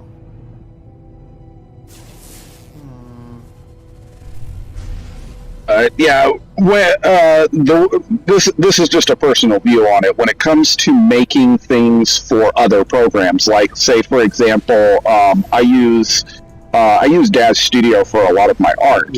But when it comes to making things for Daz Studio, Blender is hands down one of the best software. But like I said, it has a steep learning curve. I use Blender for Eclipse Studio EX, so yeah, makes sense. Which is just the manga stuff and all the comics and all that too, But you're right on that. It makes it a lot easier, but there's a reason why the workshops that Blender puts out that cost money and all that stuff is because the hours of work teaching someone how to do that is just crazy. Blender itself is free though, isn't it? Yeah, Blender is free, but It used to be. It is now. What? But if you want a professional to teach you how to do stuff, that's how they kind of get you. Oh, gotcha. Okay. Yeah, I've been learning DaVinci from other YouTube videos. Case in point, Casey Ferris. I've been learning a lot from Casey Ferris's videos. Interestingly enough, Daz Studio started because of Blender. No shit. Yeah, Daz Studio was actually started by people who used to develop for Blender. Wow. Apparently, what had happened was there was a bit of a falling out in the Blender group, and the people who were designing the models for Blender left, created their own studio, which was Daz Studio, and basically took their models with them. So that's why after the inception of Daz Studio, there's no more Victoria models for Blender. Oh. Yep. Because the people who designed the Victoria model left and made Daz Studio, and then Daz Studio basically owned the Victoria model. So Victoria 4 was a Daz Studio exclusive. I mean, you could import it to Blender, but it was a Daz Studio exclusive. You could only get it on their website. Oh. Yeah, and it's the same with City Builder too. Weren't they part of Maxis for a time, and then broke off and made their own? Yeah, they were part of Maxis for a while. Then they went to Blender for a long time, and then when Daz left, City Builder opened their own studio with help from Unreal. So basically, a whole bunch of good companies started off with Blender. Yeah. That's crazy. And now Unreal is charging $600 for the software for City Builder. Damn. Dang. Yeah. And if you still have an old copy of Blender, you can get it for free and then all you needed was just a height map of any city from Google Maps, and you could literally rebuild a actual city in City Builder. But now, that like the new Spider-Man games are all done in Unreal and stuff like that, and they use the City Builder to do New York. Okay. Wow. Mm-hmm. City Builder was so phenomenal of a program when it was with Blender that movies used it for like their post-apocalyptic shows and movies. Mm-hmm. Because it had you could literally in Blender, like when you were using the City Builder app, you could literally destroy the city through Blender as an animation. Mm-hmm. Right, buddy. So there's an interesting story that I like to tell people sometimes. When I first started in 3D art, doing 3D art and stuff like that, was way back in the old Yahoo user rooms. There was like a massive roleplay community in the old Yahoo user rooms before Yahoo canned the user rooms because they were being used to recruit children. We're going to be nice with how we say that. Recruit children. Yeah, sure. and thank you, by the way. Yeah. But way before that, there was like this massive role-playing community. We called our group A&E after the user community rooms, Arts and Entertainment, which were abbreviated A and E. We called ourselves A&E. That became that became a TV channel as well. A&E. But back then, I was huge into that role playing community and things like that. And one of the big things was having like a character picture on your profile so that people could like visually see what your character looked like and things like that. Well, the big thing was to go to Google or Metacrawler or whatever your favorite search engine was at the time, and basically just search an engine, put in a description of your character, and find an image that fit closely and steal it, as it were, for your character. Yeah. After a time, I decided I wanted to start actually making my own character images. So I was like, all right, I'm going to start trying to get into art. And the first program I tried to use was Blender. That was a mistake. Right off the bat. That was a mistake, especially way back then. Blender, you literally needed to know programming just to use Blender. Yep. So I gave up, like, within the first month of trying to learn that shit. I was like, you know what? I'm not going to college to learn programming language just to fucking do art. I don't need this shit. Fuck that shit. And I was talking to a friend of mine about it, and I was like, well, I tried to get into art, but Blender is just too fucking hard to learn at this point in time. And they were just like, hey, there's this new program. It's called Daz Studio. It's a lot easier to use. It's a lot easier to learn. And this was like way back Daz Studio 1. I think they're like up to 5 now. But yep. Yeah, Daz Studio 1. And I was like, all right, I'll give it a look. And it was leaps and bounds easier to learn than Blender was at the time. Probably still is. It is. And things like that. So I started making my own character art that way. But it was one of those things that you had to keep hush-hush. You didn't... If you made character art or any kind of art with it, you didn't tell anybody what software you used, because everybody was like, oh, that's Daz Studio. That's like an amateur software, blah, blah, blah, things like that. What I find most interesting is the first Iron Man movie, and I think Captain America. All of the CGI that was done in those movies was done in Daz Studio. No shit. Yeah, and then I think you don't get much more professional than your software being used in a professional movie. I think Spider-Man Into the Multiverse, the animated film, was all done on Daz too. Possibly. That was back when Sony still had it, so yeah, it's very highly likely. What was it?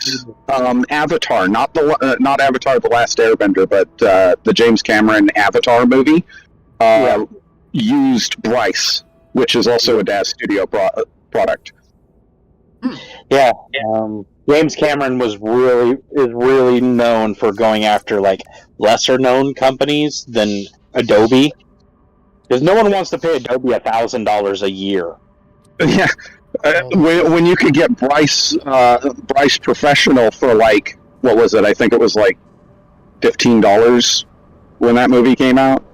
Yeah, and it was to own it. It wasn't like it was a one-time fee. $15, you get it for professional, which includes a professional license, which allows you to make movies with it. Yeah. And see, the funny thing about it is you're talking about Yahoo, and I'm like, I was part of AE too. Yeah. T1 story and T2 speed combat. Jeez. I still have nightmares about T2. Oh my god, I was the slowest fucking typer. Still am pretty slow at typing. I don't know if you were in stream when I was telling AnCap about my friend Justin and his multi-million-dollar frickin' tech company. I was actually. I was typing in his chat about the fact that back when, like, AnCap and I and you were all in school, the nerds were, like, looked down upon and considered second-class citizen, and now it's those same nerds who fucking make six figures and practically run companies. Mm-hmm. Yeah. Well, the funny thing about it is, because of him, my typing speed had to get better. He, like, at freshman year of high school, he could type at 129 accurate words per minute. Damn. That's impressive. I can do 85 on a good day.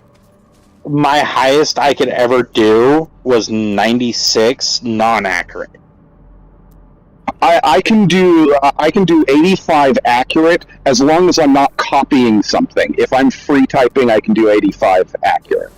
That's impressive. And my typing speed got better because I started participating in Vampire the Masquerade LARPs that were on Discord. Ow. Discord was around back then? Well, no. Like, when COVID first came out, all the LARPs from By Night Studio... Okay, yeah. I thought you were still talking about, like, back then. No. My typing speed back then was atrocious. It was like, at most, I could do maybe 15 words per minute. Yeah, I was in the 15 area, too. And then Gaia Online was probably the change.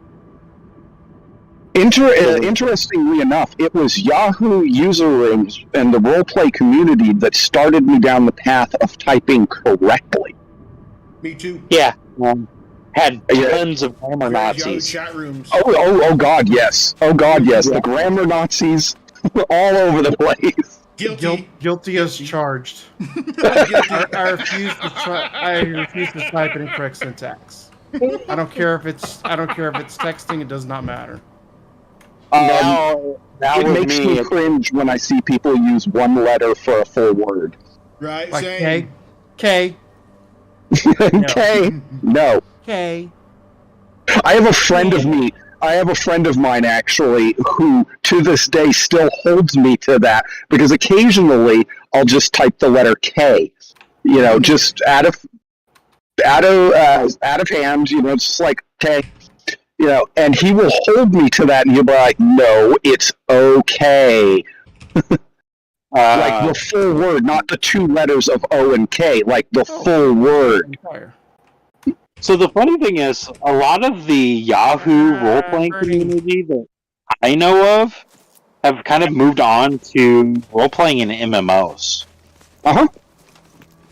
Final Fantasy. Runaway mold. When we lost the Yahoo user rooms, we basically lost our place to roleplay, and for a time, There was play by email for a little bit. I think there was an A&E website that had a forum for role playing and stuff like that. But we pretty much lost our place to role play. And when MMOs started coming around, City of Heroes, World of Warcraft, Final Fantasy 11 online, things like that. We had we started invading, and it's like, hey, graphical user interface for roleplay. This is fucking awesome. Oh yeah, now Final Fantasy's all the fucking rage. Mm-hmm. 14 and now 11's getting a resurgence. Oh yeah. Well, Yeah, 11's been kind of, hanging on there. But now the guy, whatever his name is, that runs 14, he's like, oh, I made sure that I picked up all the Final Fantasy 11 servers, and we're going to be starting fresh servers for people. Oh, so 11's coming back, like, legit coming back, not just, like, pirate servers. No, it's legit coming back. Nice! I actually liked 11. 11 was good. My biggest issue with 11 was God damn it. I didn't get into it because in my lifetime 11 was really big on PlayStation 2 because I didn't have a good computer. 11 was one of the first MMOs that actually had a console release. Yeah. And then Before then, it was like, MMOs on a console? Are you fucking nuts? EverQuest had a short reign on console. PS2 also. Mm-hmm. That was back Sony pretty much owned everything. Or Square Enix, Yeah. Yeah. Anything computer-wise, it was Square Enix had something to do with it. Yeah, pretty much. Because Anarchy Online at one point was owned by them. Yeah, I remember that. Anarchy Online has recently come back. More or less. It used to be, Anarchy Online is actually where I get the word froob from. Yeah. What? Froob. F-R-O-O-B. F-R-O-O-B? Yeah, froob. Froob? I've never heard of that word. What is It's free noob. Free noob. Yep. It's what? Free noob. Free new? Anarchy Online was one of the first MMOs that had a free-to-play. Like 100% free to play. Yeah.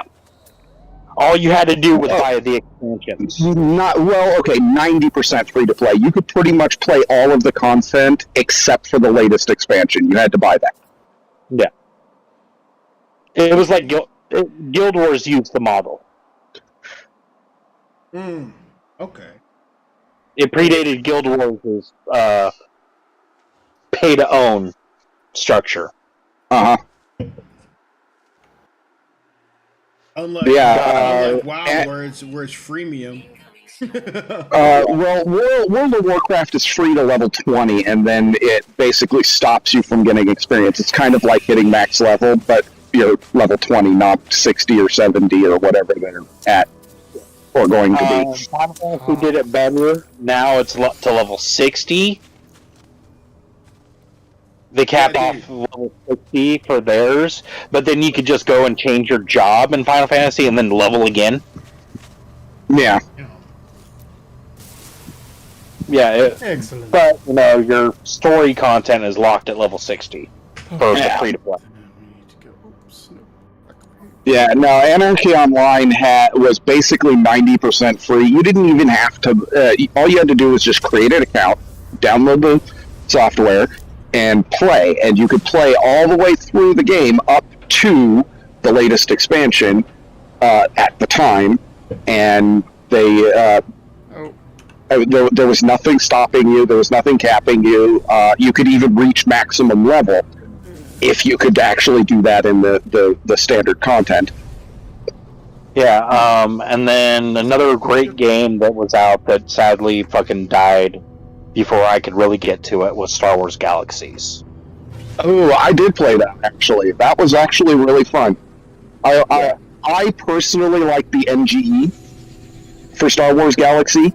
But there are some hardcore. There are still, even today, some hardcore purists who preferred pre-MGE, where the only way you could become a Jedi was knowing an obscure quest. And I think that is still, to this day, the best kept secret, because no one will. Anyone who knows how to become a Jedi still won't tell you how to become a Jedi pre-MGE. That's nice. Well, then I have really fucked up friends, because my friend in England told me how to do it. I mean, I've searched. Even recently, I've searched on the internet, and there's no internet resource that tells you how to become a Jedi pre-NGE. Post-NGE, on the other hand, it basically was a class that you could just straight up select. Yeah. I personally liked post-NGE, but I can see the appeal of pre-NGE in there. So the funny thing is, like, EVE Online is a good example of a game that has an amazing market system, but Star Wars Galaxies also, perfected it too. So Star Wars Galaxies, wasn't Star Wars Galaxies? Didn't they have like an auction system? No, it wasn't an auction system. It was player-run vendor stores. Yep. Pretty much everything. Yeah. Like, everything that EVE Online boasts about started with Galaxies. Like, we may not have had a marketplace in Galaxies, like, to the level that EVE has, where everything's, player run, player managed, all that stuff, but it was pretty damn close. Mm-hmm. The only thing that they didn't do in Galaxies that EVE did was hire an actual real-world economics expert to freaking develop it. Well, to be fair, in that particular instance, that kind of thing was unheard of back then. Leave it to the Swiss. CCP is a Swiss company. Mm-hmm. Easy. That's the Chinese. The Chinese people. Yeah. No, that's the CCCP. Yeah. Yeah. Didn't you say CCP?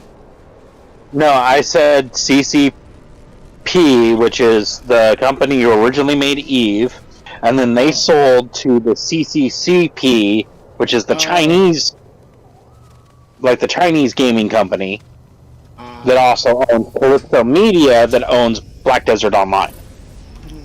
Gotcha. Okay. Yeah, the difference between the two is the company name has 2 C's, the government has 3. Gotcha. Okay. Yeah, and now the Chinese are screwing up, or like the Chinese freaking like company that is screwing up EVE Online more than it already was screwed. Shit, that's brutal. When EVE Online went free to play, I decided to give it a try.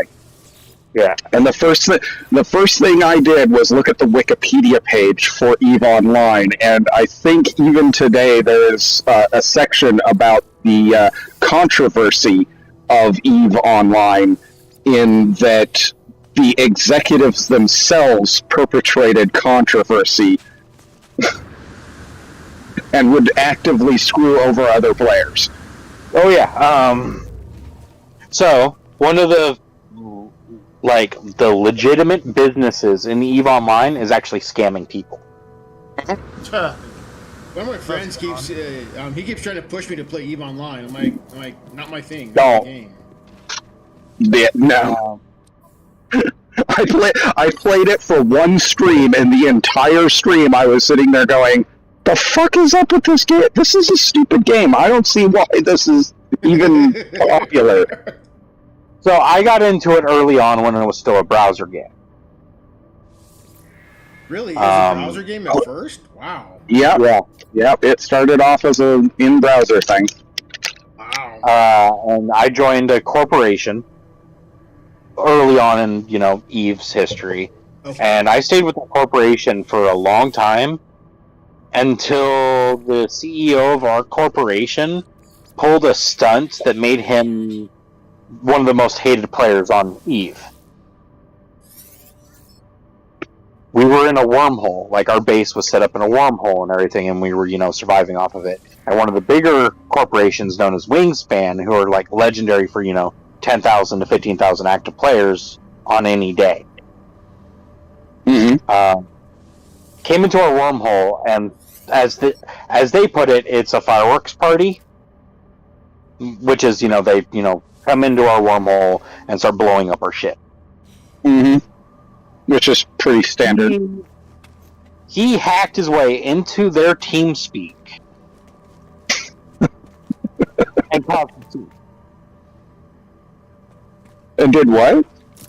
He caused a huge scene. Ooh. To where they were just going to blow up a couple of our ships and leave. But no, they came back the next day, and the following day, and the following day after that. Because he caused so much issue. Yeah. Ever known as Salty McTangu. What? Literally go on YouTube and look up Salty McTangu. Oh, It is literally, and I flew for this guy. Like, what the video doesn't cover, because it's from, the perspective of Wingspan, from the group that came in and attacked us, is the fact that after everything was said and done, and we were, blown out of the sky, and, we were blown out of our little pocket in space, our wormhole and everything, he got into our TeamSpeak, like the one he ran, and started accusing everyone of being spies. You're like, that okay. sounds nuts. Because corporation espionage is a profitable business in Eve. Huh.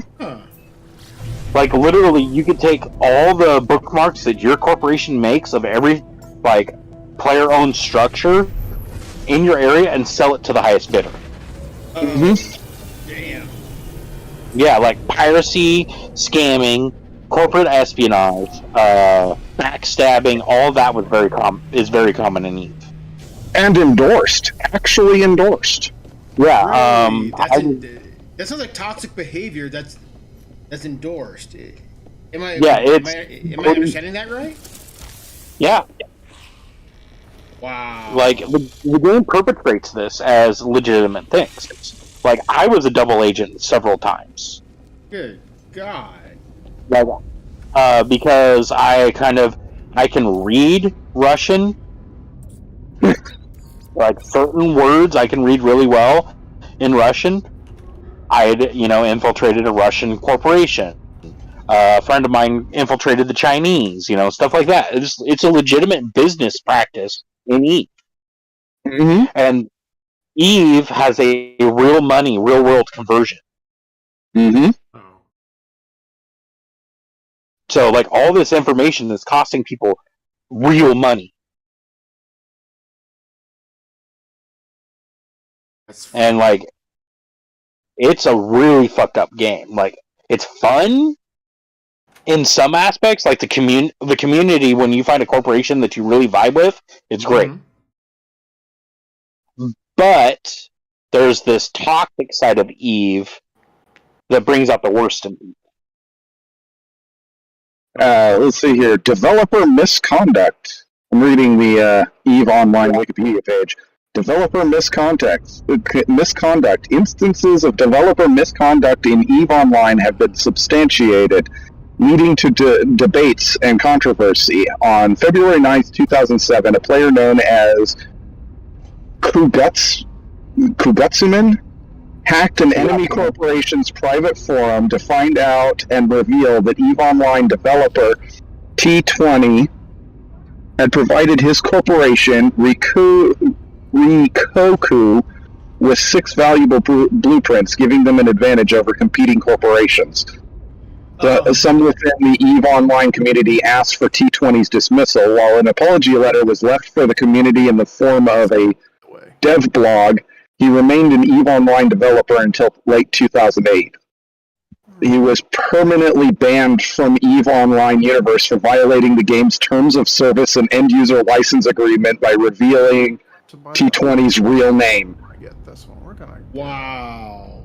In response to public concerns, CCP decided to set up an internal affairs division whose responsibility is to monitor the activities of both privileged and player accounts operated by CCP staff in-game. By the way. Good God. Yeah, And like this that's game, just one thing. you should. So one of the people that sit on the Council of Stellar Management is a guy named the Mittani.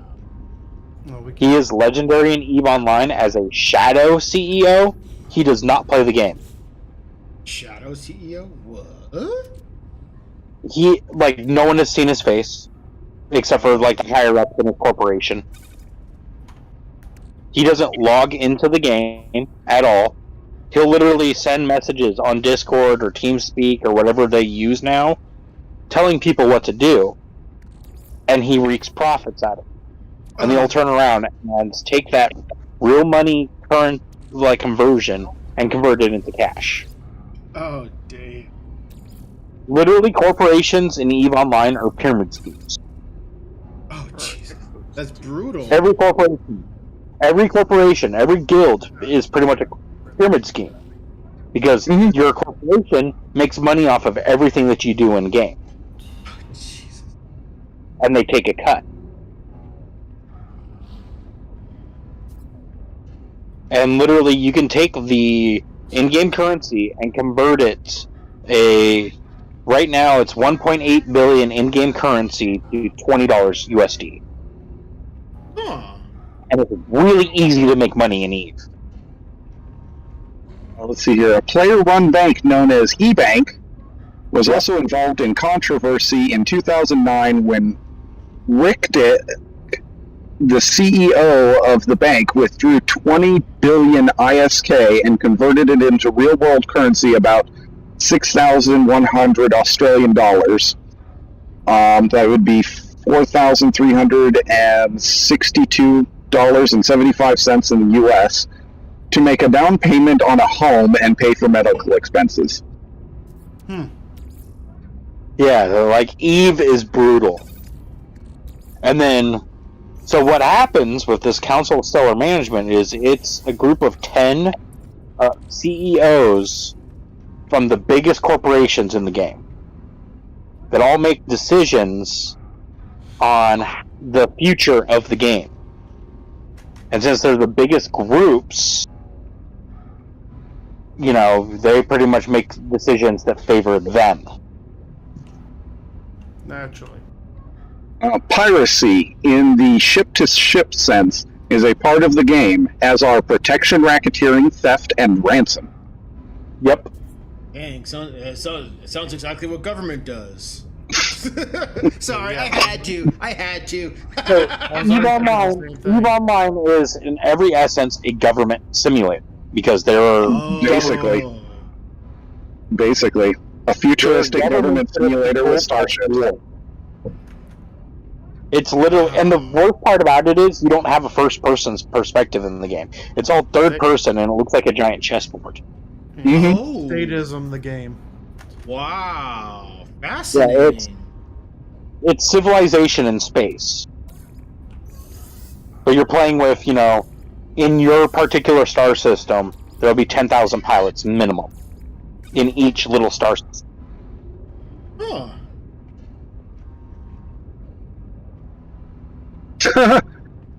One infamous example was a corporate infiltration and heist where one corporation infiltrated a larger corporation over the course of nearly a year. They then performed a virtual assassination on the target's CEO and proceeded to steal corporate property which they had gained access. The target corporation lost billions of ISK worth of property, amounting to about 16,500 US, and a great deal of prestige. The CEO's expensive ship and cybernetic implants were destroyed in the attack. Events of this nature are debated both inside the game world and in the media. Pardon my ignorance. this ISK. I'm assuming that's the in-game currency. Yes, it's Mhm. game currency. Okay, I didn't know, so thank you. I'm vaguely Often- familiar with the game. I used to work with a guy who was real big into EVE Online. Yeah, often pronounced ISK. Yeah, Gotcha. Well, Okay. exactly. They just call it ISK. They don't pronounce it like an acronym. They just call it ISK. Gotcha. Okay. But yeah, the game taught me both comradeship and also how toxic humans can really be. Oh, wow. Basically. All in the same span of playing too. There was a guy that, like, when the whole thing with Salty McTangu happened, there was actually a spy in the group for Wingspan, but he was one of the people that never got accused. He was that fucking good. Huh. Like, no one pointed fingers at him. Jesus. And like he had sat with us as a sleeper agent for like a year. Like, this is people who are that fucking good, that patient, that could literally like outclass some fucking special forces in fucking, in another country. Really? Wow. Like, amazing fucking people at their job in the game.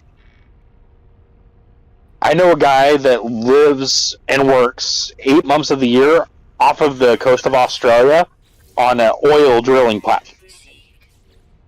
He'll play EVE for 4 months that he's, at land, make enough to where it'll pay for his subscription for the next, 8 months. Because it's, $20 a month for the subscription. Ah, gotcha. Mhm. Okay. Yeah, in 4 years' time, he'll make, or like in 4 months' time, he'll make enough to pay for a whole year worth of stuff and just start the cycle all over again when he, comes off of the oil rig. Damn. And it's Yeah, off of mining space rocks. Yeah, it's actually common practice in EVE Online to extort newer players. Like Oh. there are people who are just absolutely dedicated to extorting newer players. That they'll utilize various different tactics, and basically the end result is you hand over enough ISK to pay for their subscription. That's brutal. I knew people that literally would go into a sector and would shoot someone out of the sky and take their frozen video game corpse and blackmail them because it had their implants in it. Mm-hmm. What? That's fucked up. Yep. Yeah, well, implants cost a lot of fucking money in the game. So Oh, yeah. people want them back. So, they would charge them like 20% of what the implants were worth. Oh, Jesus. Yeah. Eve shows the worst and the best in humanity. At the same time. Yeah. Damn. Well, I mean, like, if you really think about it, it's fucking smart. Like, it's a brilliant fucking business tactic. Like, what are you gonna do when there's no fucking laws, There's no rules. Like, they even promote multi-boxing in fucking Eve. Oh God, yes. Yeah, like, you can't be a profitable miner without multi-boxing. What is that? What is multi? Running more than one client at the same time. Hang on. One at a time. Say that again, Sorry. please. Multi-boxing It's more is than One at a time. Go ahead.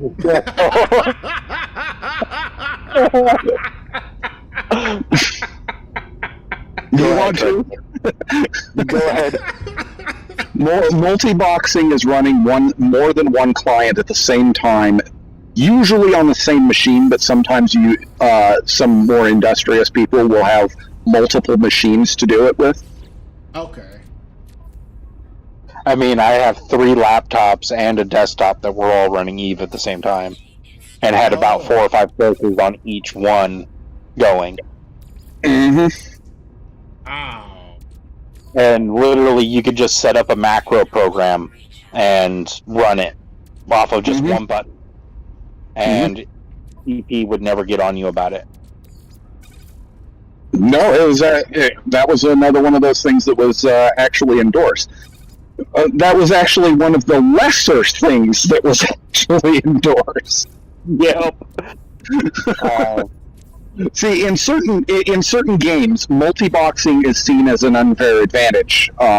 Like, for example, World of Warcraft, multi-boxing would be seen as an unfair advantage in the PvP sphere, because you could literally run like 5 or 6 characters, all of them fulfilling, a needed role in like this quote-unquote team, and you could run macro software that would run all of the other characters. So, like, for example, you have your primary DPSer in PvP, and then you have like 3 healers following you around, all of them running a macro program that all you have to do is just hit one button, and all 3 of them would hit you with a heal.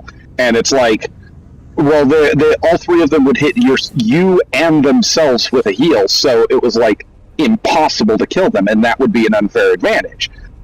In EVE, doing that was literally the only way you could make money in a lot of situations, and was fully 100% endorsed. Yep. Damn. Piracy's rampant. Let's see. Open warfare is rampant in it. Oh yeah. There's people that were evicted out of star systems over just the smallest dispute.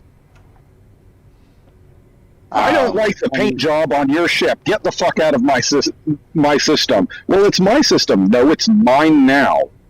Oh, And wow. and all they had to do was literally get on their TeamSpeak and call, whatever corporation they were allied with, and all of a sudden you'd have 500-600 fucking dreadnoughts just landing in system at once.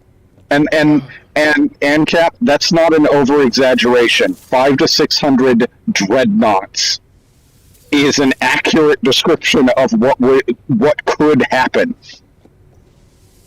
That sounds evil. It is. Sounds like And the worst part about it is the game literally would promote this behavior to where you wanted to be, the person victimizing the other person. Because if it promotes, you rather be the, victimizer than the victim. I've actually described EVE Online as a Ferengi simulator. Yep. We don't want to stop the exploitation. We want to become the exploiter. Yeah. An actual line from Star Trek. Rom actually uttered that line. We don't want to stop the exploitation. We want to become the exploiter. And EVE Online is a Ferengi simulator. So, and, Hello Games, I have to say, has learned a little bit from watching EVE with the whole multiplayer thing. If they went full straight MMO, all those assholes from EVE would go over to No Man's Sky. Really? Yeah. So they could do it on another game. Oh. Yeah, it's actually happened before. In several other MMOs where the developers take a little bit more of a laid back approach, EVE Online players will go over to that new game and basically start EVE Onlining it, which usually forces the developers to get a little more strict. New World is a prime example of that. When New World came out, a lot of EVE Online corporations went over there because it's pretty much a fantasy version of EVE Online. A guild can claim a portion of land and set the taxes in New World, and set the economy, and everything that's sold on the marketplace is player farmed, player crafted, all that stuff. So EVE players went over to New World and pretty much destroyed it within weeks. It took 2 weeks for the game to crash. Jesus, that's brutal. It's the mindset that freaking the game promotes. I know several shards of EverQuest that suffered from it. Holy Christmas. Let's put it this way: EVE Online players will look for any avenue to expand, to the point where they've actively attempted to do things like that in World of Warcraft. Now, with all of Blizzard, ActiBlizz's faults and everything like that, they do actually keep a pretty strict hand on their game. So when EVE Online players have tried to do that in World of Warcraft, they usually find themselves with either a really nasty email telling them to knock it the fuck off, or they find their account banned. But that doesn't stop them. They still try. Recently, a lot of EVE Online players have been doing it in Final Fantasy XIV. Mm-hmm. With venues and nightclubs and tea cafes and stuff like that. Like, the housing system that Final Fantasy XIV boasts about has literally turned into a shit show of venues backstabbing each other. Really? Wow. Yeah.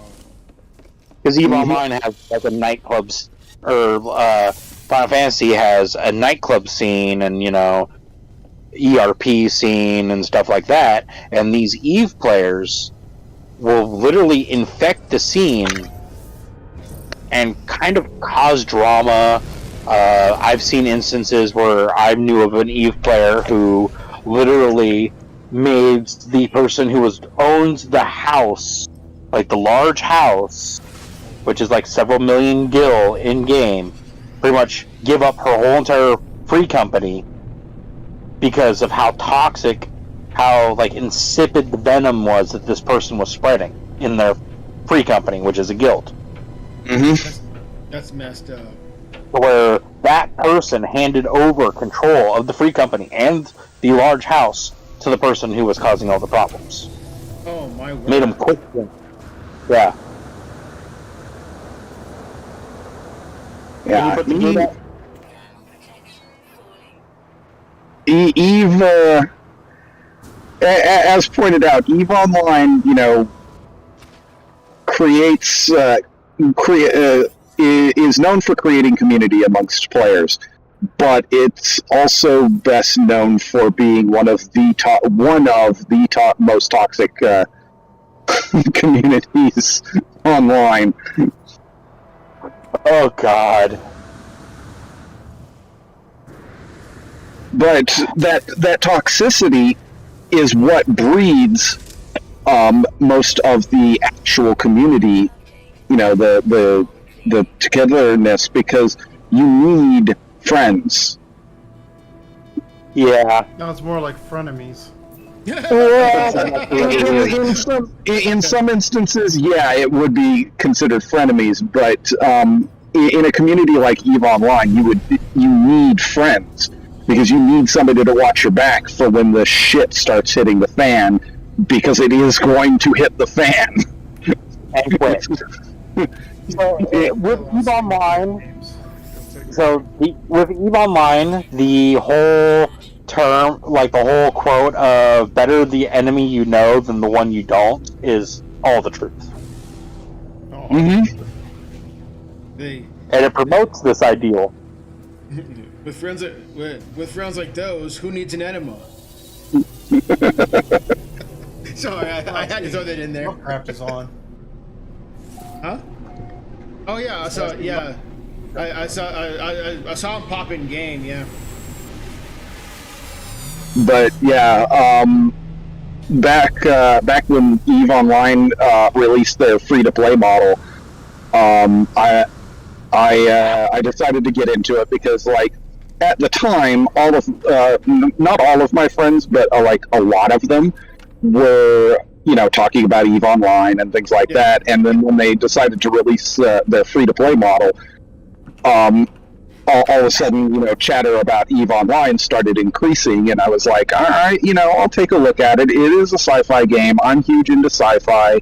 You know, let's give this a go. And I literally played it all of one stream, and the entire stream I was like, this game is stupid.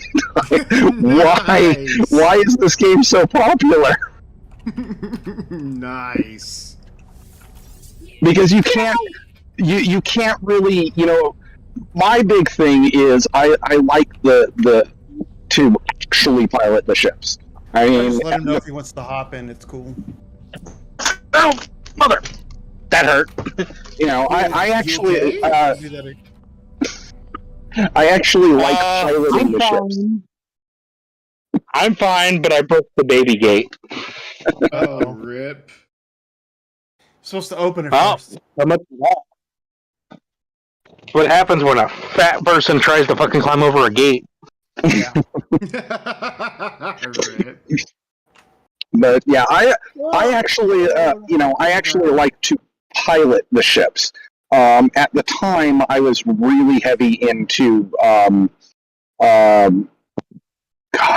what was that? Oh, shit. Miss Nichols died.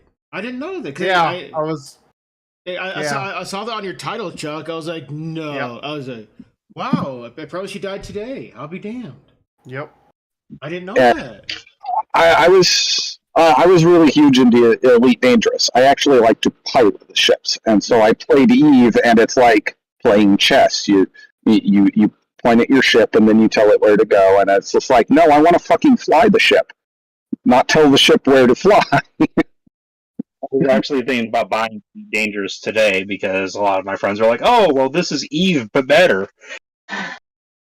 I will say this: there are some elements of Eve that goes on in Elite Dangerous. Having been somebody who exclusively played Elite Dangerous for over a year, there are some elements of Eve that go on in Elite Dangerous. Like, for example, there's roving bands of players. If you play in open, you have a couple of modes. You can do solo, group, or open. And if you play in open, there are roving bands of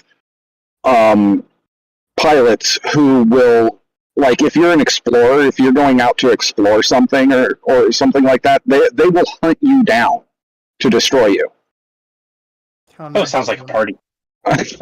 They will hunt you down, and they don't mess around when it comes to things like that. They have specialized weapons for dealing with people who think they're hot shit behind the stick.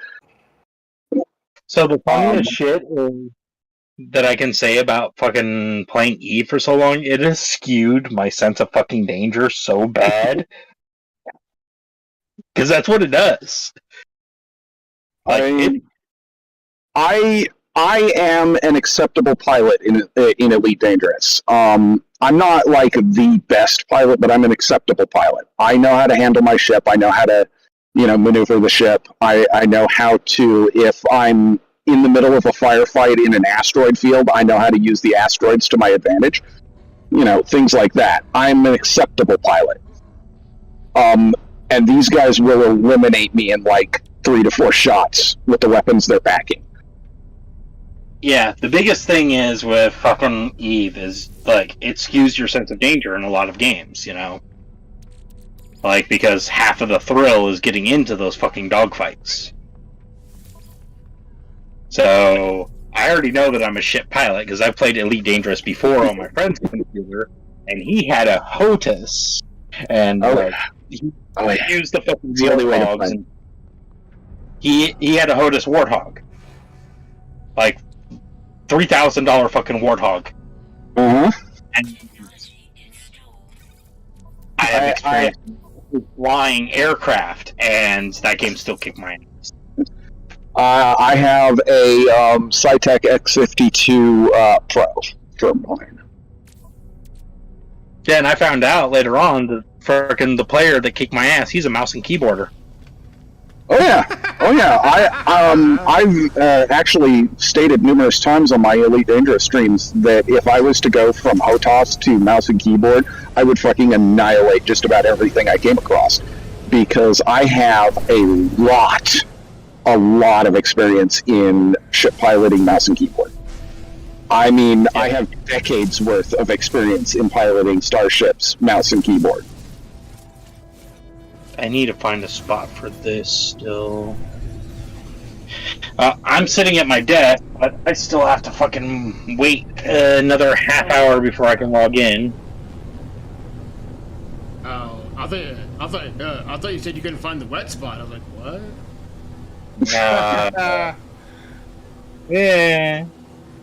But no, I was contemplating getting into Elite Dangerous when Eve started really having its falling out because of Matani.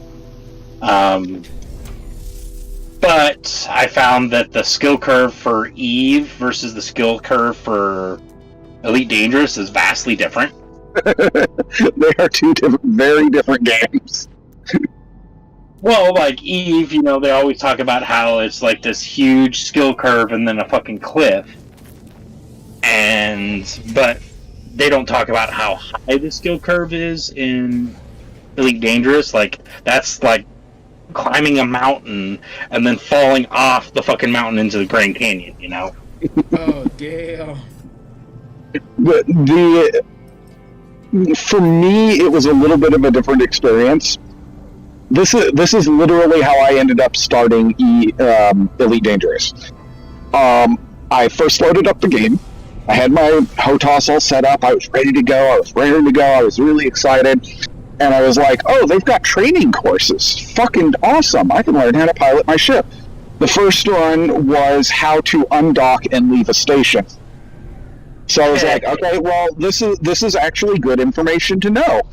I undocked, bumped my fire trigger, which in the game, if you press your fire trigger while your weapons are stowed, they will come out. They won't fire until they're fully out, but they will come out. And so I accidentally bumped the fire trigger after I'd undocked while I was still inside the station, and I was like, how do I put the weapons away? So I thought, for some odd, stupid-ass reason, if I hit the trigger again, it will put the weapons away. So, no, I ended up firing off my weapons inside the station during a training scenario. The station annihilated me, and I said, fuck this training shit, I'm going into the game. Damn. To this day, I still have not completed any of the training scenarios in Elite Dangerous, but I can fly a ship very well in Elite Dangerous. That's funny. Yes, do not fire your weapons inside a station in Elite Dangerous. The station will annihilate you. There's nothing you can do about this. I was looking at someone's stream the other day for Elite Dangerous, and they were doing asteroid mining with charges. Mm-hmm. And I was like, well, that looks kind of fucking cool. So, yeah, that's pretty much what I'm going to want to do in Elite Dangerous, is probably do a bunch of mining, because for some odd reason...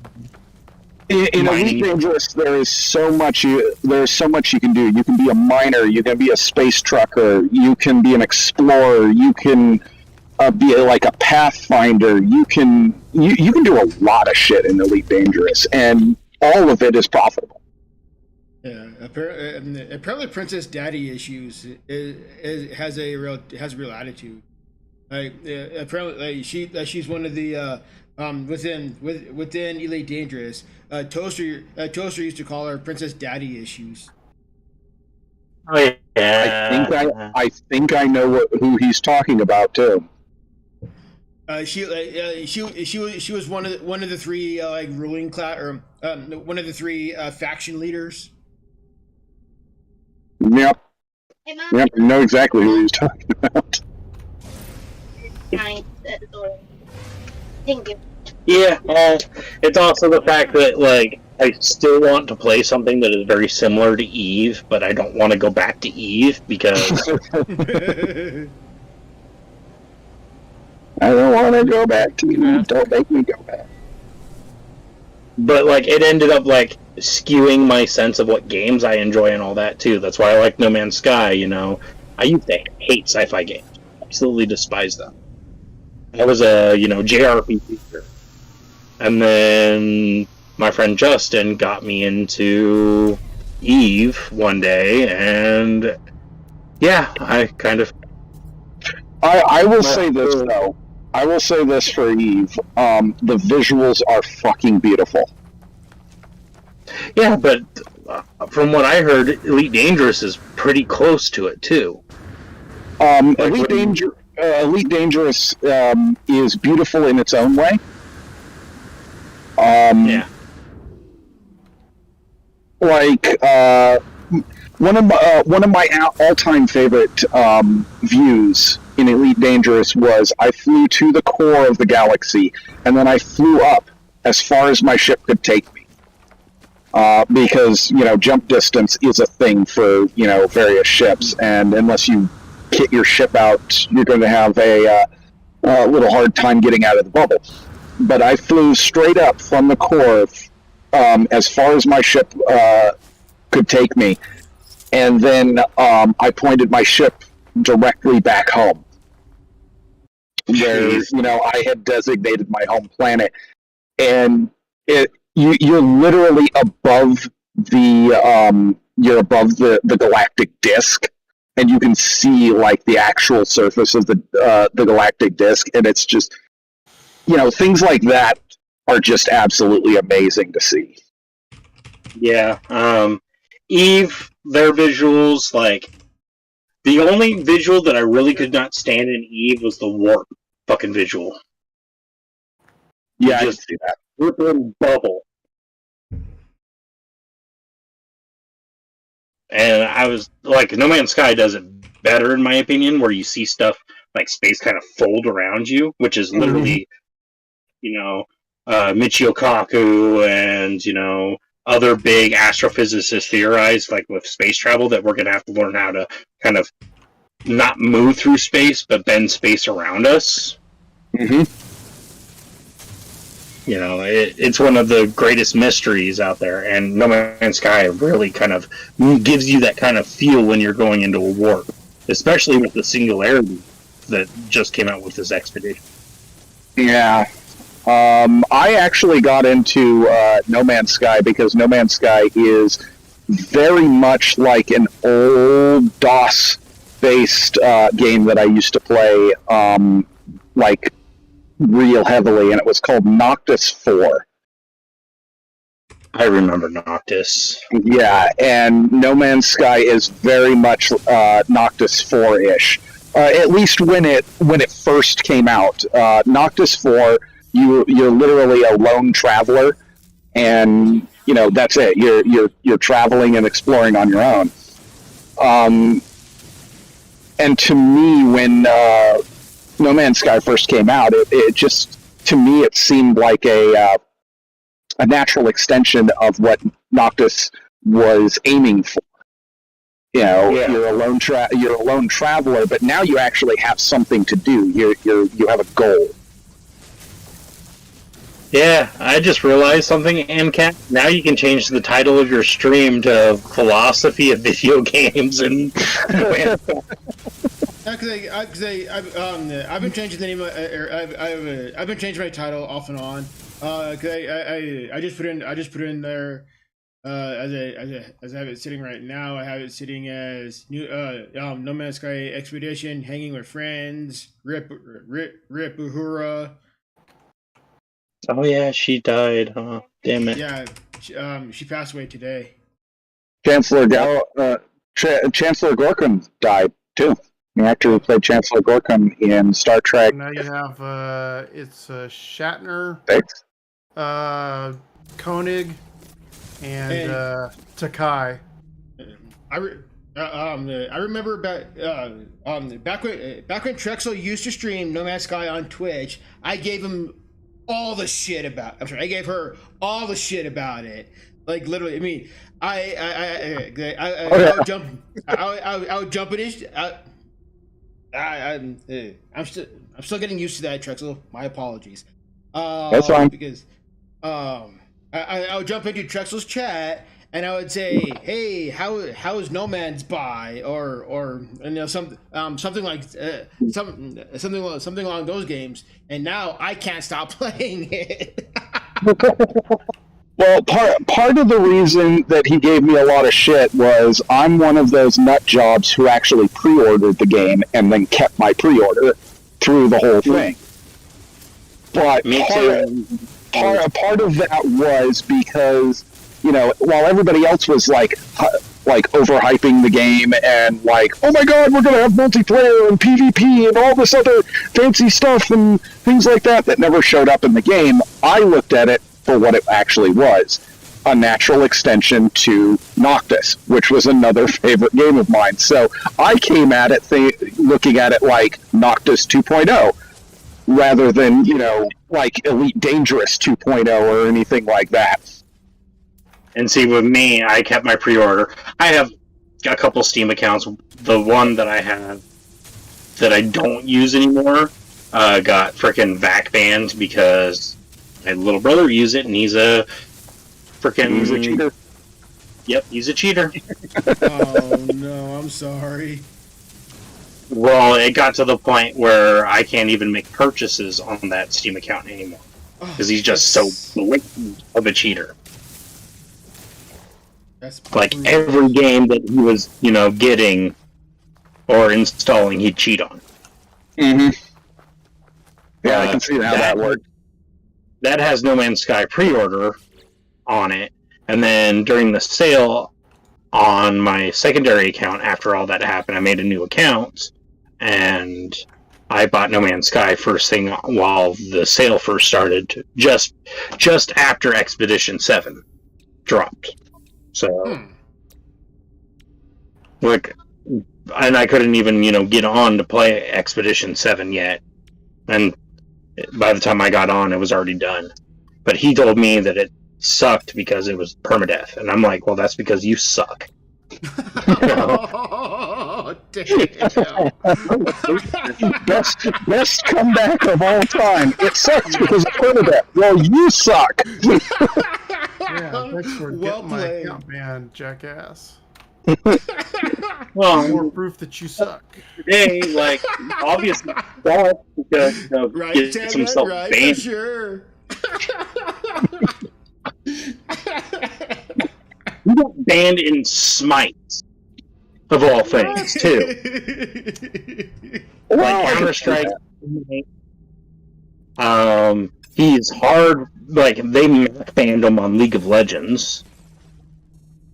Like, MAC address banned him, so he has to change out his network card to be able to play it again. Why not Oh, they you hardware change banned it? him. That's fucking funny. Why not you? There is a program you can use. Well, on Linux, for example, you can use a program called Mac Changer where you can change the MAC address, which will then trigger the network to give you a different IP address. Because Yeah, that's funny that they Mac banned him. Stupid ass. Yeah, well, on Windows, it's pretty much a death sentence for your network card. Mm. Because you can't Well- change your MAC address unless you change your network card. Sort of yes and no. You can quote unquote change your MAC address even on Windows. You're not actually changing your MAC address. You're basically telling Windows to report a different one. correct. And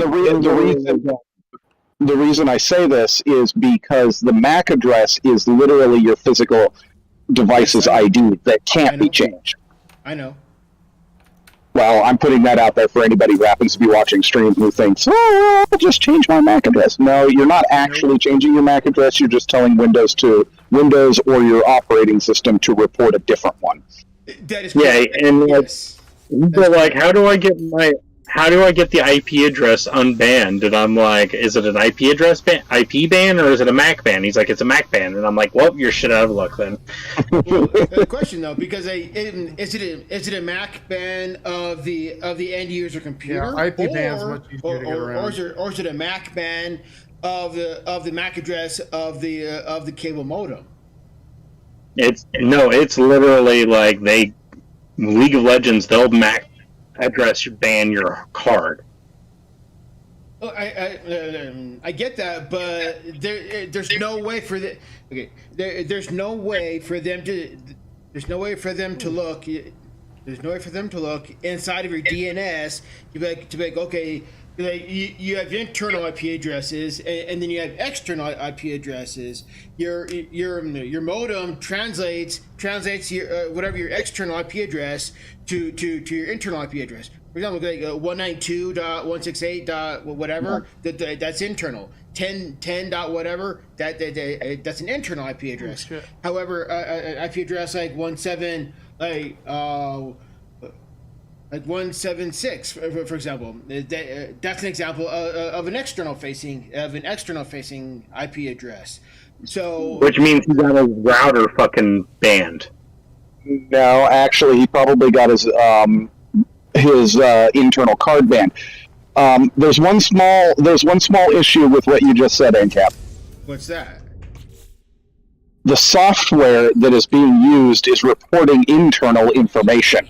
Yep, I was about to say that exact thing. You don't know what information they're allowed. What you grant them when you agree to use their software, you gotta read the fine print. It's kind of the same situation as with, and I hate to keep bringing this up, but as with World of Warcraft and their Guardian anti-cheat.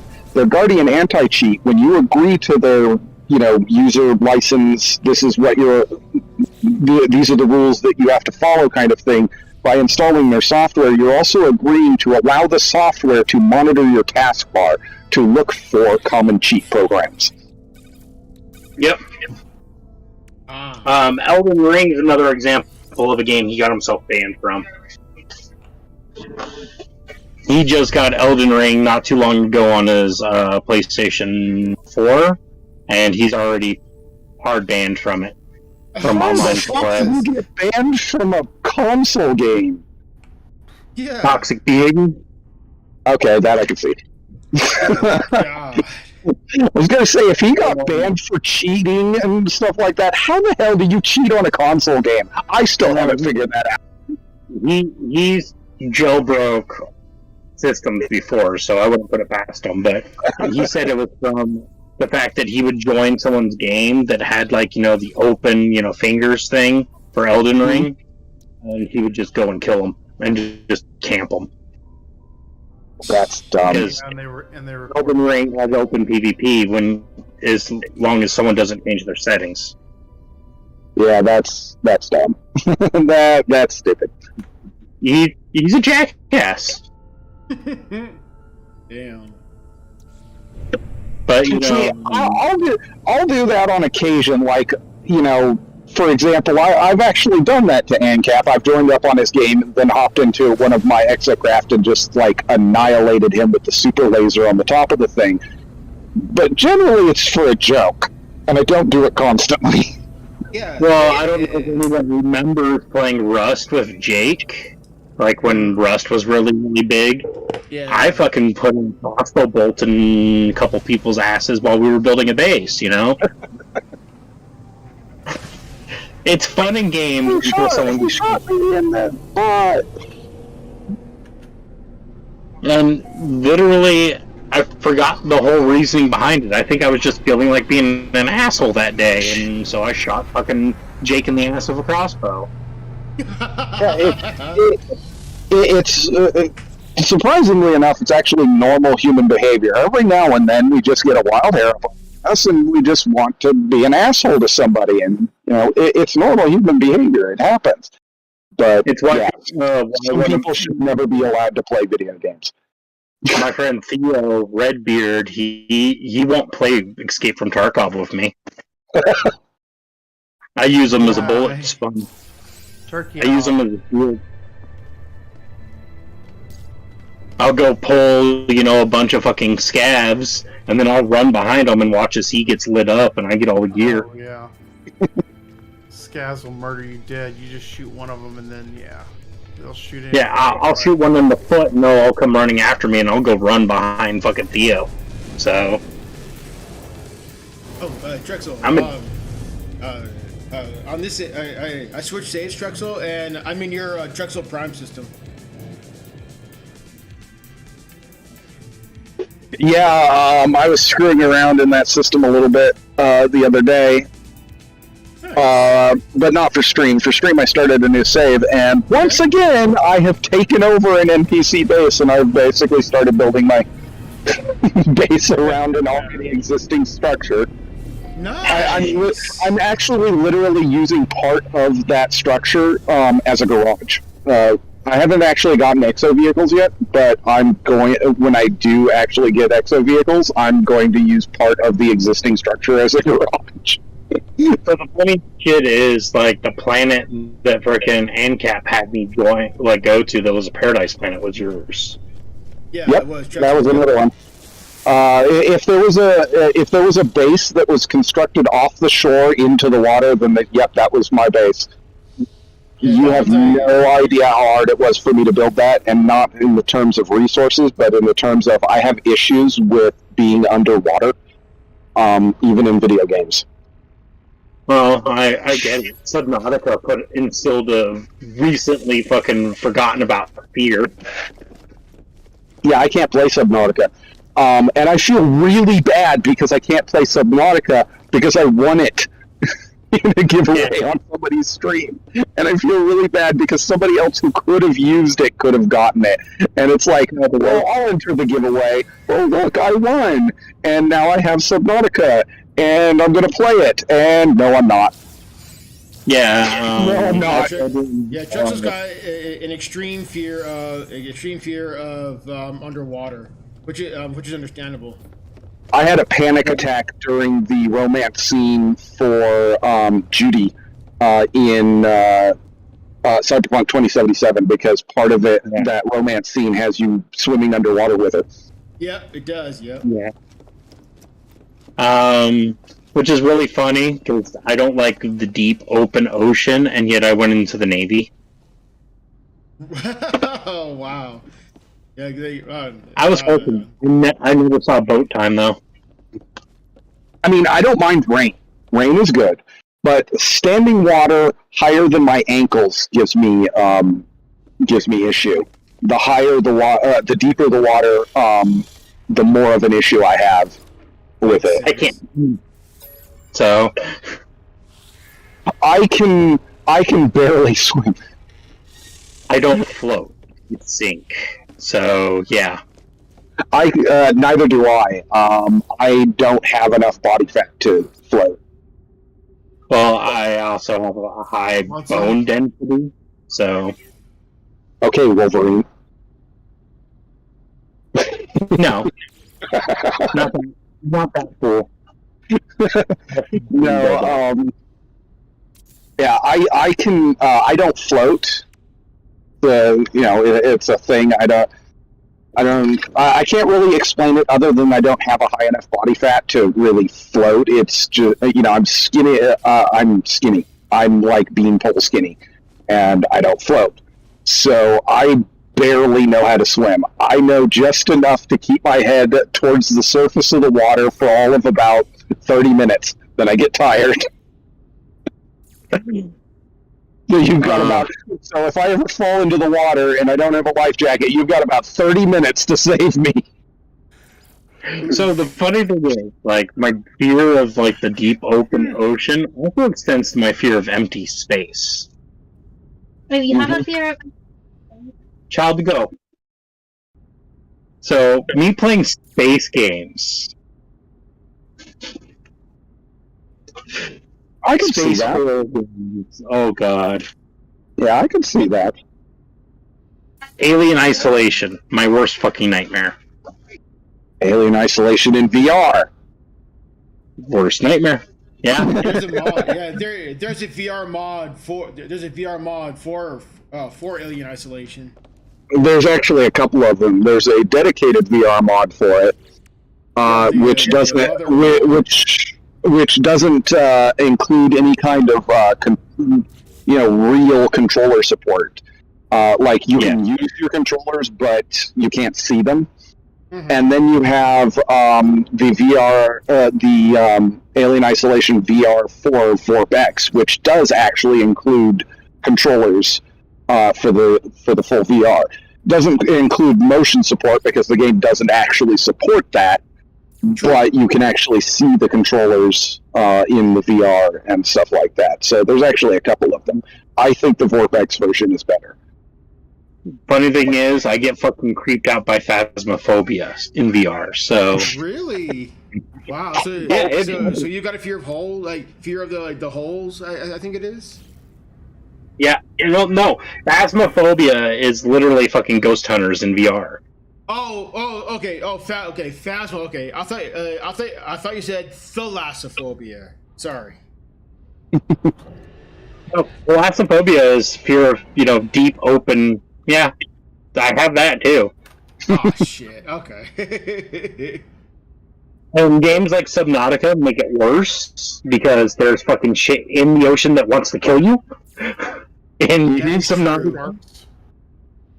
Well, they don't want to And that- kill you, but they will kill you. If you look at them wrong, yeah, they'll fucking go to town. Oh, they think you're food. And it got to the point where if I heard certain noises, I'd get freaked out and I'd have to fucking take a break. And like my family's like, I'm kind of superstitious, so like the whole ghost hunting and VR thing kind of bothered me. Yeah, because in certain circumstances you have to use religious symbols and stuff. I can see that. Well, it's not even that. It's like, like I've seen cases of demonic possession, shit like that in real life, so I'm like a little bothered by it. Oh yeah, and the Ouija board. Yeah, I won't fuck with one. My spouse won't mess with one either. Yeah, I can see. I personally have seen some weird ass fucking shit as well. I will not touch a Ouija board. I will not allow anyone within arm's reach of me with tarot cards either, because I've seen some bad shit from that as well. We have tarot cards in our household, but they don't get touched. I have rune stones myself, like Norse runes. The Norse runes, from my personal experience, are not bad. No, they're very good. Yeah, I mean, you can, just like with anything, you can do bad things with Norse rune stones, but in general, they aren't, they don't invite bad things to happen. You like have to actively do the bad things. Yeah. Unlike a Ouija board, in which case that's just inviting bad shit because you have no control over what you contact on the other side. And most people don't know how to properly close out a Ouija board. That too. There's a lot of that knowledge. No, it's like my addiction to horror films has really kind of made it to where my brain is overactive when it comes to fucking creepy shit. So, like, stuff that, actually causes... It gives you the simplest way on the box if you buy one. Yeah, my spouse is all like, people are stupid. It gives you the simplest way to close them on the box, but people don't fucking listen.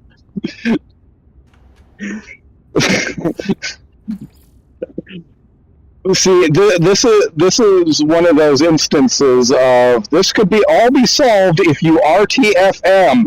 Read the fucking manual. Yeah.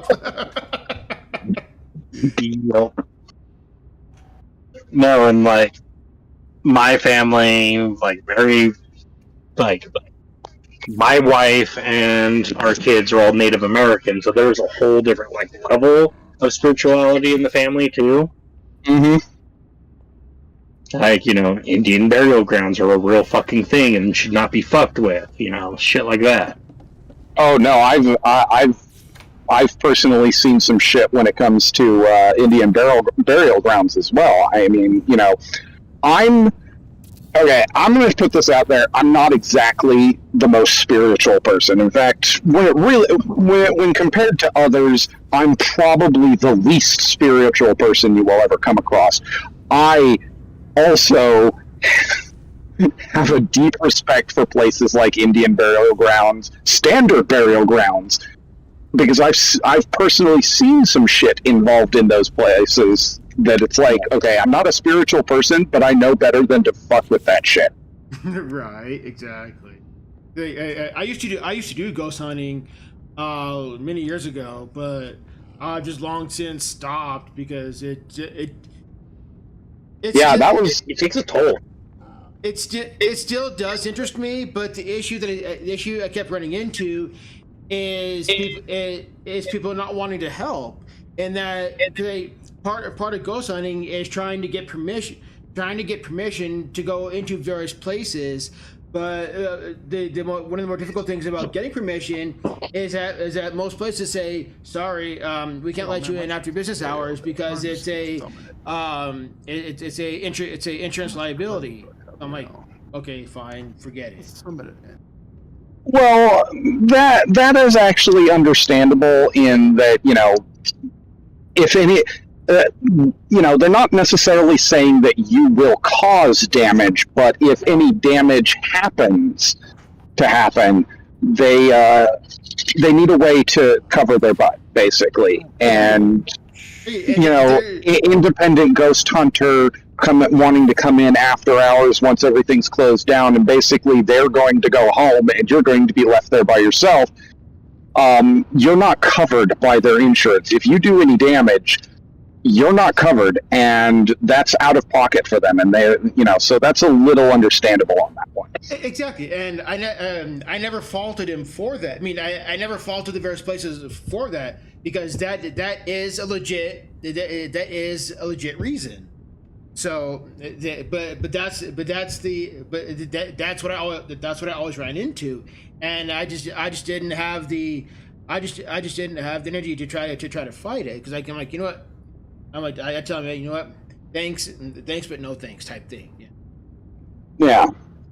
I mean, I kind of got into ghost hunting a little bit myself. Where I grew up, there was a couple of places that were, notorious for being haunted and stuff like that. And one of I kind of didn't do it the legit way. I just snuck into places. Wow, dude. Wow, really? Well, there was this graveyard near where I lived, and I would go out there at night, and the graveyard was also known for being, somewhat lax when it came to things like that. Mm-hmm. They didn't mind if you used the graveyard as like a shortcut to get from one area to another, as long as you didn't disturb anything, not just the dead, but as long as you didn't damage any of the headstones or the weeping angels that they had there or anything like that. Weeping angels. Doctor Who was that? I call I call those angel statues weeping angels now because of Doctor Who. Nice. But as long as you didn't damage anything, you didn't try to use it as your own personal area or anything like that. They were pretty cool about people just kind of transversing their way through it, using it as a shortcut. Things like that. And so I would sneak in after hours and do my own little, amateur investigation. I was 14, between 14 and 17 when I was doing this. So, my own amateur investigation. As you can imagine, it basically was me with a mini tape recorder out there. Very nice. But, and all a jackass. Do what in the who now? I'm sorry. What you're talking about your special grades. I'm like, it's just general be a jackass being. Robot voice. Sorry. What the hell? No. Hold on.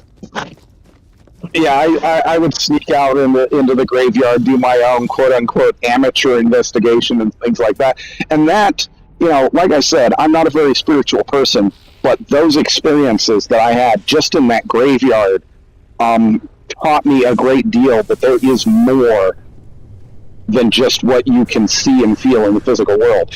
I had a few encounters, and they were not friendly encounters. Well, some of them were, but not all of them.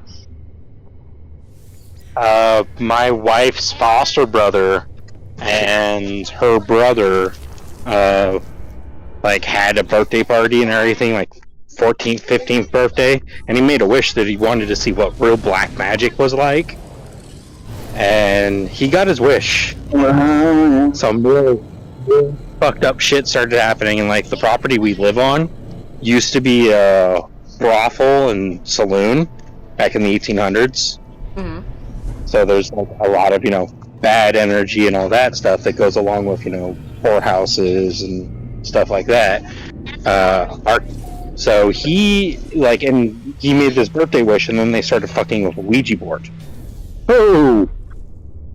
And so like a bunch of like really fucked up shit started happening, and it ended up being my spouse who had to close out the Ouija board, and then her dad took the Ouija board from them and poured maybe about a 5-gallon fucking can of gasoline on it and tried to fucking light it on fire, and it would not go out, and it started screaming. Like the hissing that it was making sounded like, a person screaming. So yeah, my family's been really, really careful about shit like that now. And I guess from what he said, he's 89 years old now, the thing wouldn't fucking burn. Like, he poured, 5 gallons of gas on the damn thing, and it still wouldn't, burn. Yeah, you gotta be real careful when you're dealing with shit like that. I mean, all things considered, it's just a bad idea to deal with them in general, but there are certain circumstances where it is something that you will need to deal with if you want to follow a specific profession, like being an actual professional ghost hunter and stuff like that. You are going to have to deal with shit like that. Yeah, and learning how to fucking properly close it out, how to, purify a space, all that other, stuff. Yeah. Knowing who to talk to do shit like that as well can really help. Yeah, and a lot of people just brush that shit off as, useless knowledge with, age of technology and all that. But, my father-in-law, he was actually terrified. And this is a guy who used to, have a 38-inch barrel chest of just pure muscle, was in the army as a fucking explosives expert and all that during, the Korean War and shit like that. And this incident, I guess, scared the fuck out of him to where he had to bury the thing to where no one could find it. Wow. Yeah. This is a Native American who has never been afraid of anything in his whole entire life, and it genuinely scared the fuck out of him. So, that shit is very, very, important not to mess with. And, sure, it's fun in the video game, but, the emotions that you get from a video game, like Phasmophobia, could really put some weird shit out in the air, Oh, yeah. There's a reason why our body's hardwired to, the hair stand up on the back of our neck when we're spooked out or something, we feel something's wrong and shit like that, It all ties back to defense mechanics that we learned, when we were trying to survive fucking bigger shit trying to eat us, Yep.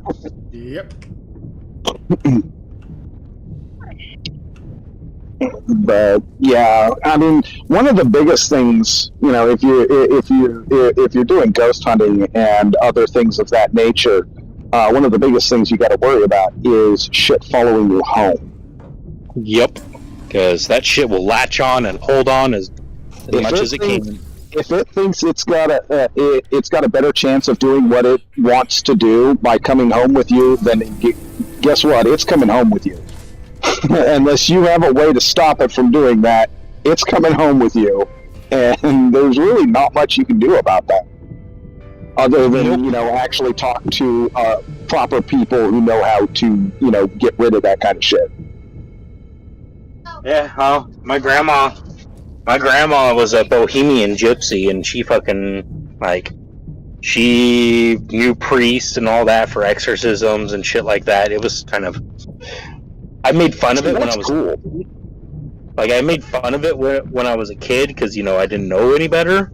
And then I started fucking seeing shit that I couldn't explain. Because, being a kid, you fucking push your luck. Oh, of course. That's the whole point of being a kid. Yeah, well. And then my family's fucking hardcore Irish on top of it. Like, my grandmother, I may call her my grandma, but she's like my mom's stepmother. But she married into the family. And then that's a whole shit that I learned not to fuck with, too, was, like, Irish folklore. Oh, God, no. No, there's some shit in the Irish folklore that you just do not fuck with. Those things are nasty, and they will do some nasty shit. Yeah. Yeah, fucking everyone's all like, oh, well, because, like, my spouse, she always was like, well, what's your middle name? And I'm like, Riley. And she's all like, wait, like O'Reilly? And I'm like, yeah, one of the fucking 5 families that, of Irish myth that the Banshee screams for when they die. Mm-hmm. And she's all like, is that why you don't like the Fae? And I'm like, yep, exactly why. So you were screwed out of the gate. Yeah, I was born into the family of O'Reilly, so... And we happen to be the Moore clan, which means that we're from the Black Marshes in Ireland. See, earlier, I mentioned that I studied religions, various different religions, so that I can have, like, religious conversations with people. Not arguments, actual fucking conversations. Yes. I could... I did that so that I could come to the table with knowledge about the religion that they want to talk about. Yeah.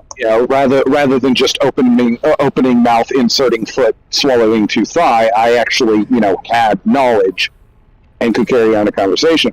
But as part of that, you end up learning about, the different lore, the different myths and things like that. And yeah, there's some fucking nasty shit out there. Yeah. Ireland, Haitian, and fucking South African are scary. Oh, yeah. Oh, yeah. And then I heard stories about fucking soldiers that were coming back from Iraq and Afghanistan that saw some fucked up shit, too, that they couldn't explain. Oh, yeah. And a lot of them ended up with just being PTSD and shit, and I'm like, are you sure? Are you sure? No, I'm pretty sure. I mean, that area is literally where the fucking the Lesser Keys of Solomon was written, which is where Solomon, the king of that region, summoned 100 fucking devils, to put under his control. Their myths generally have some root in truth. Yeah, so, some roots. Sometimes they're really small roots, and sometimes the myth is the truth. It's just looked at as a myth. Yeah, I mean, so good example of that is when I was growing up, there was a myth that I learned about in school, that was from a Native American tribe, about a woman who Native American, that tribe equated to creating the universe.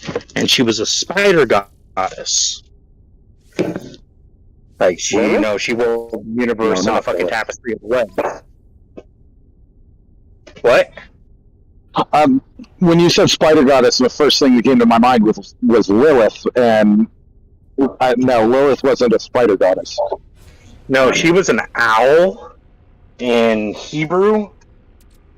But no, it was a Native American tribe that worships her, is called Mother Spider. And now I've been doing research recently. I can't find the myth anymore. It's like it vanished.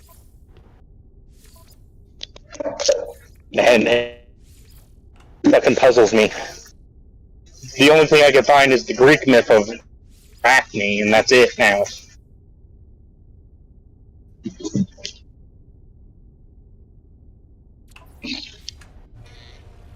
Let me guess, you're looking it up, huh?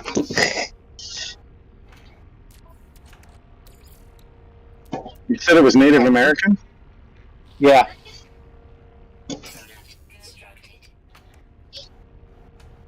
Grandmother it was Spider. Yeah, Grandmother Spider.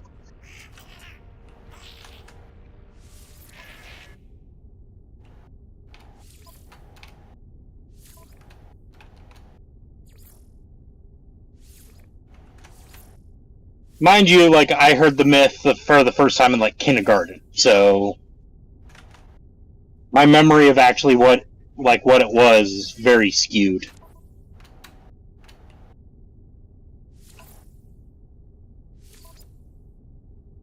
But I don't think I've heard any other religion out there that fucking had, this spider being creating the universe. Actually, a Wikipedia page on her. Oh. Spider Grandmother is an important figure in the mythology, oral traditions, and folklore of many Native American cultures, especially in the southwestern United States. California. I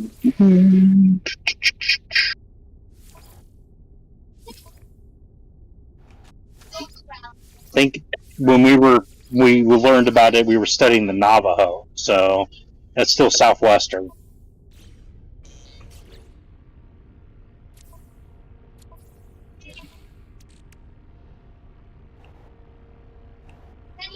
Hey, Cat, did you manage to get that optional quest done finally? Did I what? The optional freighter quest? Yes. Yes. Okay. Yes, I finally did, yeah.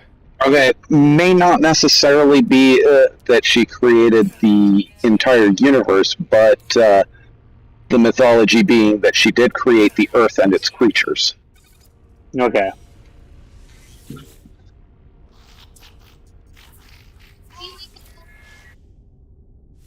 Like I said, I learned about it in kindergarten, and it fucking freaked me the hell out. Yeah, the Wikipedia page has a section called First Tale, and the story begins with Tawa, the sun god, and Spider Woman, Spider Grandmother, who is identified with the Earth goddess. They separate themselves to create other lesser gods, then create the Earth and its creatures. Spider Woman and Tawa realized the creatures they made were not alive, so they gave them souls. After this, they created woman and man from their own likeness and sang them to life. From there, Spider-Woman separated creatures into tribes and led them through the 4 great caverns. After they came to their final home, Spider-Woman tells the people the roles of a woman and man, as well as the religious practices they were to follow. It is also noted that anthropologist Fred Agan found this version to be close to the Zuni creation myth. Okay, Zunies. So the Zuni is the oral history, cosmology, and religion of the Zuni people. The Zuni are a Pueblo people located in New Mexico. I don't know, that makes a lot of sense. That's where I'm at, is New Mexico. Yeah, like, Southern California has a lot of native tribes, too, and it probably just passed through while trading.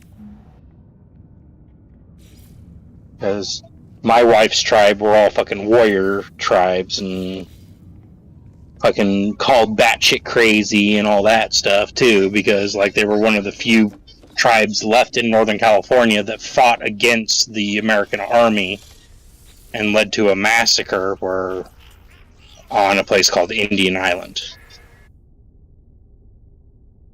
And pretty fucked up history. Yeah. I just looked over what was it, the Zuni creation myth, and from the sounds of things, what you heard when you were really young was probably a mixture of the Spider Grandmother and Zuni. Okay. That makes a lot more sense, honestly.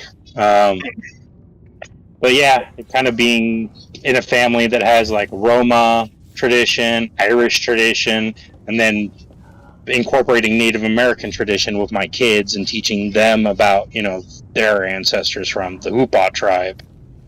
Like, pretty spiritual family. Nice. Like, my grandma was so superstitious that she would literally tell you to put a blanket over a fucking mirror before you went to bed. Wait. Yeah, I can see that. Was she afraid of what's her name? Bloody Mary? That one? No. A lot of like cultures and people believe that you use a mirror to contact the dead. Huh. And the dead spirits like could possess the mirror and come through and attack their relatives. There are also a lot of other things that can use mirrors. They don't even have to possess the mirror; they can just use the mirror to do various things. Like, for example, they can use your reflection to do things to you in real life.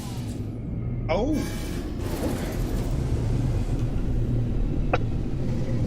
Like, they don't even have to enter. The physical world. They just stay in the mirror, and then they use your reflection to do things to you that will affect the real world you. Oh shit. Mirrors.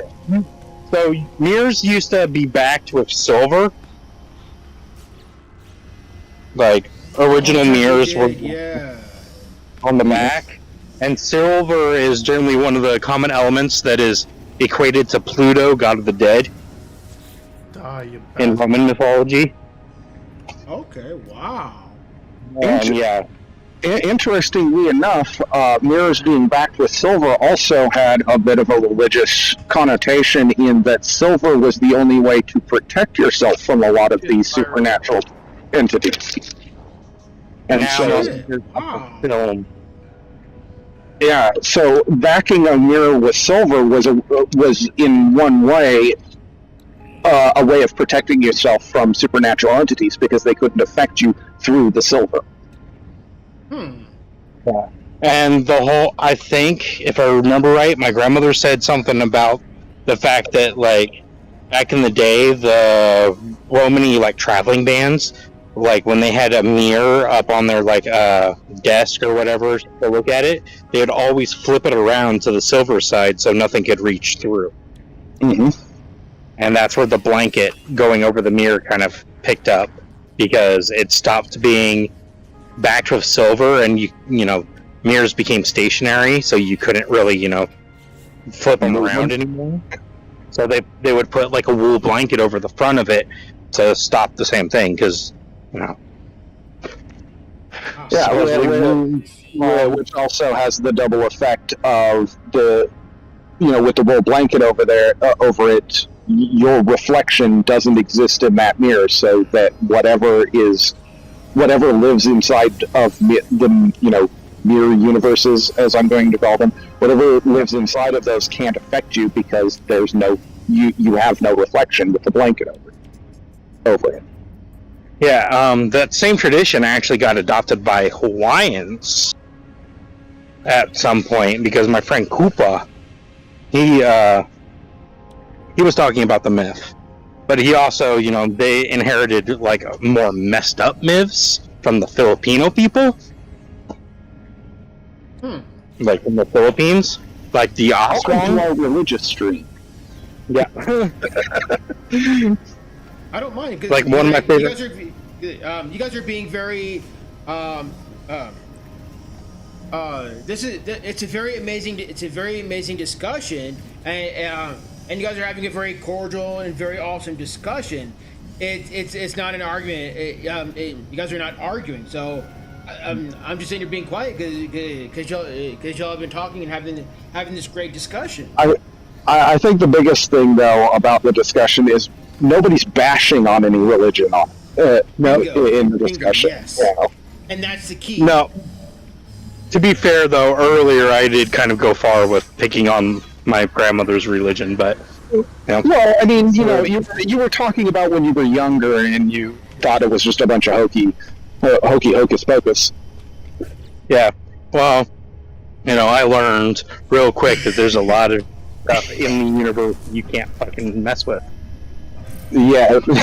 Well, no. The slight difference of phrasing. You can mess with them. You shouldn't mess with them. Yeah. Caveat, yeah. To be fair, though, if we didn't have people messing with that stuff, we wouldn't have horror films, in my opinion. Someone had to have. Someone had to have thought about the hornet's nest. I can see that. Somebody somewhere was like, "Hey, you know what? I'm going to contact the dead." Bad shit happens, and somebody wrote a story about it. And then later on down the road, somebody turned a movie out of that story, and it's like, now we've got horror movies. I mean, Wes Craven, Clive Barker, and Stephen King all wrote nightmares. I mean, there are multiple renditions of the Texas Chainsaw Massacre, which is an actual thing that happened. Yeah.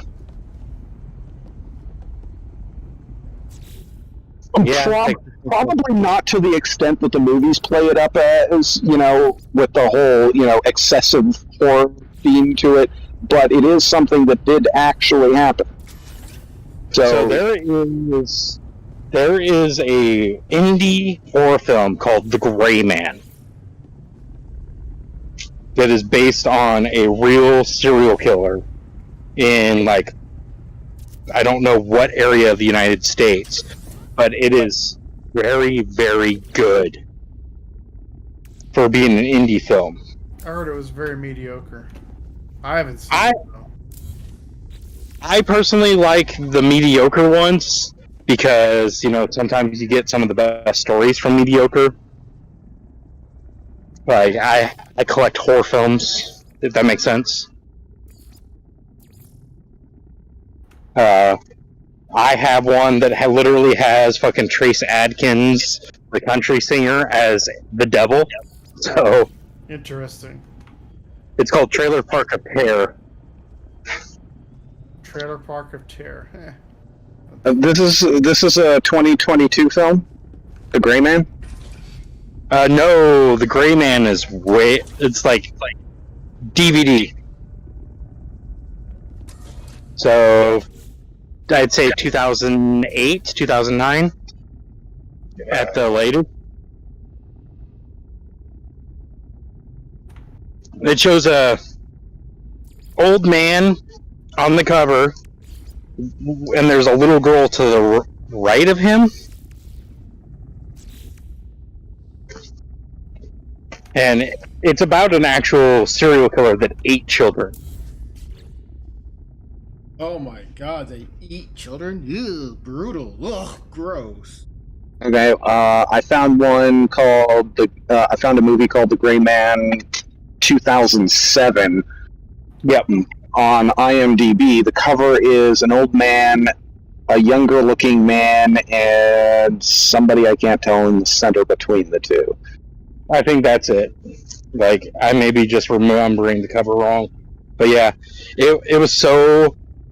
It was worse than B-rates, but because it was, that indie feel, it made it kind of a little better. But you also got to remember it's along the lines of, John Wayne Gacy and stuff like that, Albert Fish, the kidnapper, murderer, cannibalizer of young children in New York City in the late 1920s, early 1930s. Yep, Albert Fish. Movies like that remind me that there's people that are just fucked up and could be worse than most monsters you hear in stories. I mean, all you have to do is watch the Saw movies to see that there are people who are fucked up. Which is by far my spouse's favorite film series. So... what was it? I actually enjoyed, oddly enough, the movie Final Destination and Final Destination 2. I don't remember if it was 3 or 4 that scarred me from ever being able to watch the Final Destination movies again. My spouse likes those too. I just watched the new Scream, by the way. Oh. It was actually good. Like, I liked Final Destination and Final Destination 2.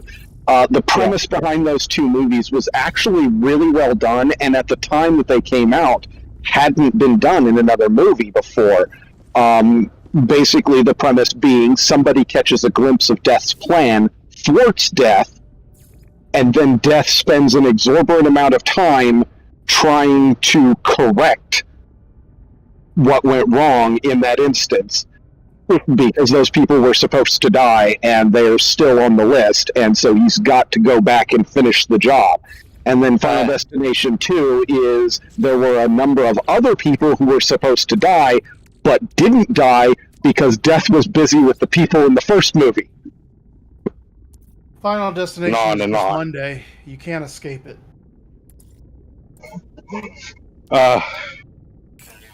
But yeah, the new Scream, we just bought it for like $5 on Blu-ray from one of the red boxes. Yeah. It's pretty good. I have to give it that. It's definitely better than, all the sequels that, came before it. Scream originated the phrase, "The caller is inside the house." Yeah.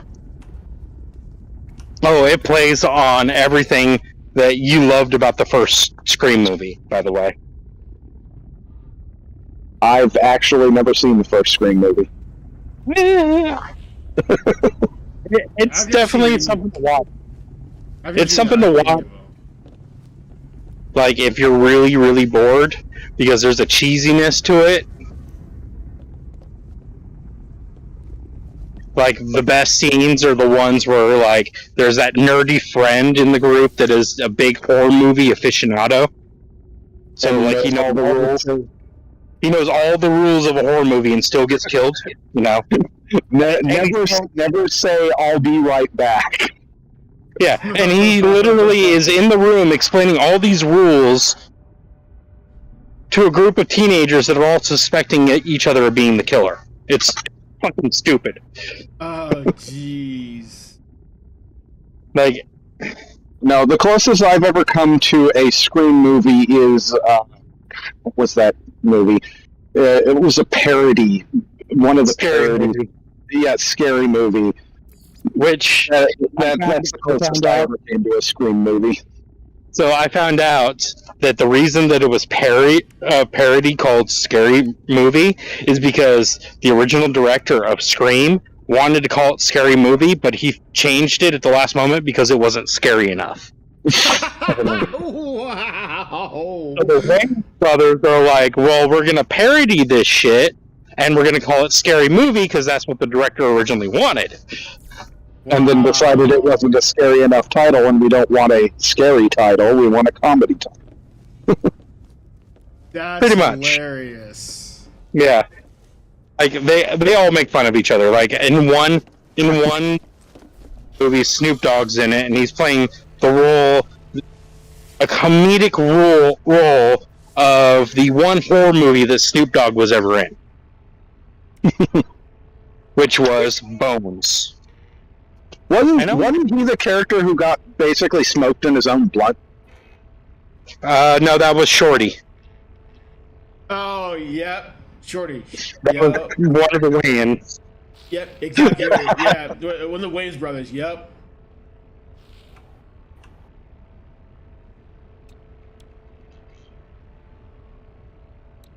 There was this other movie. I can't remember the title of it, but it basically involved this woman who ends up hooking up with, like, not like romantically hooking up, but like hooking up with her college professor who was really into the paranormal, and they ended up investigating like this house, that supposedly has paranormal activity, and come to find out she has like this connection with the house or some shit like that. Because when she enters, like the activity just ramps up. That movie And- sounds familiar. Yeah, I can't remember the title of it, but it was a really good movie, and I was watching it going, wow, that's fucking awesome. Let's see, there's Insidious. That's with the little boy that's the demon's obsession. Now, Then there's Annabelle. Then there's the one that had, like, The Conjuring. no, I don't think that was it. There's The Witch. Trying to think of all the ones that had female leads. See, then there's the one that I really like that's Dead Silence, even though I hate puppets because of it. There's a VR game called Hello Puppets. It's a trippy fucking game. It's a puzzle game, but it's trippy as fuck. The old color, I don't like rooms full of like dolls because of an old television show based on a book series called Goosebumps. I remember the TV series. I love that. I love that show. The TV series, all of the episodes of that TV series are actually television representations of the books. Yeah. Yes. There's the doll Walks at Midnight, which is R.L. Stein wrote him to be a direct representation of a certain doll, not the Annabelle dolls, but there was another one that started with a P that was real. Like, if you did not show the doll the proper respect, you were going to die. Yeah, I think I remember seeing something on that doll too. And it was like, it's a doll that literally is very unassuming. It's like it's a boy in a clown costume doll. Mm-hmm. And that doll was the influence for Stephen King's It. Like, Stephen King had gone to see, like, the museum that the doll was in, and he got the idea. If I remember correctly, that doll is, like, contained in a bulletproof case to prevent the doll from getting out, because the doll has gotten out. Just about every victim that the doll has claimed, they found the doll in the house that the person had died mysteriously in. And it was, before it was in a handbag that was locked away in the Warren Museum. It's escaped the Warren Museum. Like, this doll is more dangerous than the Annabelle doll. Mm-hmm. And the worst part about the Annabelle doll that makes her dangerous is the fact that she's a Raggedy Ann doll. Wow. Yeah. Like, the Annabelle that we see in the movies is, grossly chopped up in, movies and all that. The real one is a Raggedy Ann doll. Mm-hmm. And she's in a blessed cabinet that has oak wood, and the wood is inlaid with blessed pages of Bible from the Vatican Church. Oh, Jesus. And weekly, a priest will go and bless the case again.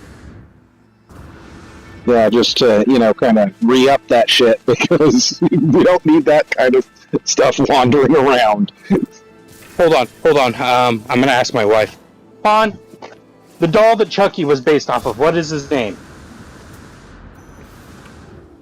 Robert the doll. I know this one because it was on Pawn Stars, actually. Yeah. Was it? Somebody came in to Pawn Stars with one of the background dolls. So you have the doll of Chucky, but Chucky is based on a mass-produced model of doll, in that show. And I think in that movie, and I think it's like the end of the movie, the store gets blowed up or something like that. And this guy came in with one of the dolls that was one of the background dolls to the Chucky movie. Oh, shit. Yeah. Didn't the Pawn Stars not want The Pawn Stars turned it down due to the fact that it was not famous enough. It was one of many background dolls and did not exhibit enough damage to have actually been in the explosion when they blew up the store at the end of the movie.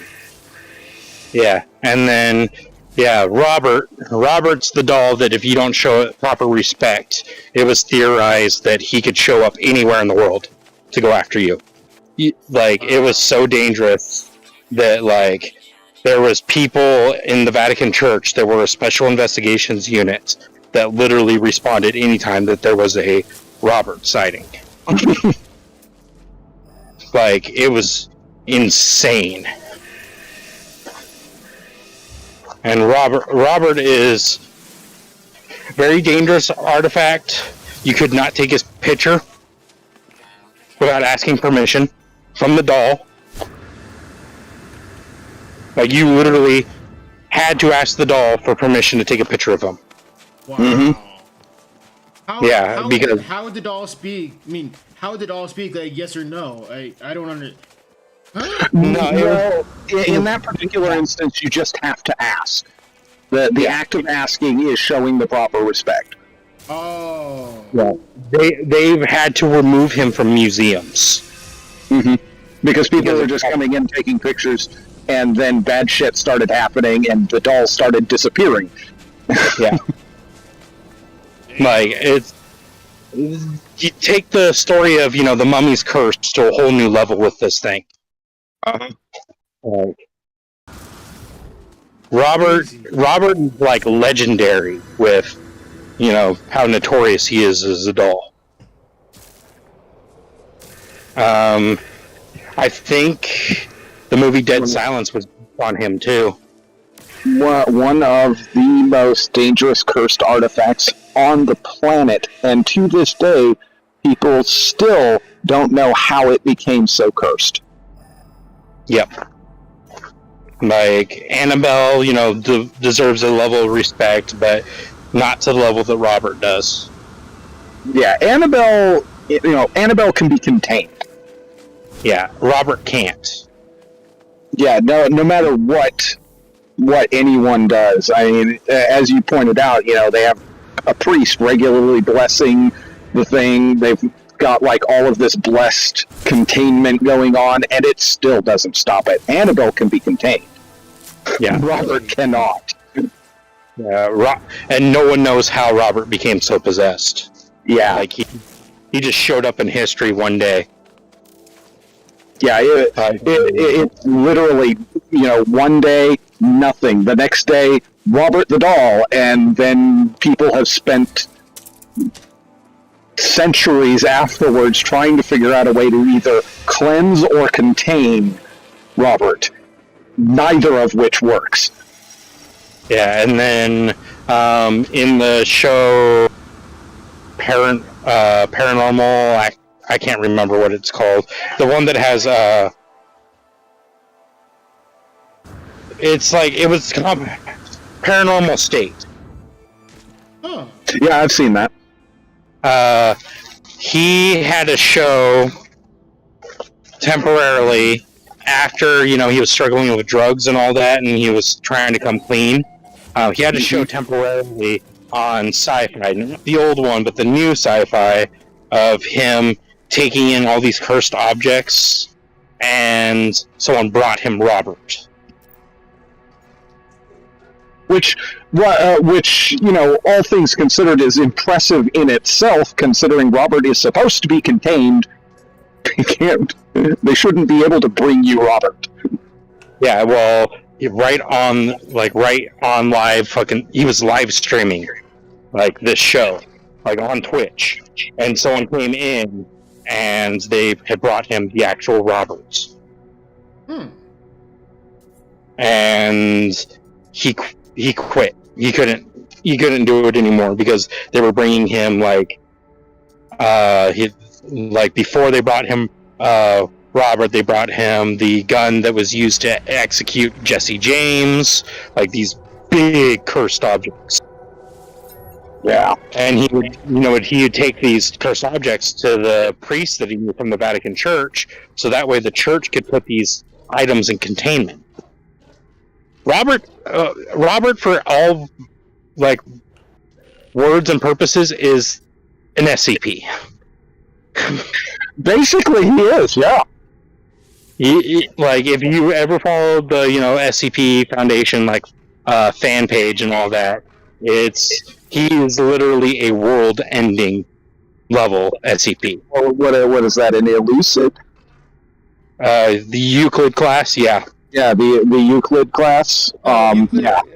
Euclid is in the middle. Keter is on the. Keter means it cannot be contained in any way, shape, or form. And safe, safe means it. Yeah, there's 3 classes. Actually, there's 4 classes: safe, Euclid, Keter, and then there's a 4th class. Thaumiel. Huh? Thaumiel. Yeah, welcome back, Sandman. Welcome back. Yeah, all I know is Robert would be on at least Keter class. Gotcha. He can't be contained. Keter, SCPs that are very difficult to contain or haven't yet been contained. Generally, the resources to contain these SCPs are limited. This does not mean the SCP is dangerous, just difficult to contain. Correct. Yeah, but Robert is a world ender. Let's see here. That's true. That's true of all the containments. They're not based on how dangerous or not dangerous. They're not based on how dangerous or not dangerous. The thing is, the classification is purely based on containment only. And Robert would be an Apollyon, an SCP that are impossible to contain and or are expected to breach containment, usually associated with world-ending threats or K-class scenarios. It requires a massive effort from the Foundation to deal with. He would be an Apollyon. Yeah, he'd be up there with the Crimson King. At least in my opinion. If the Crimson King took a picture of him, I'm pretty sure Robert could fucking take him out. That would actually be a really interesting thing. One world ender trying to do something to another world ender. I'm pretty sure that would end the world. Yeah, I love the SCP Foundation and the whole creation of it. I love the YouTube fan films that have come out of it, the video games that have come out of it, but they're talking about a government agency that literally, tries to contain these extraterrestrial, extra-dimensional, extra-life freaking, objects and beings. It's literally Men in Black sort of shit, so... Robert definitely deserves the respect because, to get back on point, because there's no way to contain something that powerful. Right. And the worst part is he's in such an unassuming form that most people treat him with disrespect. He decided to take the form of a doll. An old doll at that. So, it's definitely something wary of, and it's just further proof that there's a lot of shit we don't understand. Yeah, it's not the only SCP doll either. There's another one where these bears, these little bears, they will eat people, and then they use the body parts to make more bears. Yeah. Yep. Oh, there's one. What was it? It's it's one of those whack it and you get candy. Pinata. Pinata. Yeah, there's one that's basically a pinata, and what happens is if you bring any child under the age of 12 near it, they freeze and then over time become a pinata themselves, and then the pinata will beat them until candy comes out. Oh, Jesus. Yeah. Wow. What a horrible way to die. There's literally one that took possession of a Garfield suit from the 80s when Garfield was part of parades and all that. Oh yeah, And Gorefield. Yep. yeah, Gorefield. And will absorb people after drowning them in lasagna.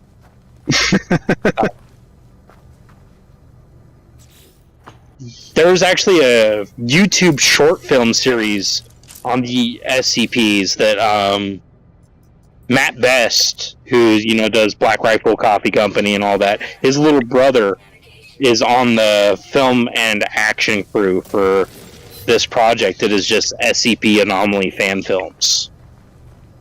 There's a handful of channels. And they do. There's a lot of SCP YouTube channels. Dr. Bob, the SCP Animated. My Rubber. favorite is from the Rubber. My favorite stuff, because he does a lot of what if these Yes. SCPs fought each other videos. And like one of the ones that he covers the most of is the Crimson King, because it's a very popular SCP. The one I find interesting is SCP. Was it 173 Peanut? That one apparently the license to use his image or the image of that art expired, and so the whole SCP wiki and universe had to find some other type of image to use for that SCP. Yeah.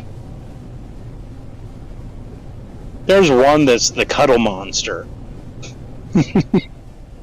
That one's a good one too, though. It's literally so harmless of an SCP, but it's the spawn of the Crimson King, Oh yeah, that one. Yeah, the little jello. Yeah, the little the jello thing. The with happy face. Yeah, the happy gelatin that makes everyone around it feel calm. And the SCP Foundation theorizes that he's the key to saving the world from the Crimson King. Right. But he's like one of the few SCPs that can go into the containment of the unkillable reptile, which is also another good one. Wow. Yeah. That and the little girl. There's a little girl SCP that. Oh yeah. Like, she instantly becomes friends with SCP-682. Yeah, the unkillable. Yeah. And her whole thing is like if you stress her out, she'll kill you just by a thought. But for some odd reason, she's best friends with, the unkillable reptile, and she's killed him several times by accident. And he keeps forgiving her for it because, and like she's impervious to damage and shit like that, and so he finds a kinship and stuff like that in her. The whole concept of creating the SCP universe is really cool, and the fact that they fiercely protect their IP. So like they say, yeah, you can come write for them, like you can get on the website and write up an SCP article and all that stuff, and then they'll go through it, and if they approve it, they'll add it into the website. But they have very, very strict guidelines.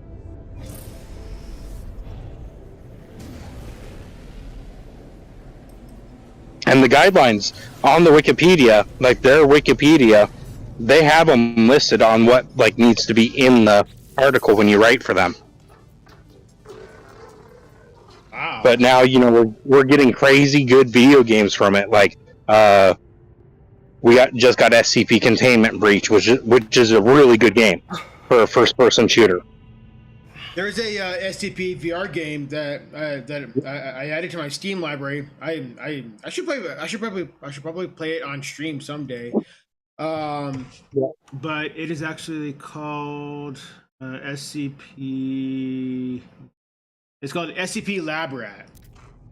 Yeah, and then there's another one called Pandemic. Wow. Interestingly enough, interestingly enough, the game Control utilizes SCP information. Really? Wow. Prey did too. The Bethesda game Prey. Oh yeah, Mm-hmm. I played Prey. Yeah, a lot of the containment procedures that the organization and Prey have were containment procedures in SCP that went wrong. No shit, I never thought about that. Yeah. Wow. Like, you can literally go one-to-one. Like, if you read some of the articles on the amorphous blob-like SCPs on the website versus the creature in Prey, yeah. SCP-063, the world's best toothbrush. Yep. Wasn't there a negative side effect with that toothbrush? Let's see. I'm looking at it right now. There's I think another it's highly SCP called the Living Motherboard. Yeah. I think the toothbrush is highly addictive. SCP-063 appears to be an average pale blue toothbrush. Stenciled along the side of the object are the words, "The world's best toothbrush." The word toothbrush is spelled incorrectly, though whether this was accidental or a purposeful action by the creators of the object is unknown. SCP-063 displays the ability to effortlessly cleave through any and all dead or inorganic matter. The focal point of this ability being the bristles. However, matter touched by the bristles is not separated, such as by way of a knife, but completely expunged from existence, leaving no trace whatsoever. This mode of operation is reminiscent of SCP-2207, suggesting the two anomalies share a connection or were created by the same entity or entities. Additionally, subjects who have used SCP-063 have claimed that the experience left their teeth feeling remarkably clean. In spite of its extraordinary abilities, lab analysis has discerned that SCP-063 is completely made of common plastic. Huh.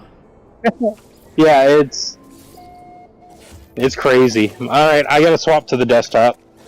So I'll be back in a minute. All right. Addendum. SCP-063 was originally found in St. Petersburg on the person of Redacted, a thief working in the area using SCP-063's abilities to crack safes. When questioned about the object, subject professed ignorance, claiming that he simply found the object one day. Questioning of the subject continued until he took his own life. Reason for doing so is, as of yet, unknown. Wow.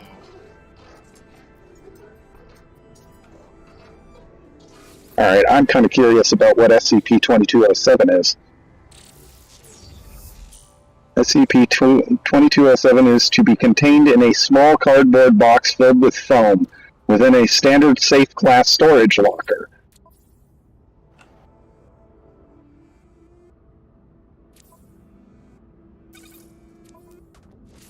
SCP-2207 is a Redacted brand disposable plastic knife. What did I just hear? SCP-2207 is called the Dimensional Razor, and it is a disposable plastic knife.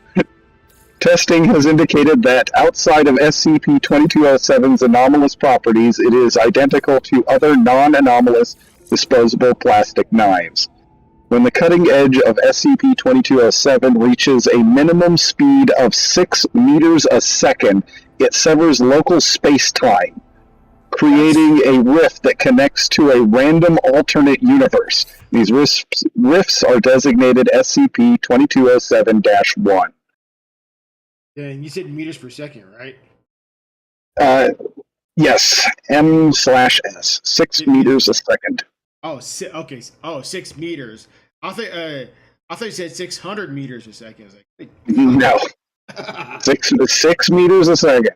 Instances of SCP-2207-1 typically last approximately 5 minutes without outside intervention. The length is equal to the distance that SCP-2207 traveled, or at or above 6 meters a second. Instances remain stationary after creation, but may be widened by cutting along the edges. Instances may be kept artificially open for a maximum of 24 hours by placing any material across the instance's threshold. After 24 hours, the SCP-2207-1 instance closes, severing any material crossing the threshold.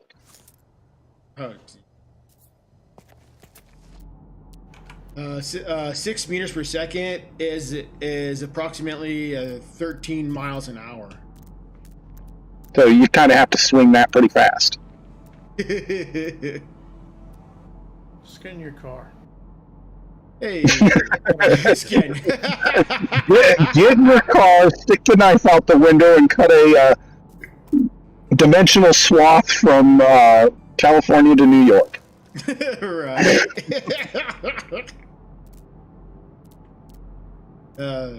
Just drive around the Fed. Problem solved. Right. Here you go.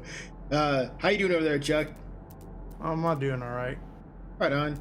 I had to drop group because for whatever reason, being in multiplayer was interfering with the quest. Was interfering with the quest that I was on. I'm starting to wonder if it's interfering with his rendezvous point, because I've been warping like for ages. I know it said it would take a while, but this is ridiculous. Yeah, save your game, Chuck. I find a save point and then back out to the main menu and then go back in. That's what I did. Yeah, let me see. Where's my capital ship? My ship. There we go. I'm back. Welcome back.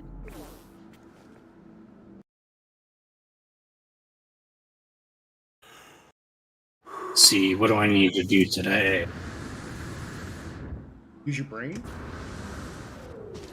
Besides that, I mean, you asked, so.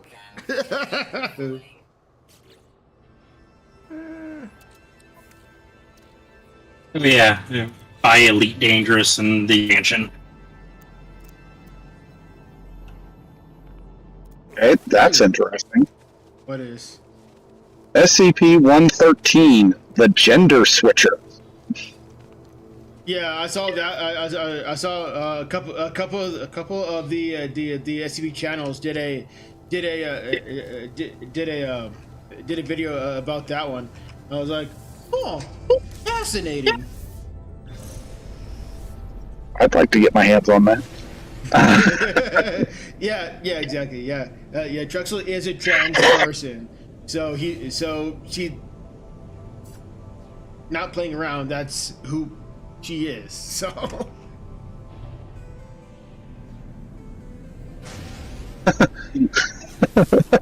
SCP-130, Post Office.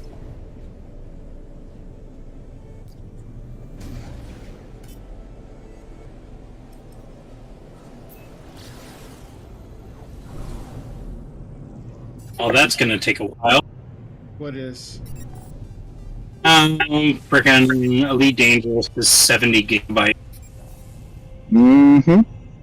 Not a small game. I mean, it's simulating the entire galaxy. Yeah, it's a 1-to-1. It's a 1-to-1 scale model of the Sagittarius, was it? No, of the entire Milky Way galaxy. Gotcha. They also, from what I understand, at least in the beginning, they also were up. Anytime there was a new scientific discovery in the heavens, like they discover a new planet, or they discover new properties to a planet, or a star system, or anything like that, the creators of Elite Dangerous would also update their game to include that information. Oh, nice.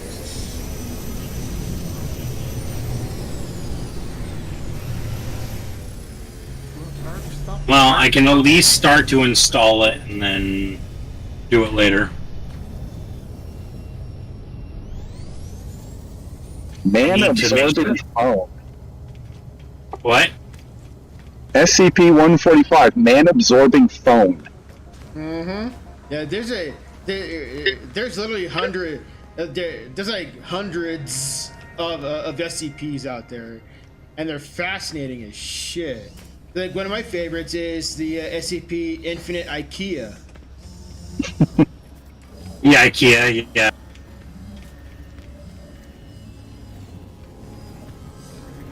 SCP-160, Predator Drone.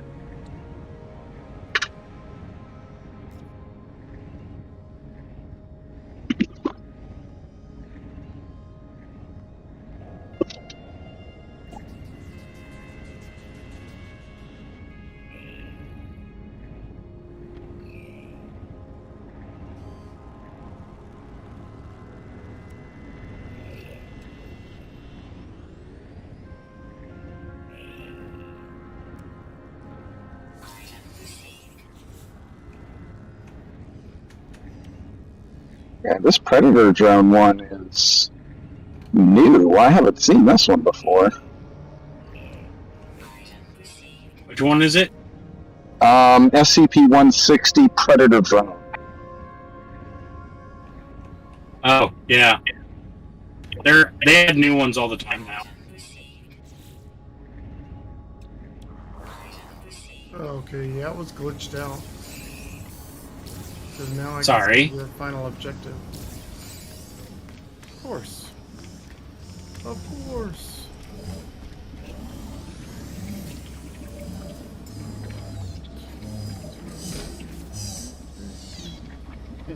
I'm a tall geck.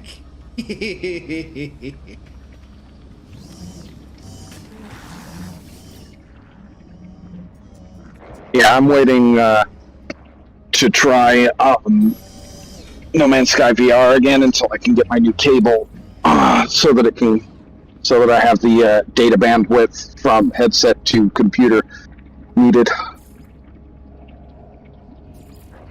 and a dedicated power source for the headset. Yeah, for your USB, yeah. Can we not do that, please? You okay there, Chuck? Yep. What the fuck? Come on, game.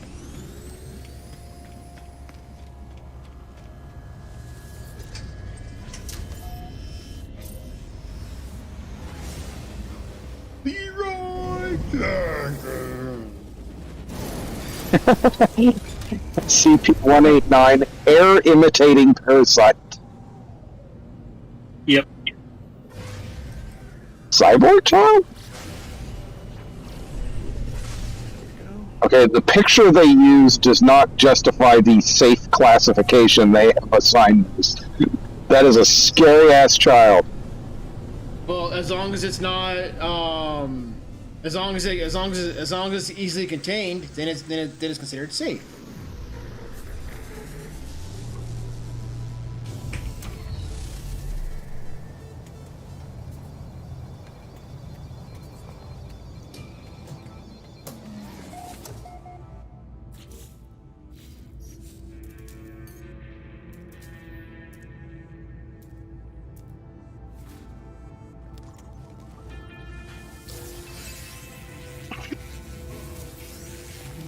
Steal your. Oh, God.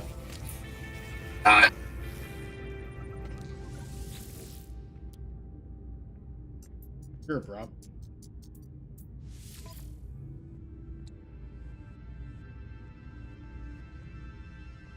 Go. Your ass down still.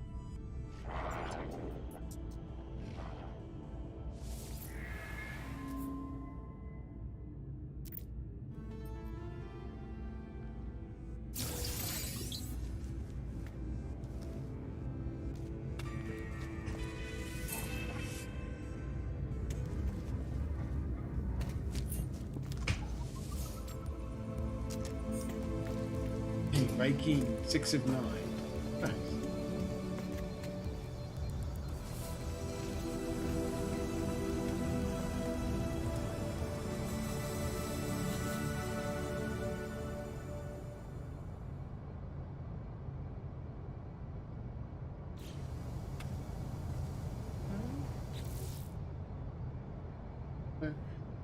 Start there. pushing you to this chart. Space station. Thought I was already here. Nope, nope, don't do that.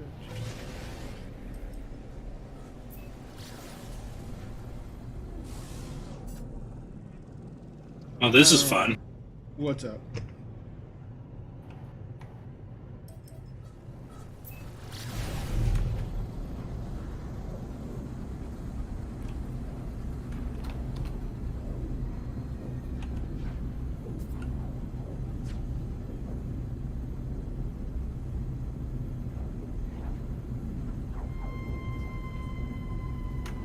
Well, I'm done with the content, but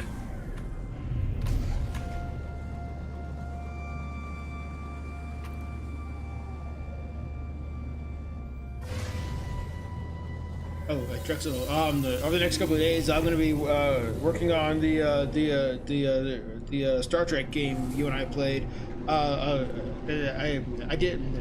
did those recordings, so I'm gonna be working on those videos so I can upload those.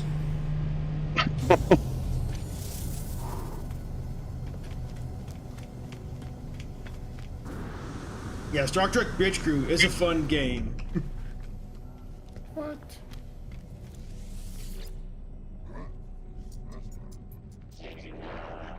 How dare you, Pulse Engine?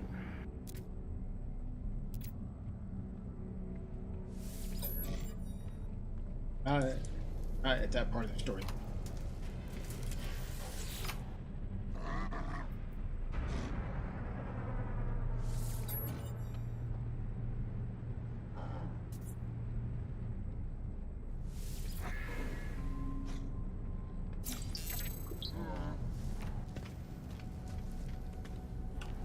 Learn words from ancient. What? So we're doing the asking these guys is not working? Really?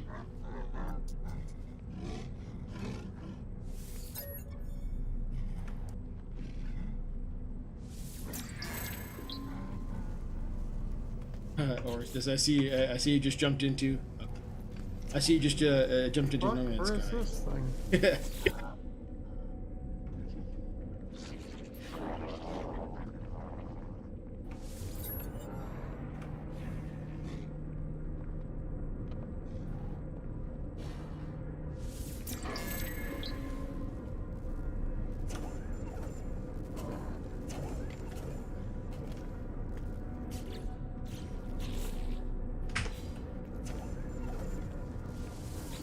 Hold still, fucker.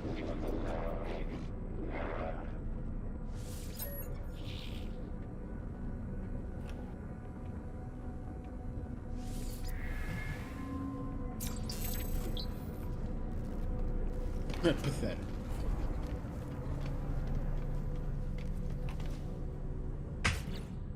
Why are you not Oh, triggering? what the fuck? This shouldn't have been a hard landing.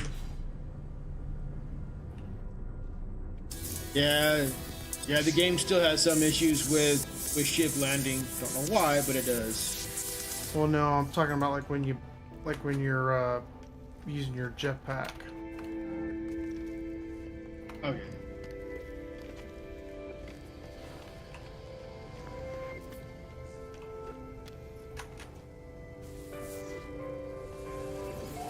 Or a dimensional fish. SCP-234, extra dimensional fish. Ah.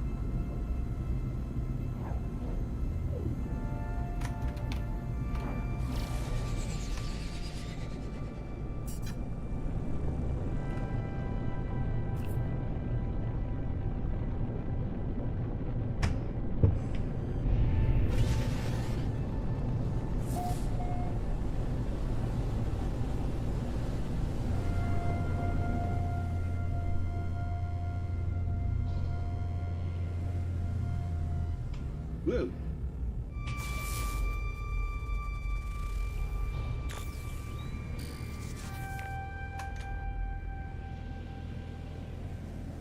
All right, there we are. That's that done finally. But you gotta check my email real. I'm sending. She's been having some laptop issues, and I did a motherboard swap on it, and now she's not getting any video out. I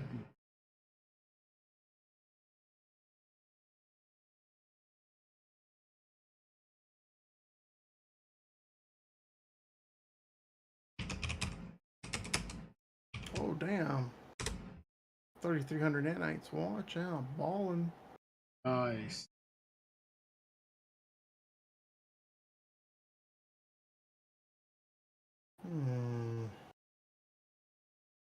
SCP-245, the SCP RPG.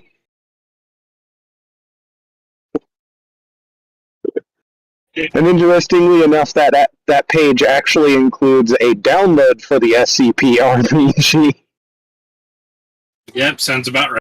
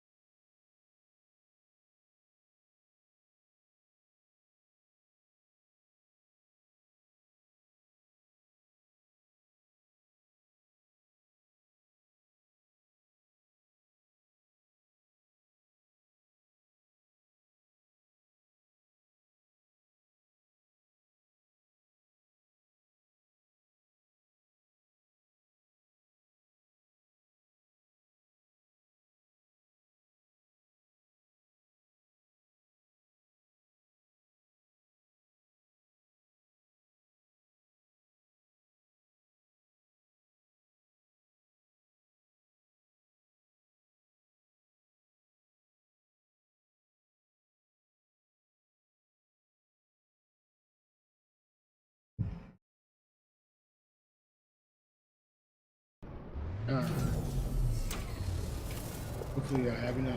Hopefully I have high enough status with the Viking for them to help me out, rather than tell me, "Hey fucker, go level up" or some shit. Viking are unimpressed.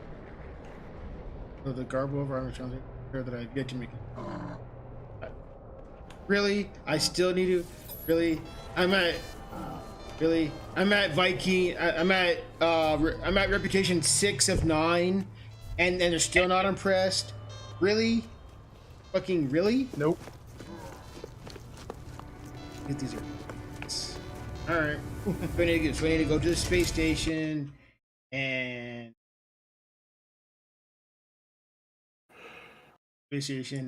do a couple of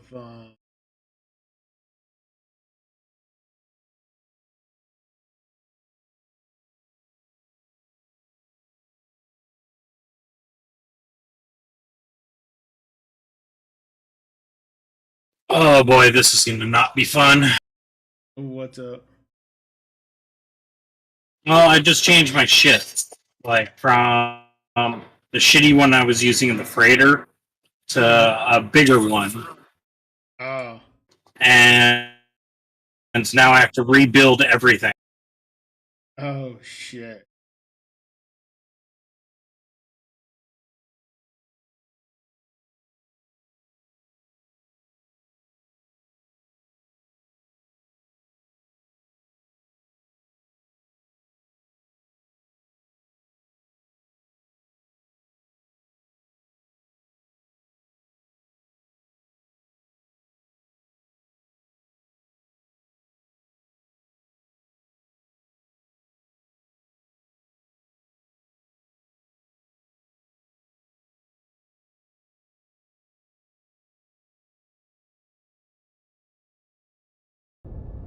Alright, so back up to the space station so I can do a couple of missions to boost my rank, even though my fucking reputation is at 6 of 9.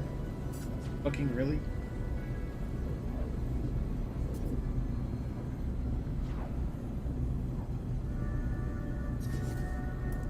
Freaking lame.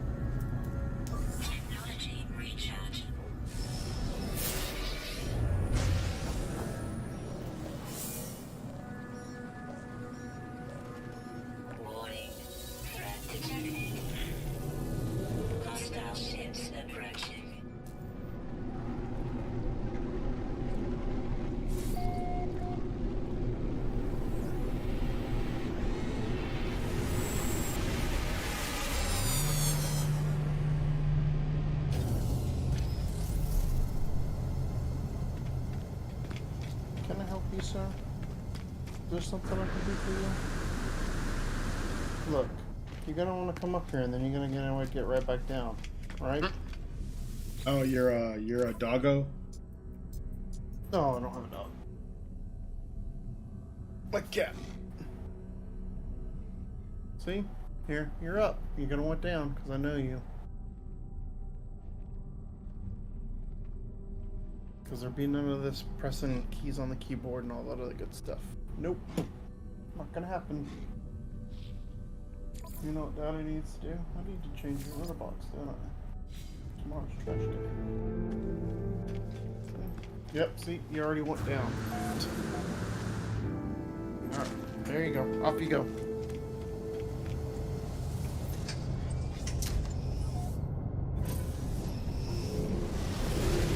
Hey, that's not for you. There's nothing in there.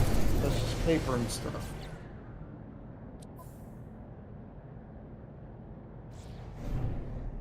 That's also not for you.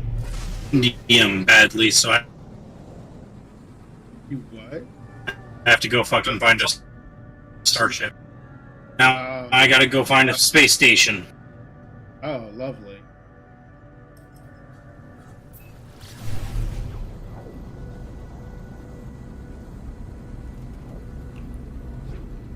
No, you're not. No, you're not going under there.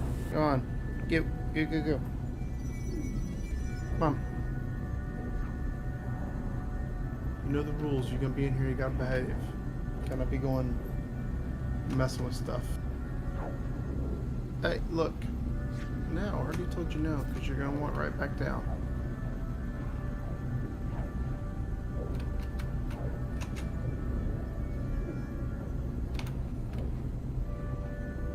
Leave that alone. I noticed that on this on this expedition, the amount of time changed from 2 months down to 6 weeks. I'm like, wait a minute. Yeah. Just 3 days ago when it started, it said 2 months. Now it says 6 weeks. I'm like, what?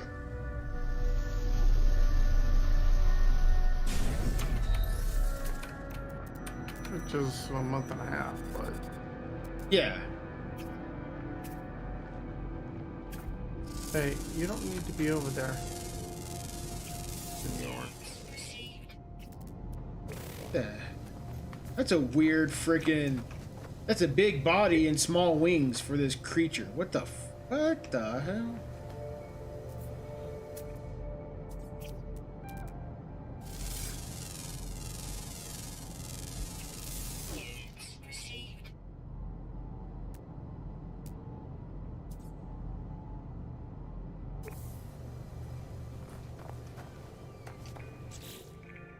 scan.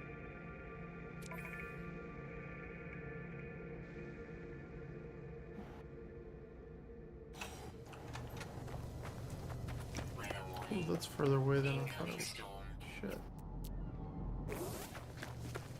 Hey, firestorm.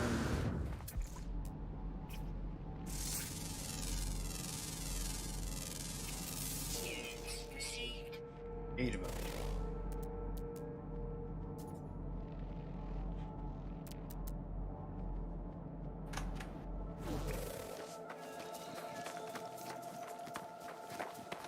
Sir. Oh fuck, I don't think I can get over there. No. That'd be a little difficult. So.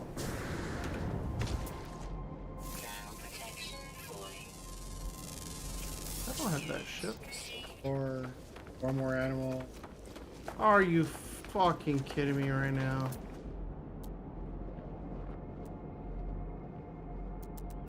That's a fine time to tell me the launch thrusters are out of fuel right now when I'm like a bazillion piece of shit. When you're How when far you're away a am I? Brazilian I'm miles away. Stupid far away. Alright, where is this snapper head?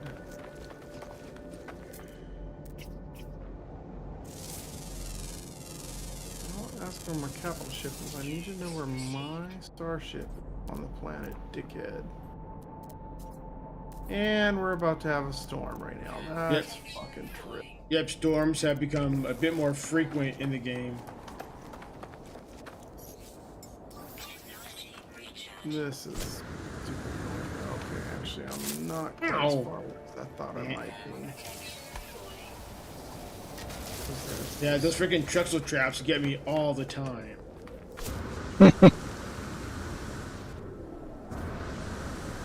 Hey, I got the name from Truxel Cat because Truxel I called it that because he was scanning and it got her, and I was like, and he's like, and she's like, hey, Truxel trap. I'm like, yep. it makes perfect sense too. Well, run like the wind. Alright. Okay, get up here. Get. Oh, look at that. Oh, yeah. Oh, shit. I actually can't. Son of a bitch, it is further away than I thought. I forgot. I was just over here. God damn it. Hey, I don't need you down there. I already told you no. Two more Now is critters. really not the time to be doing that, sir?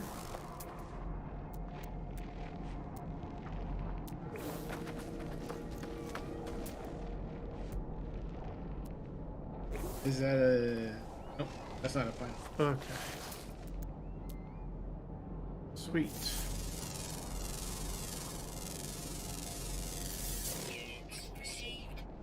Managed to dig a little foxhole here real quick.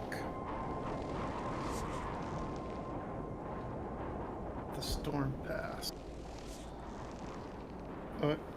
Is there something I can do for you?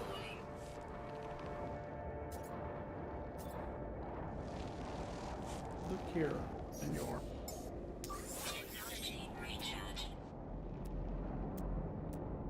Where the rest of the critters are.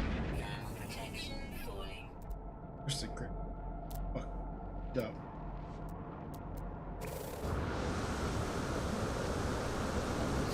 Oh shit, it's 8:30.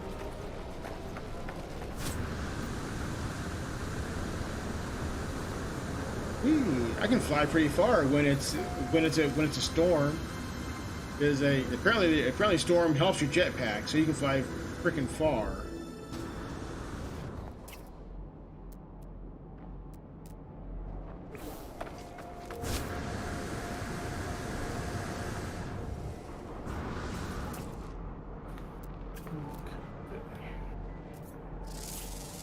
Oh, a stegosaur.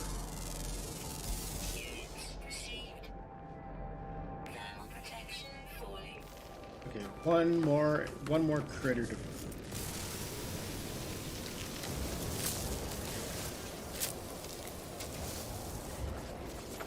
God dang it. What's up? All my frigates are damaged from the last mission. One of the new things about this update is that you can teleport directly from the bridge to your to the damaged frigate. You do that from the manage fleet menu. So you don't have to manually fly to the frigate. You can just teleport to it.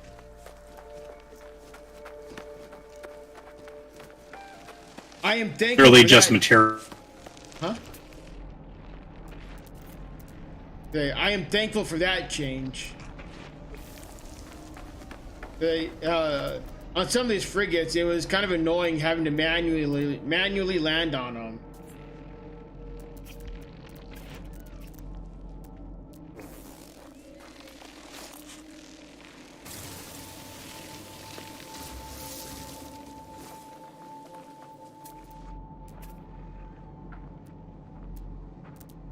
One more app.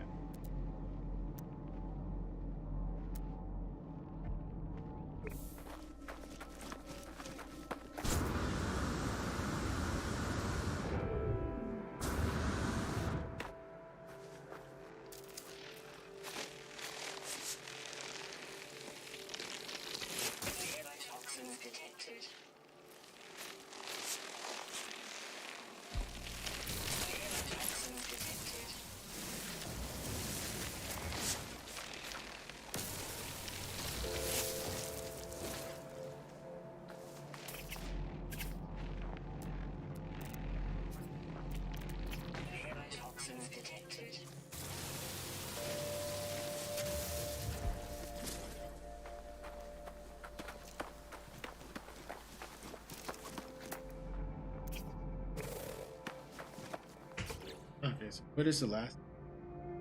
Oh, it's underground. Okay, you know what? Screw that. I'm gonna find another planet, or find another one on another planet. Because it doesn't have to be this planet specifically. It scan 8 animals. Go to another planet. Another one.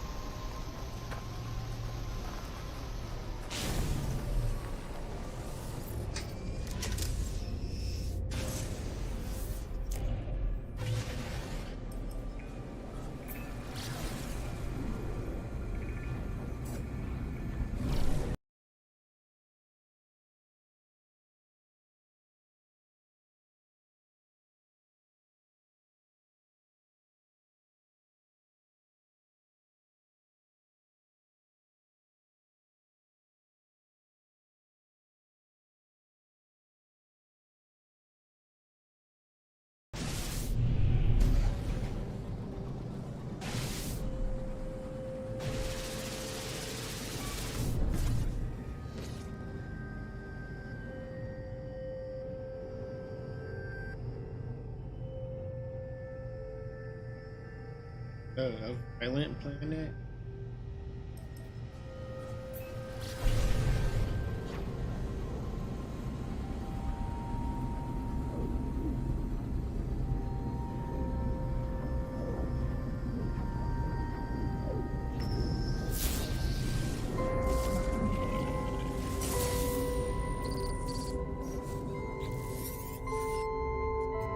Get their lives. Follow us to freedom. Oh, this starts the quest to the swinging the freedom cloak. Nice. The ship rocket seems to go over and over in endless loop. As decayed over time, there's still salvage coordinates. I shut down my receiver and put coordinates. Breathing outside. And then.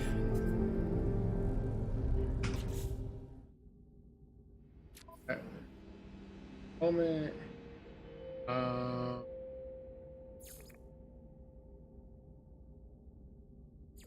This one.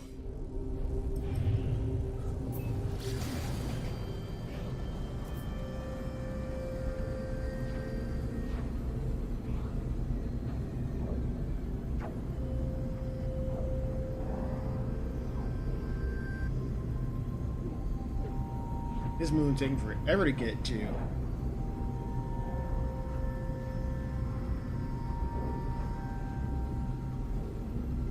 My net keeps getting bored. Your what? My internet keeps getting bored. Oh, damn. Sorry to hear. Probably because you're downloading Elite Dangerous. Touche.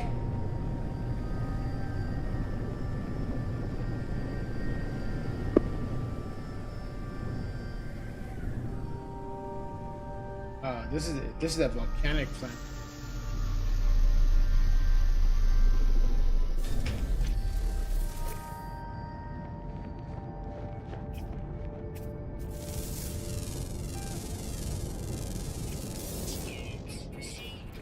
It says critically endangered, but it's not.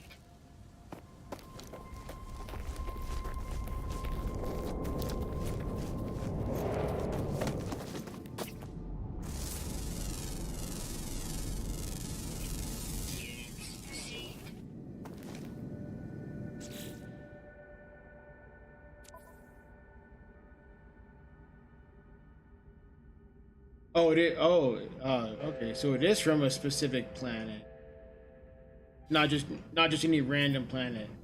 Fuck me. Thank you, game.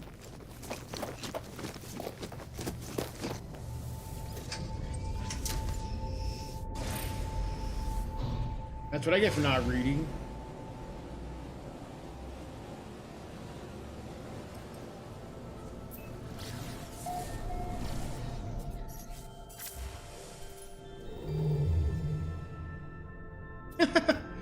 Yep.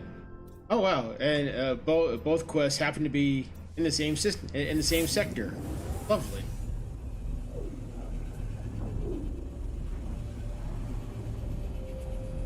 I'm gonna order some dinner here.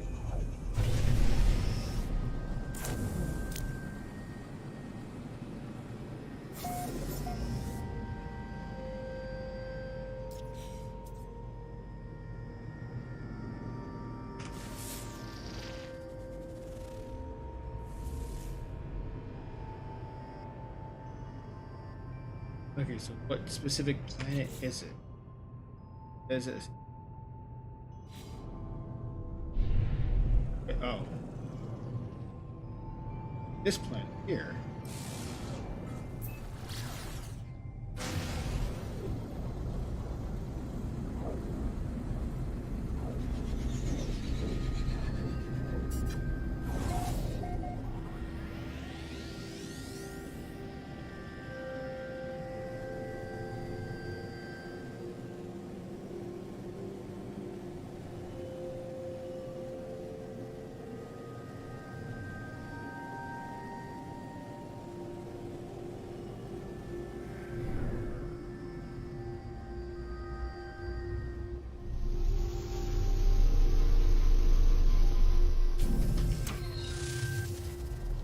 Alrighty, so now let's scan some animals on this planet, on this here planet.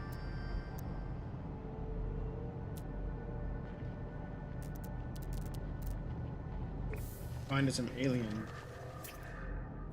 Let's shampoo us some alien.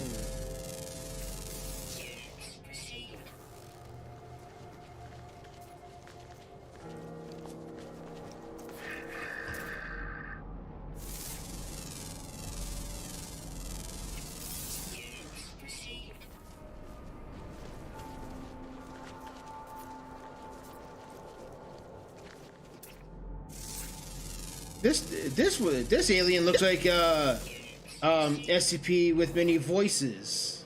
This one here.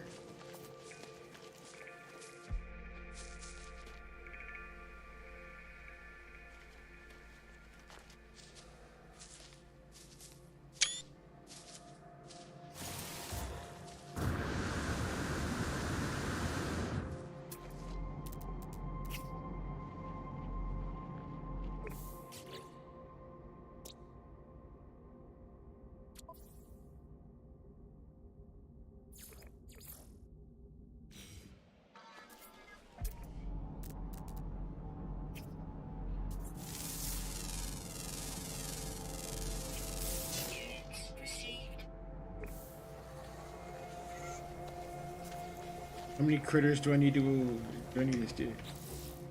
Not telling me how many critters I need to scan.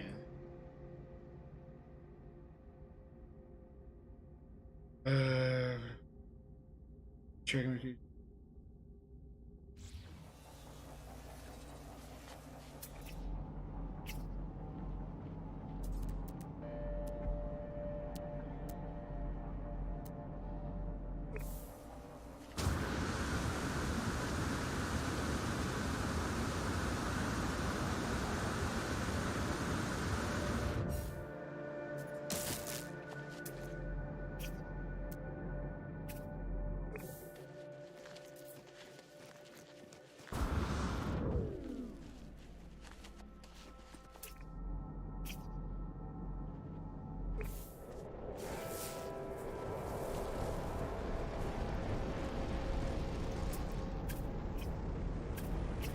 There's some weird looking critters. I tell you what.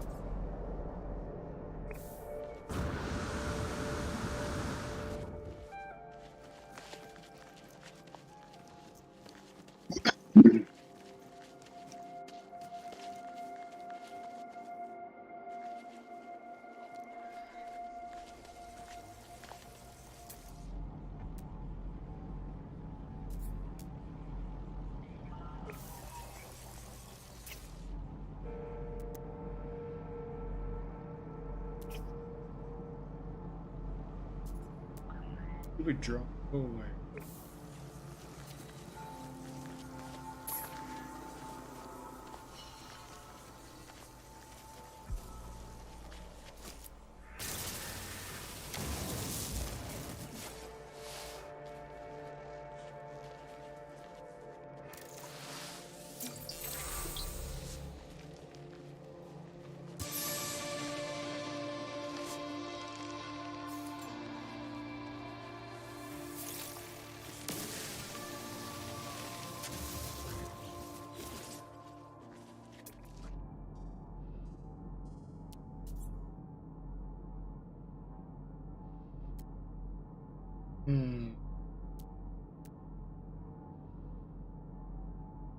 Any, I'm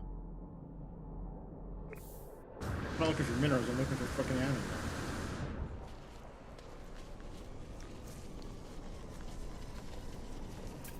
Rescanned you. Oh? Yep. I had Okay. to meet. I was trying to figure something out, but yeah. Gotcha. I'm done. I'm done streaming. I quit streaming, but I need to go eat, man. I'm fucking starving. All right, awesome. Thanks for hanging out, man. Yeah. How much longer are you gonna go? What? How much longer are you gonna go? Maybe another 30 minutes or so, because I'm starting to get hungry myself, and I've been at this for almost 8 hours. So, Yeah. Are you done for today playing? um, If you are, it's cool. I mean, if you're gonna be around for a while, then I'll come back. If not, then I might do something else. I do have work tomorrow, so. oh, okay, then yeah, 'cause it's almost 9 o'clock your time, so yeah, might as well get you might as well get to bed afterwards. Oh, I'm not gonna go to bed. I'm not even tired. I mean, I'll have to be there till 9 anyway, so. Can I help okay. you? All right, are you trying? Is this your way of telling me you're ready to go and sit on the couch and while I watch TV and eat? Brat. All right, well I'll check if you're here. If you're great, if you're not, well then we'll catch up with you. Awesome. Sounds good, sir. All right, man. Take it easy, bud. Yep, you too.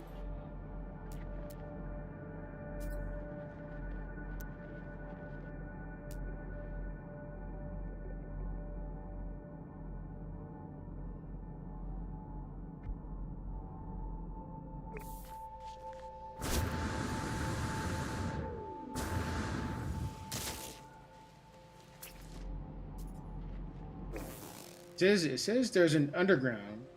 I'm gonna dig underground.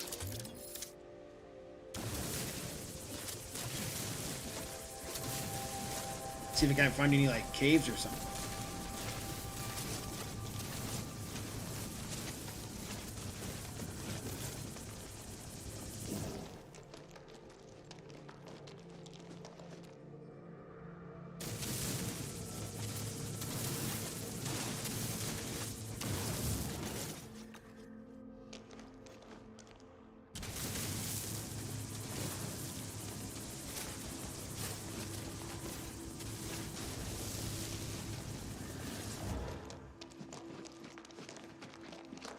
Okay, there's a cave.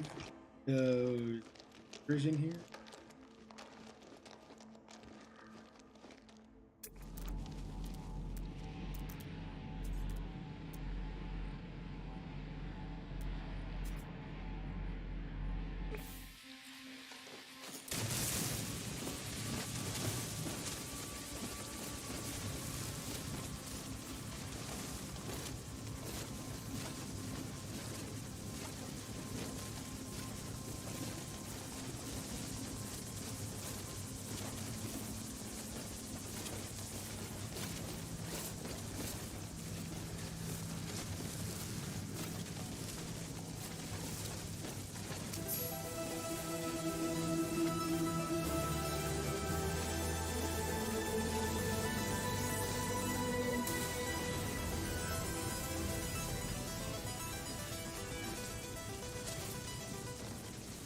Yeah, good. I'm just sitting here trying to figure out,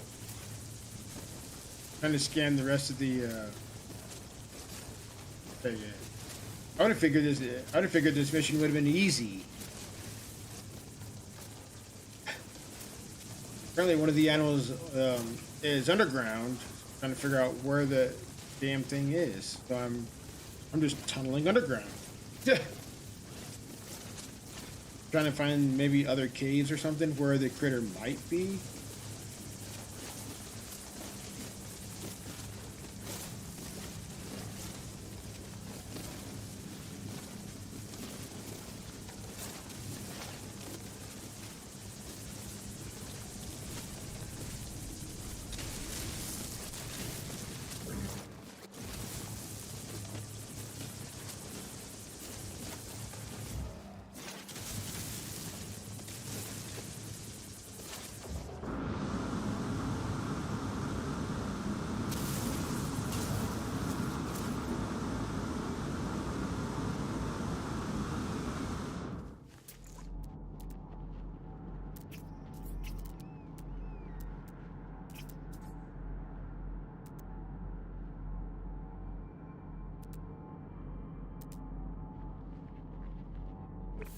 I don't see any new skies. Mine critter.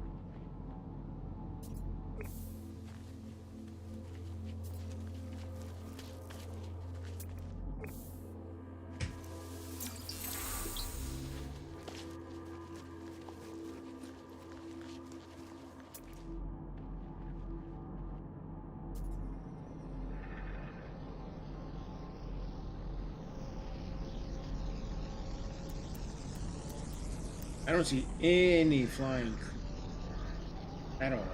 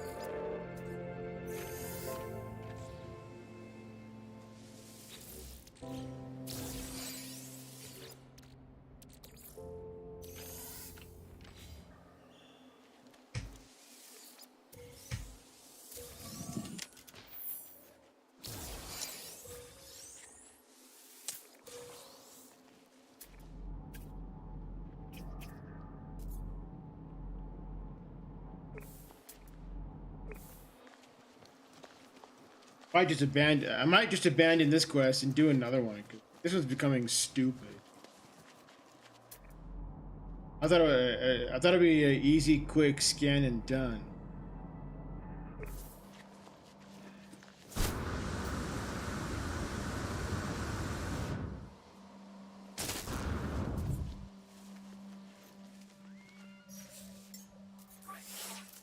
Technology recharge.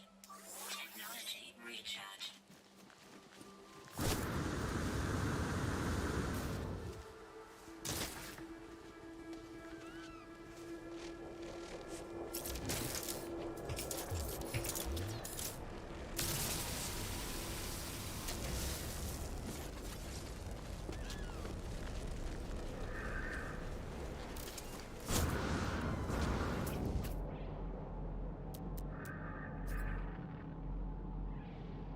Why am I not seeing any third?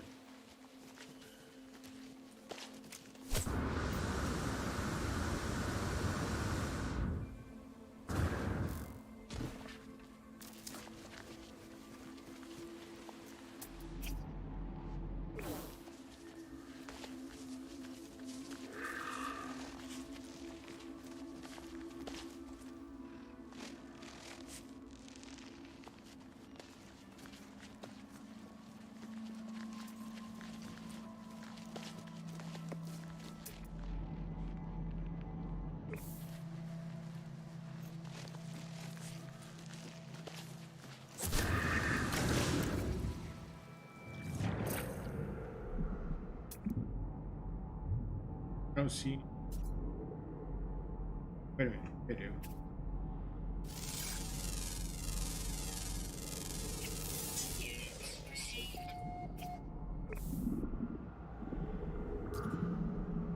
Oh, nice. Turn the mission agent. Hot damn. So that one's done. Look yeah. Jiminy Christmas. That one took a fuck ton longer than it should have.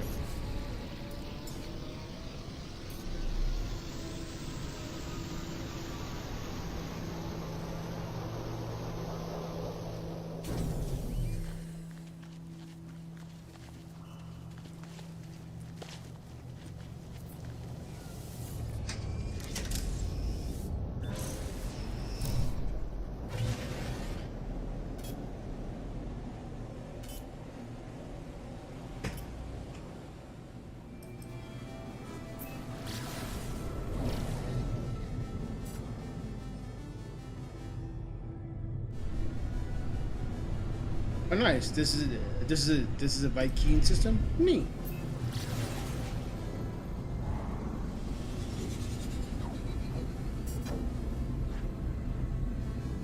Heck yeah.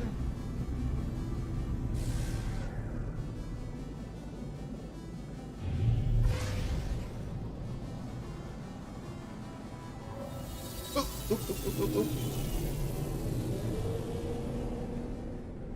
Almost lost it.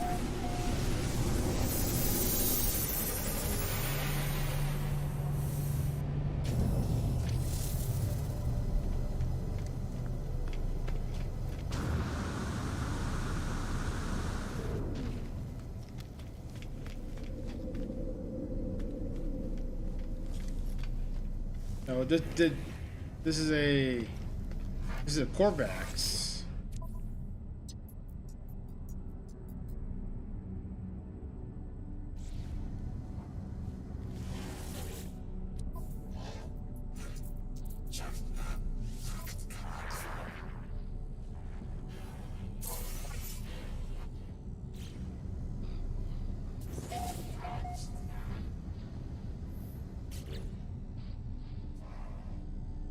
Okay.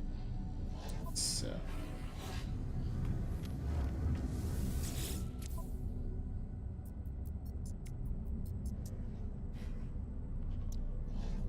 No free slots in suit inventory.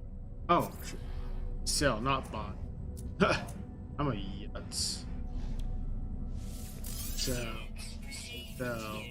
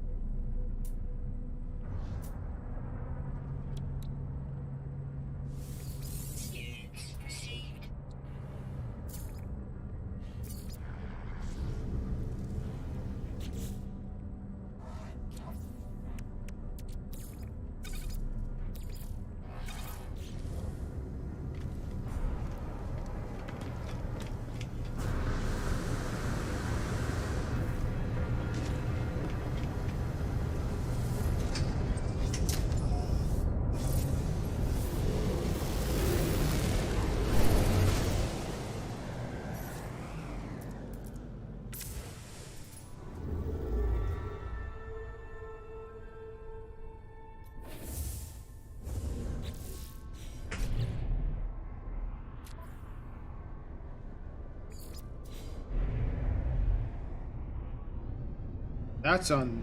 That's in this system. I'll go check out this coordinates real quick. Since I'm in this sector. Wow, game. Freaking wow.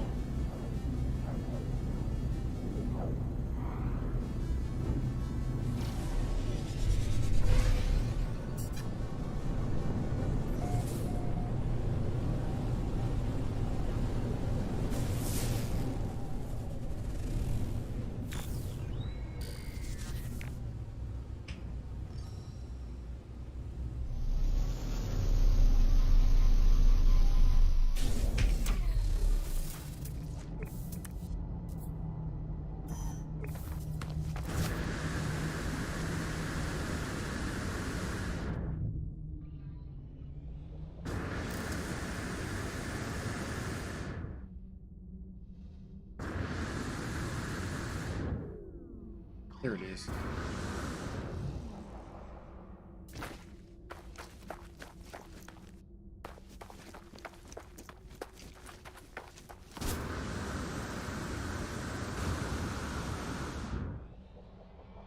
Whee! Airborne.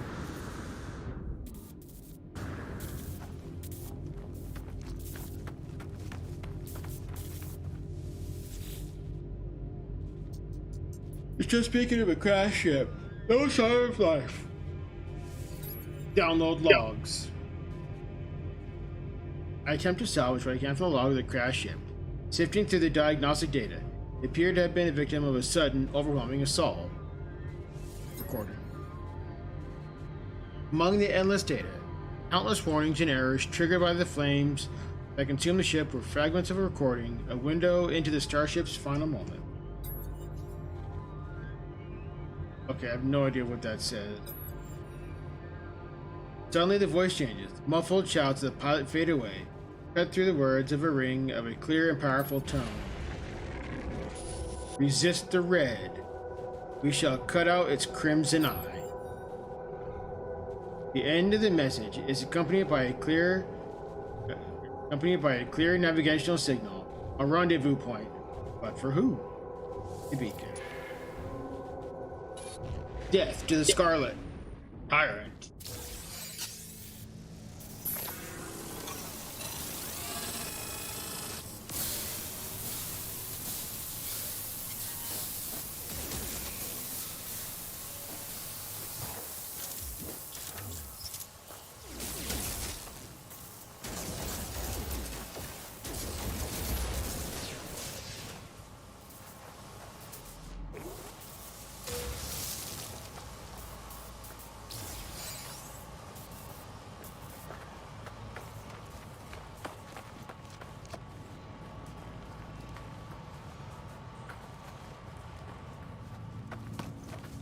Where's my...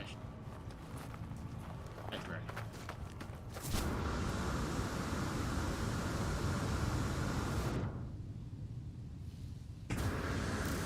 Woo! Airborne.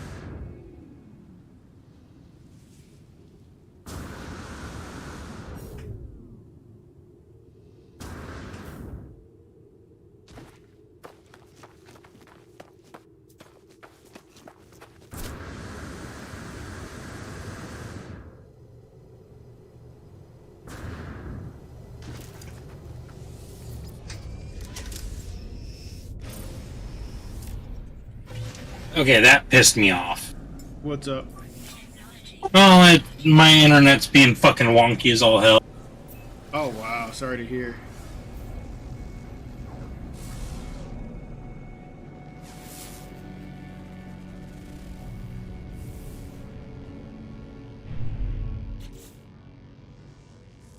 Reach the marked coordinate.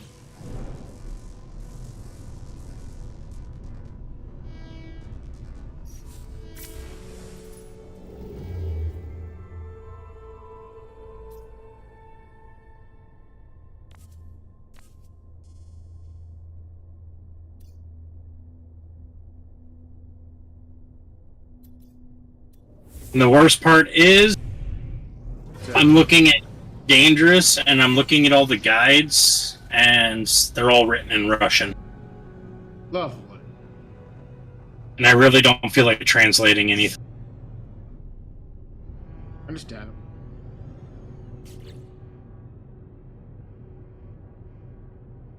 This was coordinates, follow the coordinate.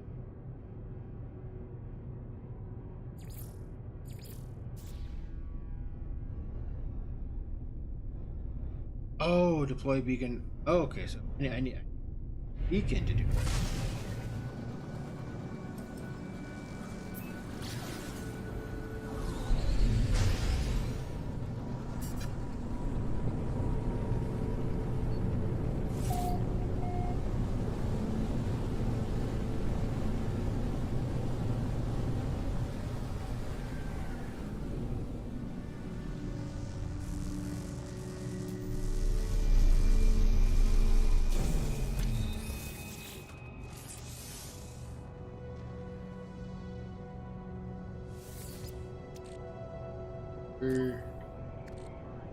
Yep. Navigational data received.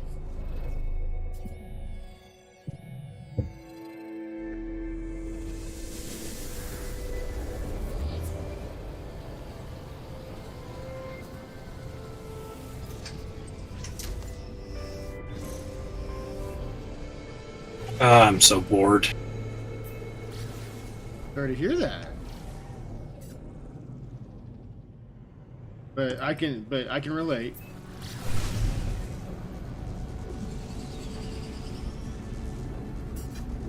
Is Trexel still around, or did they go AFK? Okay. Yeah, Trexel's just being quiet. Yeah, I'm reading new entries, new SCP entries. Nice. Yeah, that stray game will be right up your alley. So to speak. Alley. I liked Stray, but I also hated it, if that makes Why? sense. Alright. Too short.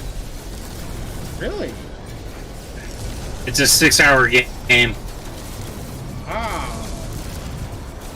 There's no replay factor to it? Not really. Ah. Unless you have the mod, you can't change your cat's colors. Oh, wow.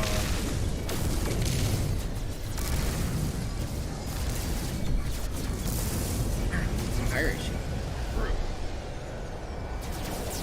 Well, now I have $35 left out of the 100 to find another game.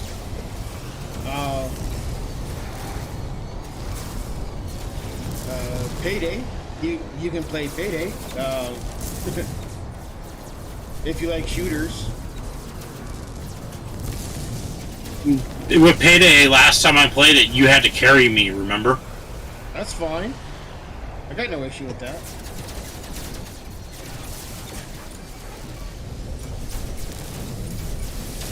It'll also take me forever to install it.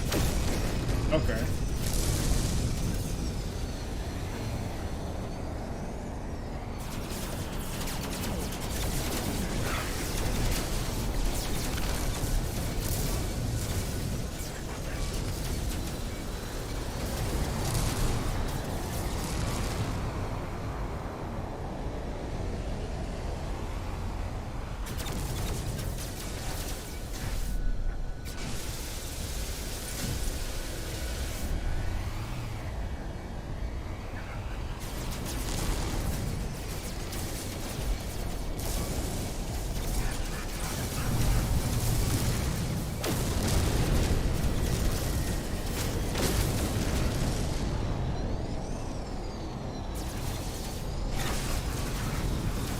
How close are you to finishing AnCap? I'm done. I finished the expedition. I'm doing the starter quest, like starter quest of a normal save now. 'Cause, like my save file is no longer an expedition file. It's a normal file. 'Cause I finished it. Yeah, I finished too, but because I missed that one optional, I have to wait now. What do you mean wait? I can't turn it into a normal file yet. If you join in on a friend's game, and you land on their freighter,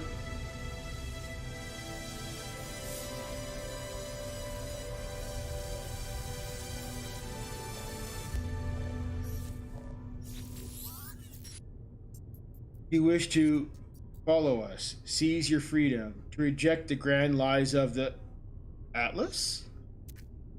We shall Yep. see if you are worthy of the voice of freedom. I hear only static. Hey, on the phone. Huh? I'm reading through like YouTube stuff, Okay. and there's a Keizo randomizer, which is one of the hardest ones.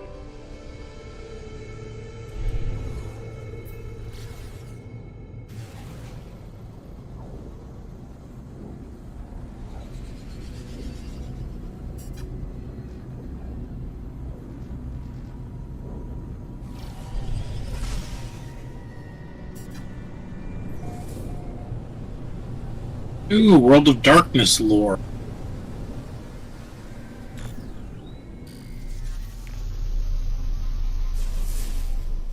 Exploring planet 4546B in No Man's Sky. Wait, what? 4546B? That's Subnautica. Yep. What the hell?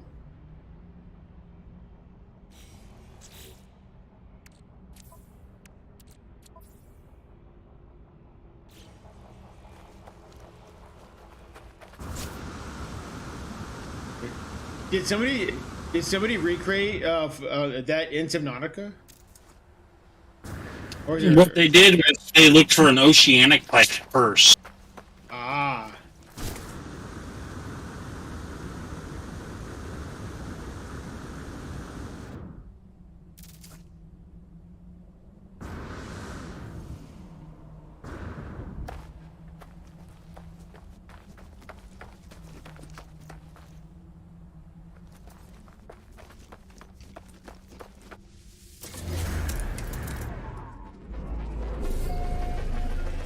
Oh, he uploaded it as a community planet, too. Oh, nice.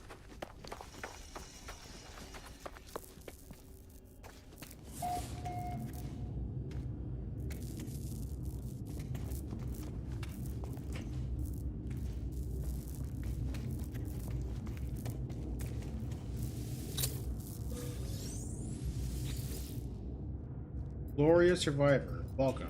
Path to liberty shall be our own master. Rid of the crimson illusion. Sky further strong. Broadcast finished. Terminal begins printing a secure path. Invitation is meet this voice of freedom.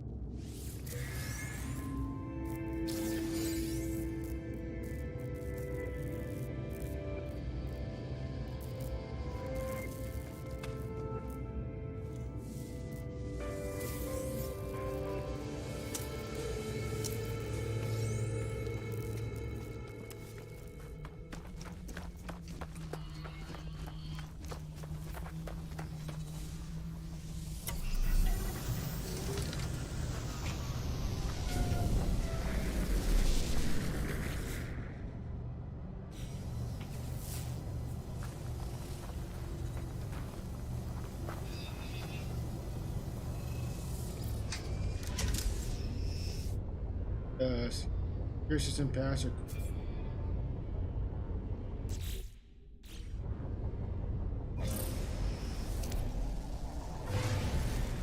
Deploy ticket inventory.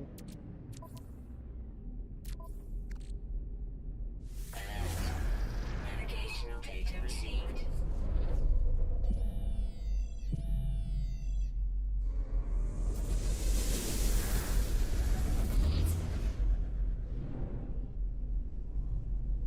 Find a space to access Galaxy. On it.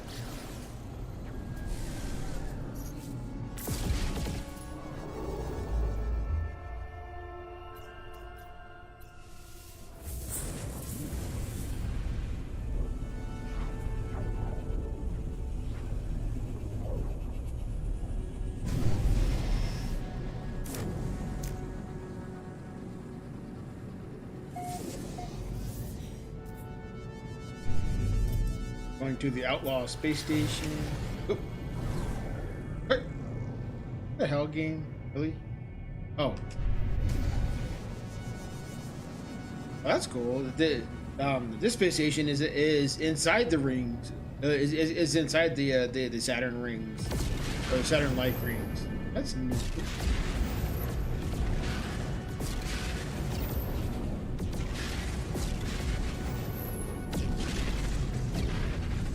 Hostile scan detected. Of course.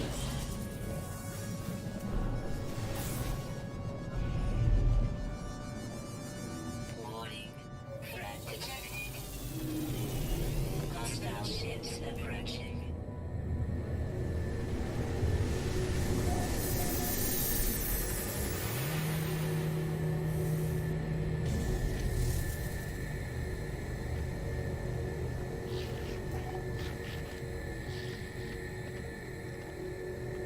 I think that's this doodad.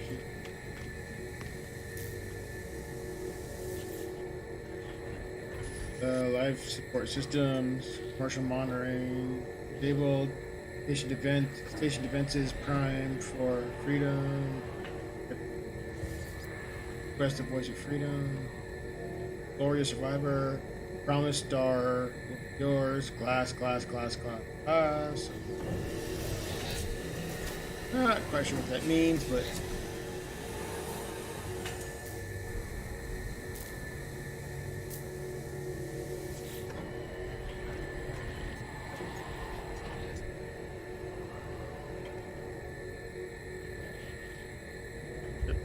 rest. Freedom, or survivor.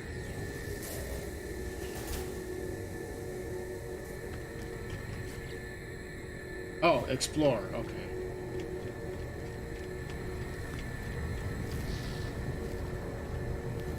Speak to those aboard. Ooh.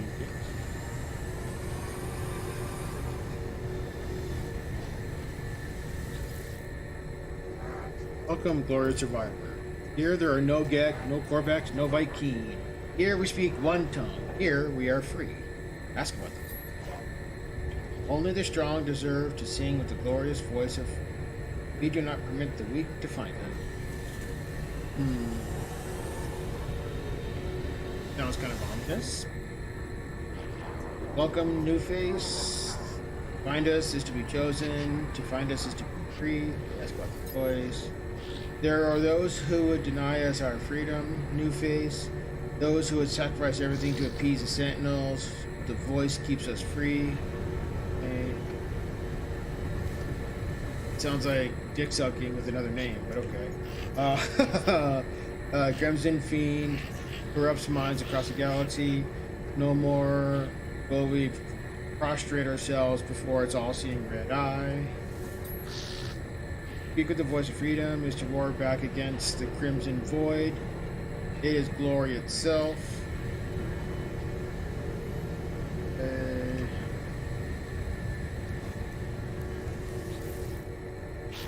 You are one of us now, new face. You are bonded to us. You are free. Voice is not one voice, but many. It is our voice. It is your voice. You sing with our choir now. Nice. Shroud of Freedom hood. Yes. Sweet. Alright.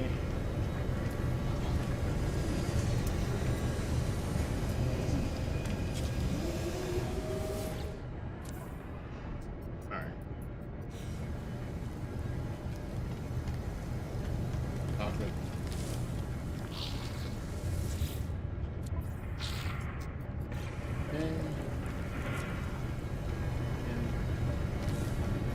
Back here in Talkation 4 again. Support. Table. For survivor.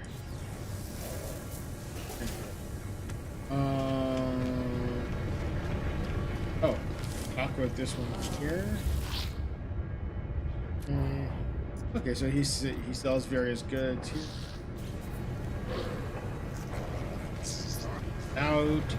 Now to GTFO.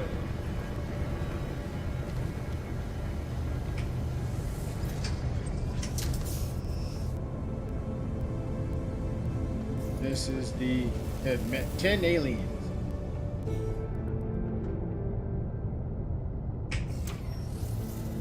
Let's see. Is there? That's for the ship. They don't have a character customization spot.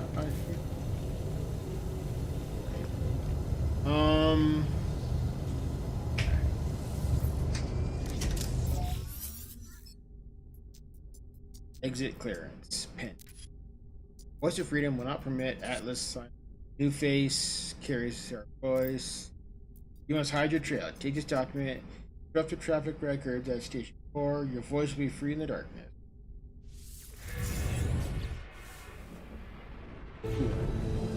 Alright, well, I need to go. There's a storm in the area, and I don't want to risk my new computer. Alright, Chuck, so thank you for hanging out, buddy. Have yourself a great night. Well, I hope you have fun, because if you're not having fun, why do it? True. Money is not a valid option, because if you're not having fun making money, then you're doing it wrong. Truth. Very much true.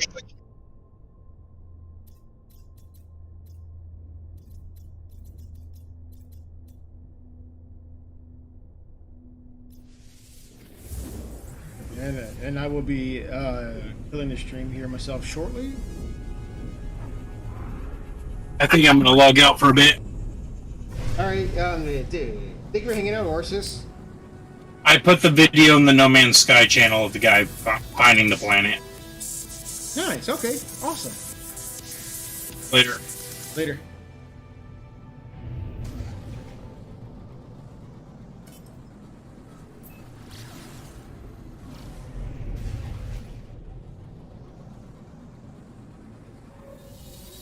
Now I'm gonna reset my reputation. How to reset my reputation with the Viking. Great.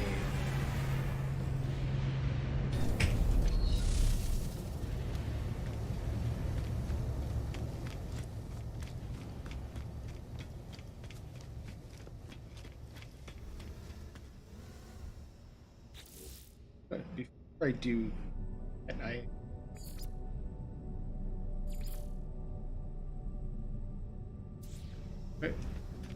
before I do that, let's do this one.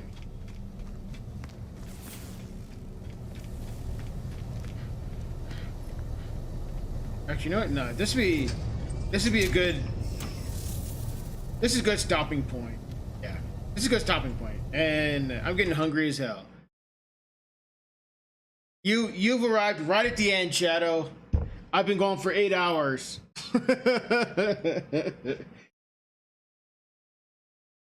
Yeah, it's all right, Shadow. It's all right. Thank you for dropping by, though. I do appreciate it. I'll be back. Probably. Yeah. Yeah. I'll be back off and on this week. I'll be doing some other game because on this one I wanted to run through the expedition that I had started. So I finished it. So now I'm running through the normal game quests. So but thank y'all for hanging out. Have yourselves a great night, and I will see you all next time.